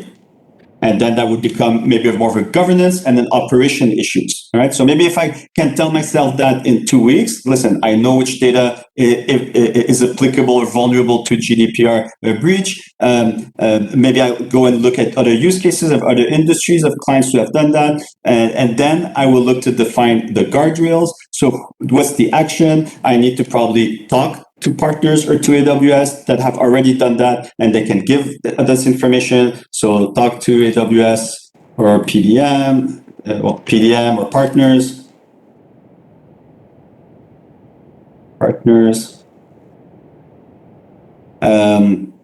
Maybe some known challenges, team or person. So maybe you'll know the names. I don't know, here you'll talk to Gabby, or you'll take to someone specific in your quality QA director. Okay. Maybe you'll need to talk to someone in your HR department because a lot of the PIIs, the personal identifying information, is related with your employees' information and so on.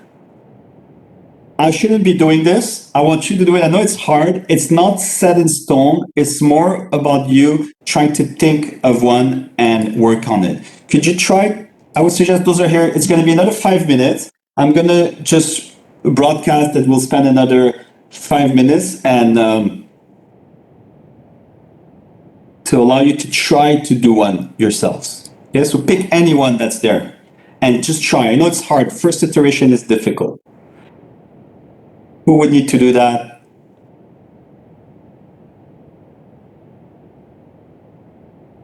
It's here. Is it processor skill? Describe the action. What's the outcome? Known challenges. Try one. Just gonna go check on the group. Tell them if 5 minutes it's enough. Then we'll regroup and we'll I'll say it. We'll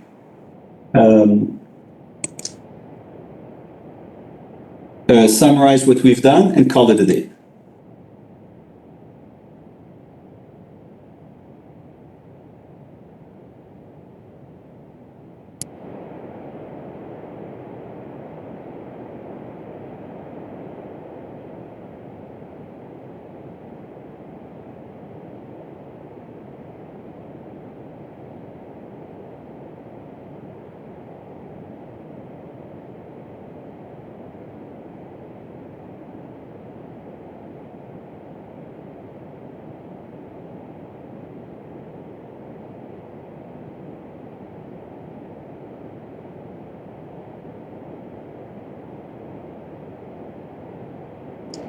All right, so 5 minutes. Let me know, are you still with me? Are you trying to do one on your own? Would you like me to open one and try to have the conversation again, but by being less prescriptive?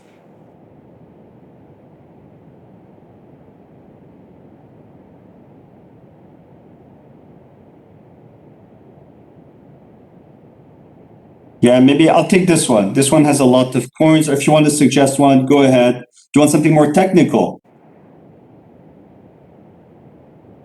So do you want this one, more technical operation, or another one regarding controls or regulation? So let me know, operations or governance. I'll take the ones that have the most, it was operations even on our plate. No, I think we had security, governance, or people. Someone wanted operation. Let me make sure I won't break anything. Okay, I'll take this one. Okay, as CDO, I want to ensure data is migrated without loss or degradation or quality, and is secured properly in AWS while being available to consumers who need access. Okay, so that's a lot of things in one. Secured properly in AWS while being available for consumers who need access. Okay, let's just maybe take the first one. Data being migrated without degradation and secured properly. Okay, and while available. Let's put all of those here. All right. Go ahead. Some ideas. Put it in the chat. Is this more of a process or a skill that we're looking at to address this concern? Skill, tool, process. Turn on your microphones if you want. It's easier than speaking. Give it a try.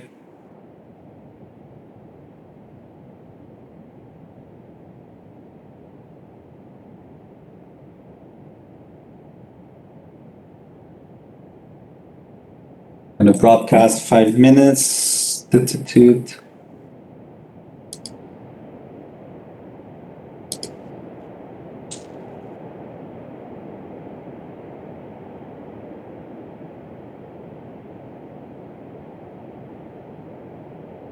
Give it a shot, public or private chat.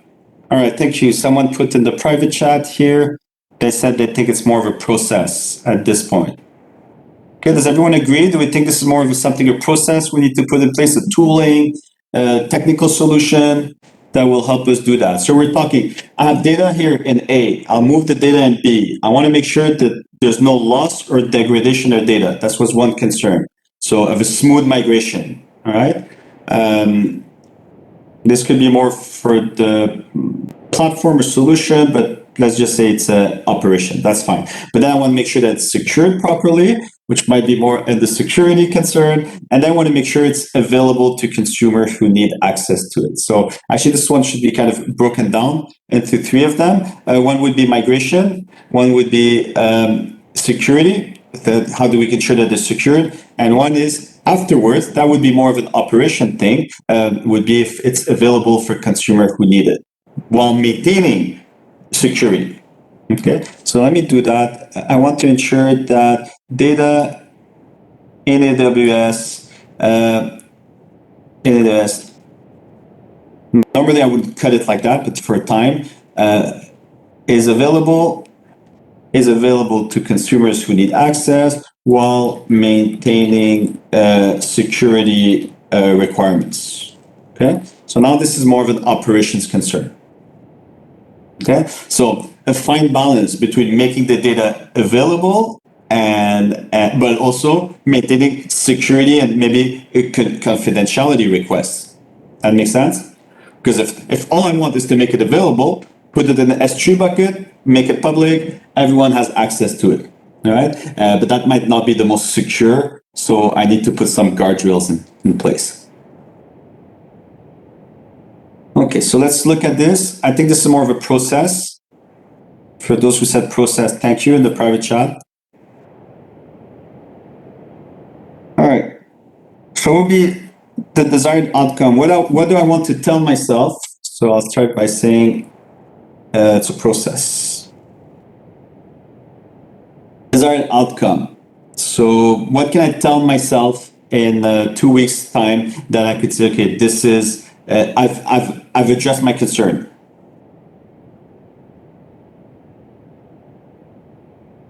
Anyone?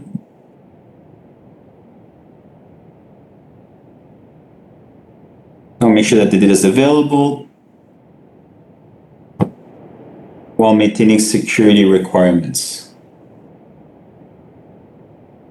We're almost finished. Go ahead, last little push.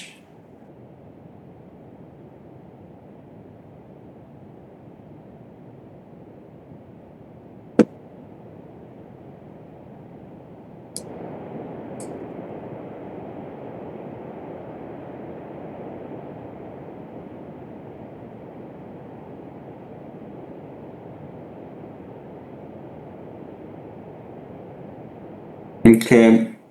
All right. Thank you. Some people are writing in the chat. Go ahead. If someone else wants to add something.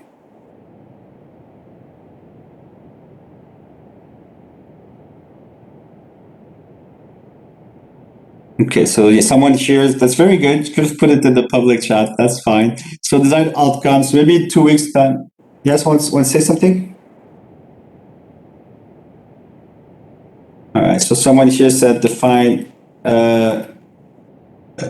guardrails to ensure data access. Okay, so we'll not be able to control who has access to the data.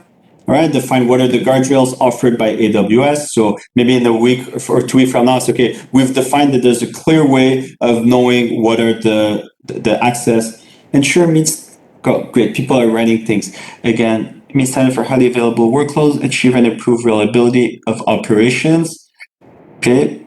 Can you comment on ASCSO? I want to know how I can meet the security requirements of our target workloads on AWS. Is that another one? We'll just focus on this one for now. Then we might have time for the other one.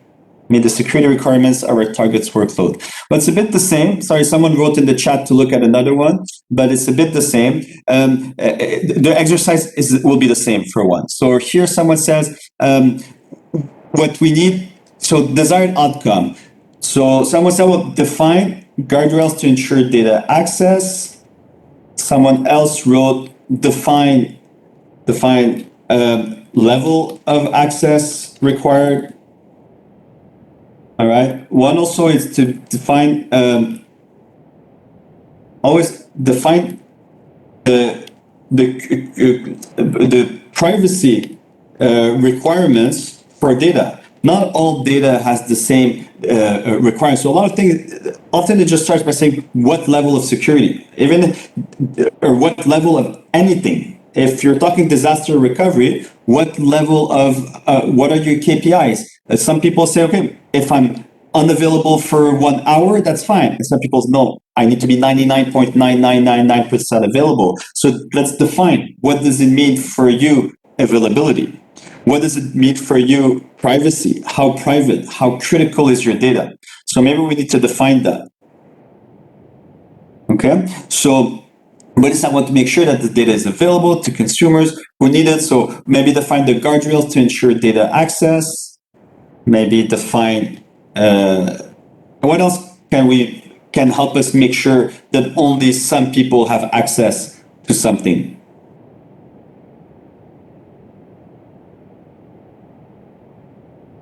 And we can say access tools, right? Maybe it will be encryption. Maybe it will be username and password. Maybe it will be how to share Active Directory. Maybe it will be how to federate access. For now, it's just what are the level of access that I need? What are the tools that are offered to allow for this access?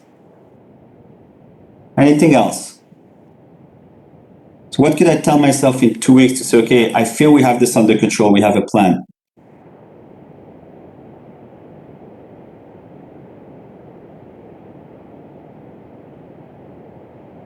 Timer is finished. I'll say 1 more minute. I will go through this one.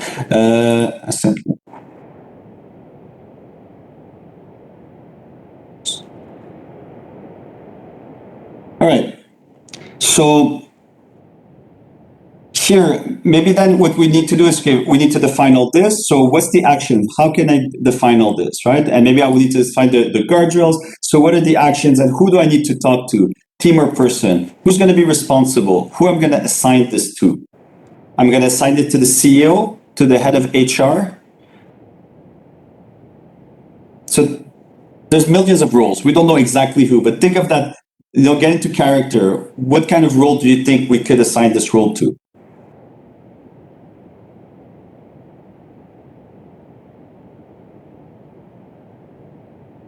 Okay, someone said someone in the CSO team. Oh, yeah, that's great. Someone in the CSO team or platform manager. I have here. What else? What other role do you have there that you think we can set as a responsible person? And it could be the one responsible person, the one who we will ask, hey, did you follow up on this action point? Right?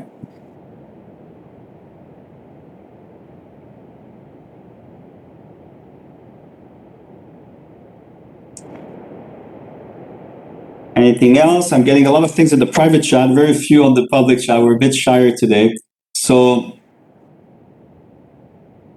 okay, you know what? I'm going to call in other people in the room. We'll finish this one together. I'm going to end the breakout rooms. There you go. We'll give them 1 minute anyways. Then we're going to wrap up. I know there's been a lot of exchanges in the other group. I'd love to hear from them what they put together. Okay. And again, it's a bit harder the very first. Now I'm doing most of the work. Normally, you're not supposed to do that in the session. You're just supposed to be an observer. You're supposed to have the easy role and get them to talk. But again, it's easier in a real session because you actually have the resources. It takes a village. You have the person of quality. You have the person of operations, and you're not distracted by all these tools. Okay, Olivier, you're back. Okay, so let me just close this one.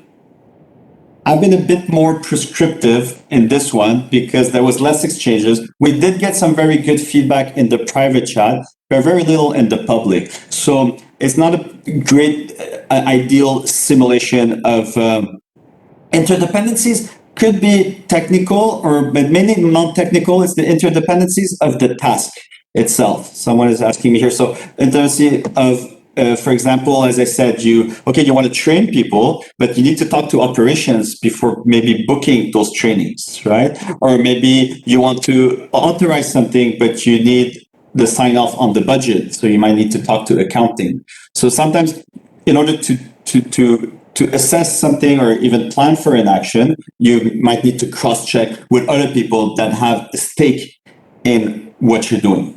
That makes sense? It's a bit different than when we do the inventory and then we do the migration and we check the interdependencies between applications. Very good. So, Olivier, how did it go with your group? Did you have good exchanges? Yeah. They discussed a lot. We'll see. I don't know if you are going to ask them to present or. If someone would like, that would be amazing. If someone would maybe like to have a full simulation and maybe present us what they did, what concerns did they focus on? Maybe just one would be sufficient. Or if you want 2 maximum. And how did you go about it? 1 would be great.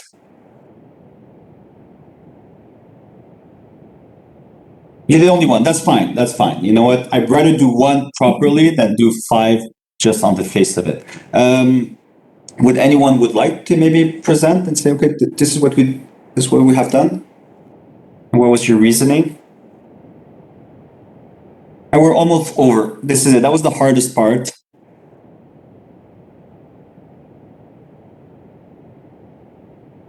Any volunteers? We're tired. It's Friday. It's really late for some of us, which are like several hours ahead.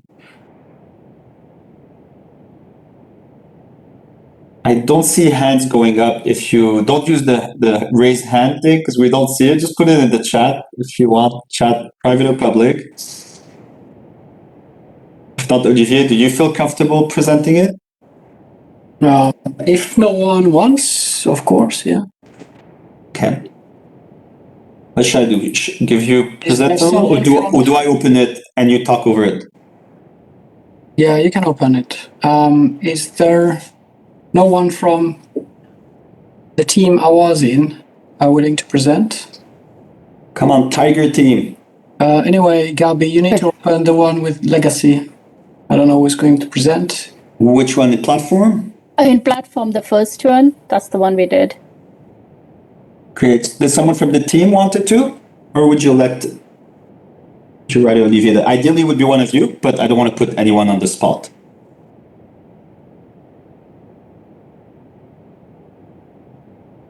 I can try. I can give it a shot.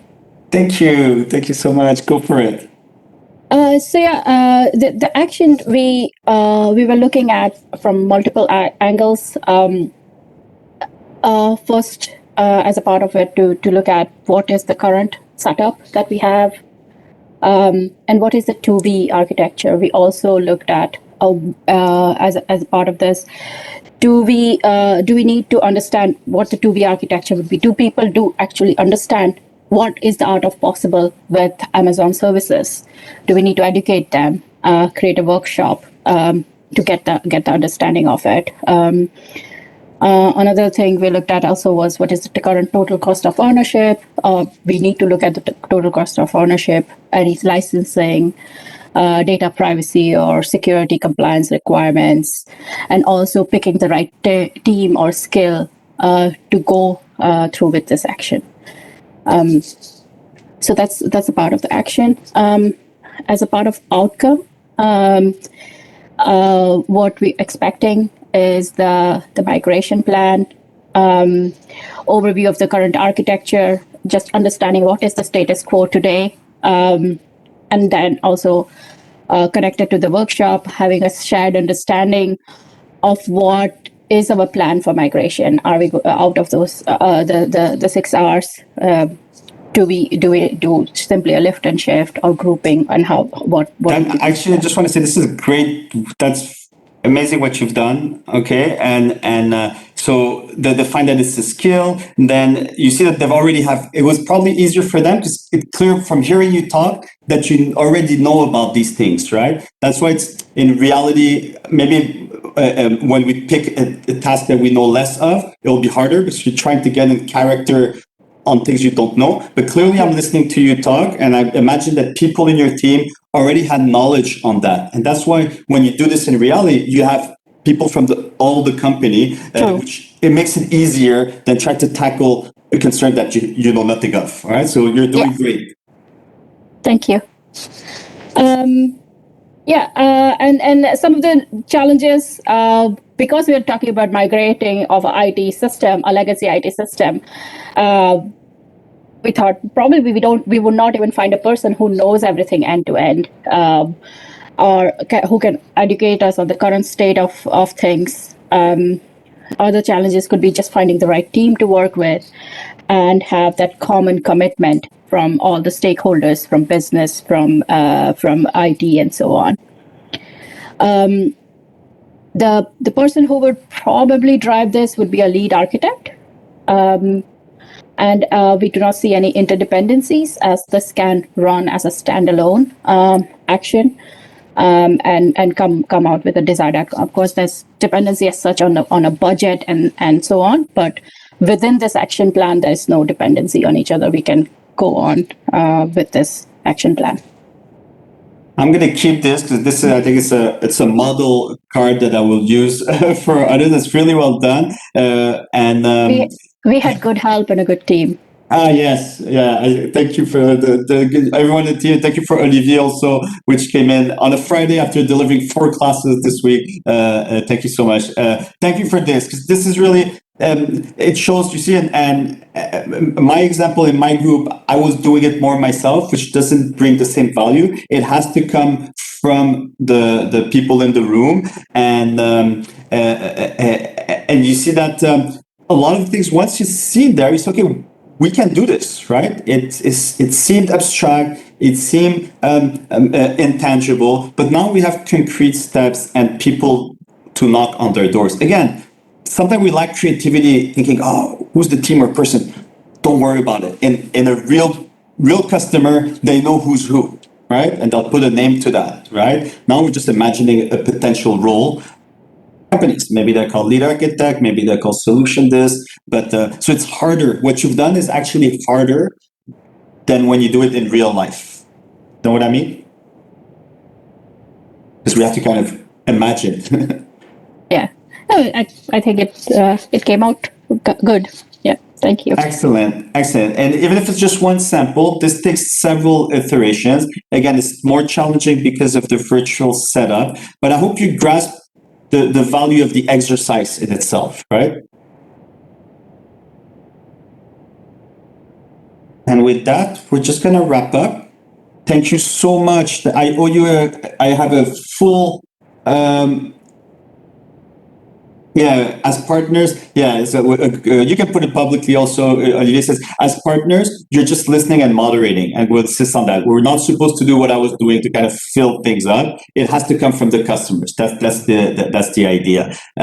So the simulation you've done in the group, I think, was much more relevant. Those of you who did it with me, I was kind of the one taking feedback from the chat and filling that, and it's not very representative, but that's okay. Learning is an iterative process. Take it as a first iteration. These workshops require several iterations before you can consider doing them solo.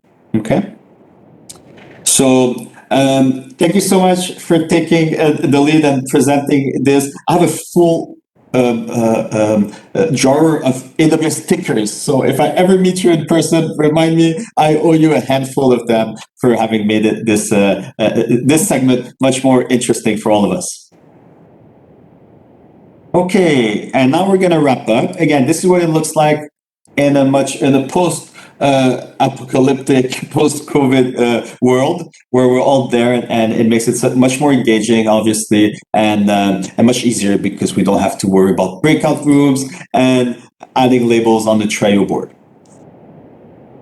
All right, so every time we do this, then we regroup, and you will talk with the customers and see what we've accomplished. So here we're starting to get hopefully a better idea of the transition of the steps. So we're at A, we want to go to B, we start to address the concerns, and now we're starting to see how that movement will look like. Right? And this is all under the frame of change management, right? Which is really, it's a digital transformation that we're doing here. So it has its own science and way of working. So now what you will want to do, again, you'll give a break to the customers, you'll talk, you'll chat, you'll go around the room, you'll discuss of the objective, and you need an assistant there. Make sure to record everything, all right? I've heard once that there was an alarm that went off and people had to run out of the building and then they've lost some. So make sure you take pictures, especially nowadays.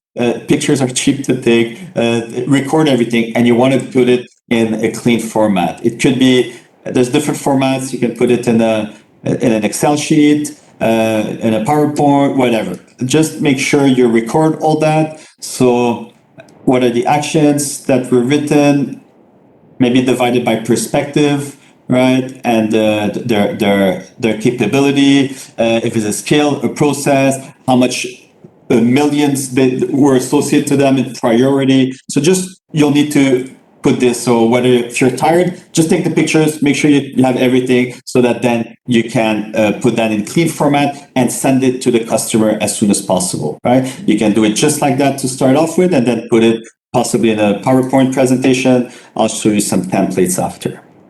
Okay. And this would normally then you would have a break. Now we're not going to do it because we're finishing off here. All right. So I'm going to look back a bit at what we've done and summarize. All right, so it's all about defining this readiness, seeing where we are, where we're going, what we need to address. The cloud adoption framework, we'll break it down to those 6 perspectives.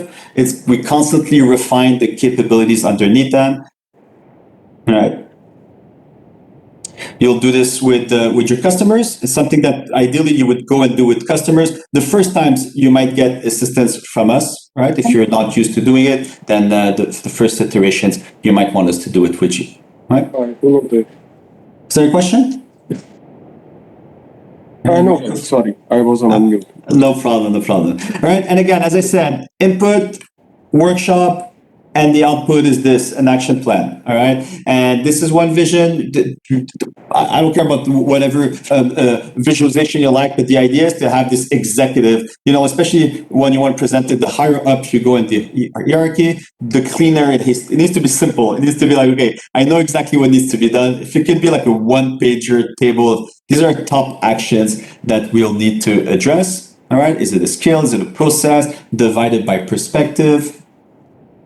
And what's super important is to define who's going to be doing what, all right? So for each of these, you'll need to have a name associated to it, right? Because then you're going to have to send this. And even better, someone said, this is great, I need this, fantastic. Yeah, we'll send you that. The idea is that you have all the material to do it. And I'll try to find the latest one, the updated one of CAF 3.0. But the philosophy is the same, okay? And you will want to eventually send that list of action to the assigned people. For example, here to Mark, Riz, Stefan, but you want also one per action. And ideally, get the client to send it. All right. Say, hey, this is what we found. You push it down. If the CEO pushes it down, there's more chances that will get done. All right. So from the partner, you will help put that all together and give them that action plan. You don't have to do anything. You just have to host the thing and put it together in a clean format and give it. They'll do the work. They'll take ownership of it, knowing that they're the ones who. That's why the CAF is more interesting. It says that you get the customer to take ownership of this much more than just a questionnaire that you're going through. Again, you'll need to follow up with them. And this is the next step from the customers. They'll need to create their own cloud center of excellence, which is the team that will do that change.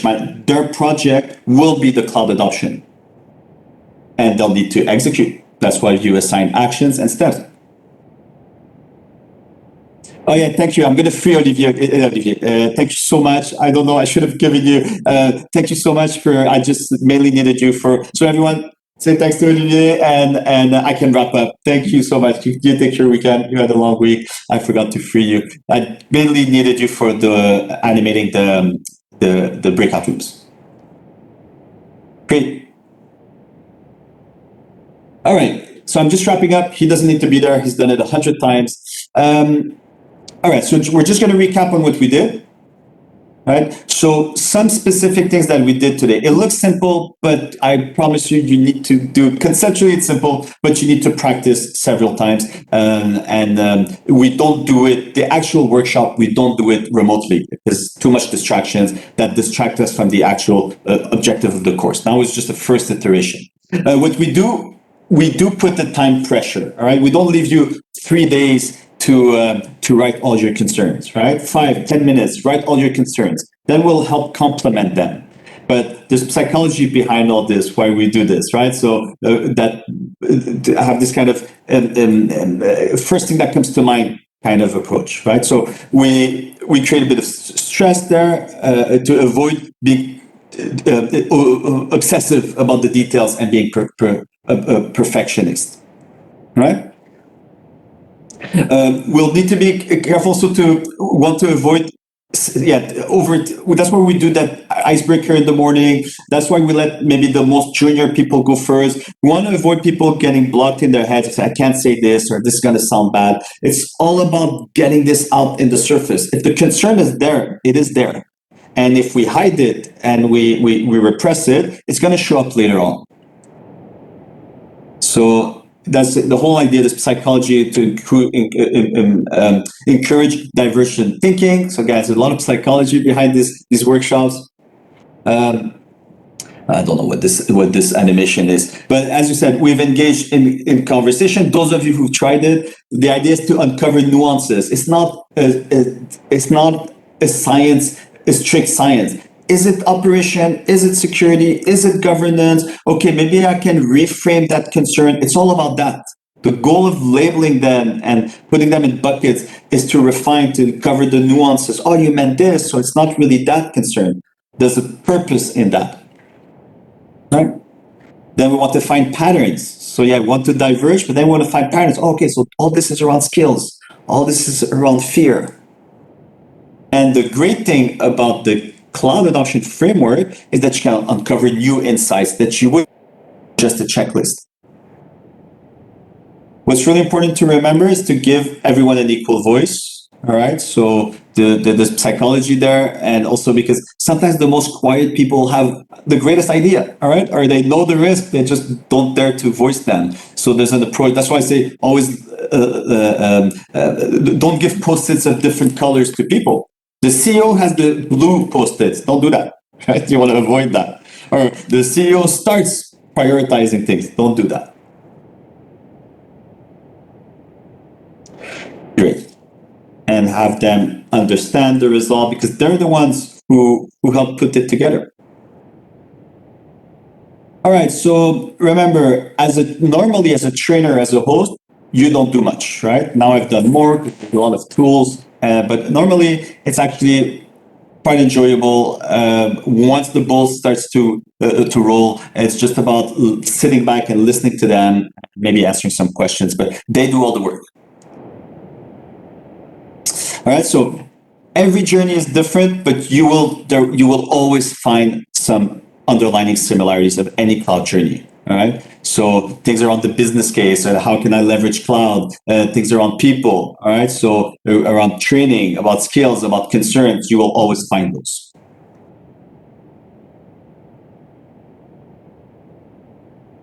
Okay. And this is your output. And remember, a lot of parties are involved. It's not just IT, right? It takes a village to do that. So you need to define the task. Yes, I'll be sharing all that. I'll be sharing much more than that. Don't worry about it. Don't need to take screenshots. We want you to be able to do it. And I'll find you even more updated. This one is a bit outdated. I'll find you. This is constantly changing. I'll point you to a web page so that you have the latest tools to do this, right? This is the whole idea. All right, so this is it. So I'm showing here. So here, maybe this task will be done by this person. This task will be done by this person. Maybe not the CTO, maybe they'll delegate it to someone. Key deficiencies that you will find, and if they're not there, add them. These one, lack of cloud skills, methodologies, all things that we can help you with. Again, the fact that you have underlining, there are patterns, right? And again, if it's the first time you do that, don't worry. We have other courses that once you see them again and again, you'll get familiar with. It comes apart. It comes together, not apart. It comes together once you start looking at the other pieces of the puzzle. What comes after this? How do you build the business case? And then, okay, the business case will refer the readiness assessment. And all of a sudden, you'll see how all the pieces of the puzzles fall into place. First iteration for many of us. Your role, all right? So it's key. It's very important to have to prepare in advance, to get the right people in the room, to sleep well the day before, because it is tiring. It's tiring and remote, but it's tiring also. And also follow up. It's very critical. There's some work that you need to do afterwards. If all you do is do great workshop, go home, and you don't follow up, we've done nothing. We've wasted our time. So make sure you put in the clean format that list of actions, send it to the CEO or CFO, whoever is your main executive sponsor, and tell them, hey, here it is. Could you send this to your team and put me in CC?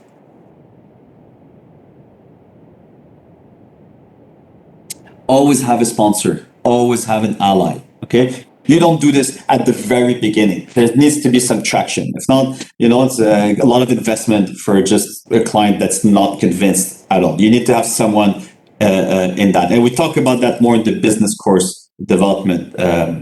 Migration to AWS or building your business case will insist on that, on the steps that come before.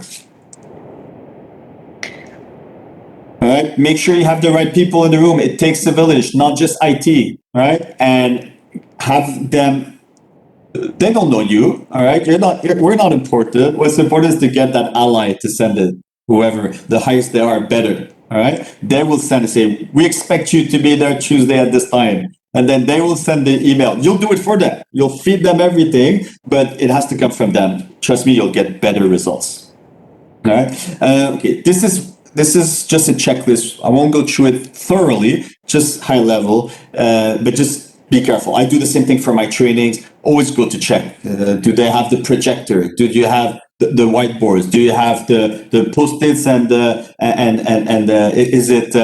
is it flip charts or is it whiteboards? Details like that. You don't want to have all these people come into a room and you're missing the remote control to the projector. Okay.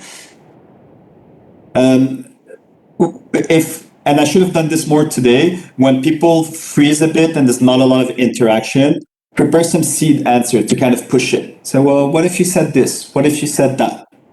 Right? What about these concerns? If you see that there's not a lot of concerns being popped up.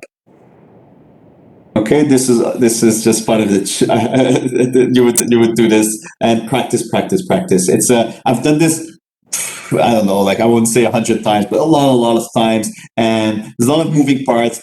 Things can go wrong. Tooling, things change. It takes a lot of practice. For those of you who said, yeah, I can do this tomorrow, I recommend you practice before. And if it's your first time, ask for assistance. And always have a wingman or wingwoman with you. But the first time, maybe bring someone who has done it before. Okay, I'm not going to go through it. This is for when you actually do it. So get the red dots and get the papers, and this is your shopping list. Okay, we're not going to go through it. Just know that it's there. You know what I mean? Pointless for me to say, go and buy that many post-its, But those are just consideration regarding installations, facility, material that you need to buy. Some best practices or good practices. And I do that for my courses also. When I have a private course and I have the CEO that's there, I let them talk before. So could you take 5 minutes and just reframe why this is important and why people should play along? And I usually tell them a bit what to say. So if they're just going to be passive, we're wasting our time. But you tell them that. Right? So CEO, you're here for a reason. This is strategic for the company. If you're going to be passive, we've wasted our time. So people, okay. All right. Start with the icebreaker. Keep the energy up. Push people a little bit. I didn't want to put you too uncomfortable because it's a public class. And I know people sign up, say, turn on your microphones and talk. And then I see 10 people disappear. All right, so I don't do that. But in a room, maybe you want to make sure no one is everyone has a voice. The hypos. So the hypos, what we mean by that is the highest paid people. All right, so the most highest paid person's opinion. Avoid that. All right, let them pass last. Some people take all the room, and everyone else will follow. That's what I said several times today. And if people get lost, so let's always stop and look back. Right, none of this was complicated. It was a bit complex. We did a lot of things, but every task was relatively simple. Okay? And that's it. This is the checklist. We recap. This is what we're doing today. We don't need to take pictures because everything is in my Trello board. I'll share it with you if you want to keep a copy. I'll keep it for about 2 weeks to a month, and then I'll archive it. All right? Well, say thank you. It's just absurd. All right. This slide deck comes with reference material, so your checklist. It comes with documents. I'll send you the main links in the follow-up email. These are sheets that we will update them. They're not updated, but those are things that you would print and put on the walls, right? So people know what are the capabilities. All right. And having said that, I'm done. I'm going to open the floor for questions. Normally, I run off and I mark the presence, but I don't want to hold you back. I would ask you to please, it's super important for us, especially there was a lot of people today. Promise me that you will take 2 minutes and you'll complete the survey, okay? That would be much, much, much appreciated. I don't want to hold you back, so I'm just going to take note of who's here and I'll close the course in the next hour. Please take 2 minutes. It's really important for us. It's the 5 stars Amazon model. If we haven't met the 5 stars for the content or for the tooling or for me as an instructor, provide some constructive feedback, especially for me, how I could have improved. The content is going to improve because we need to update it to 3.0, right? So those who know me, normally I close the class, but I don't want to hold you back. It's going to take me a couple of minutes and I don't want to hold you back. I know it's late, but I'm here if you have any questions. Then, before you sign off, I'll just take a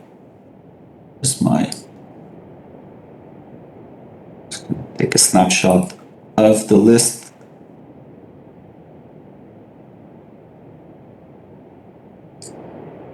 Oh, it's fine. It's perfect. Thank you so much.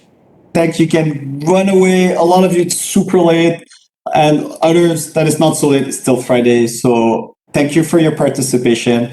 And it's not the best simulation of a real workshop, but hopefully it gave you get something out of it. All right. And then rinse and repeat, as we say. Thank you. Thanks for all the feedback, private and public. Stay safe. Sign up to new courses.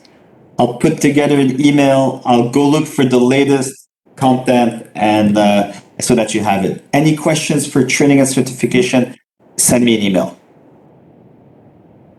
You're free to go, everybody. Thank you. Thanks for staying until now. If you have any questions, I'm here for you. Thank you. I'm glad you appreciate it. It's much better in person and easier for me and for you. But hey, it's a first iteration. Hopefully we got some sense of it. All right. Take care. Thank you. Thanks for the applause. I don't even know how to do the applause. That's nice. Guys, Angie, thanks a lot for your participation. Thanks, everyone. You're free to go. Yeah, thank you, Gary. Thank you. I'm staying around in case there's a couple of questions, but if not, I'll sign off in a minute. You're good to go.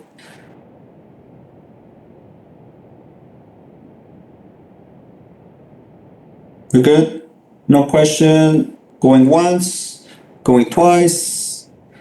Sold. Okay. Oof. There you go. That's my last slide. Thanks, everyone. Stay safe. See you soon.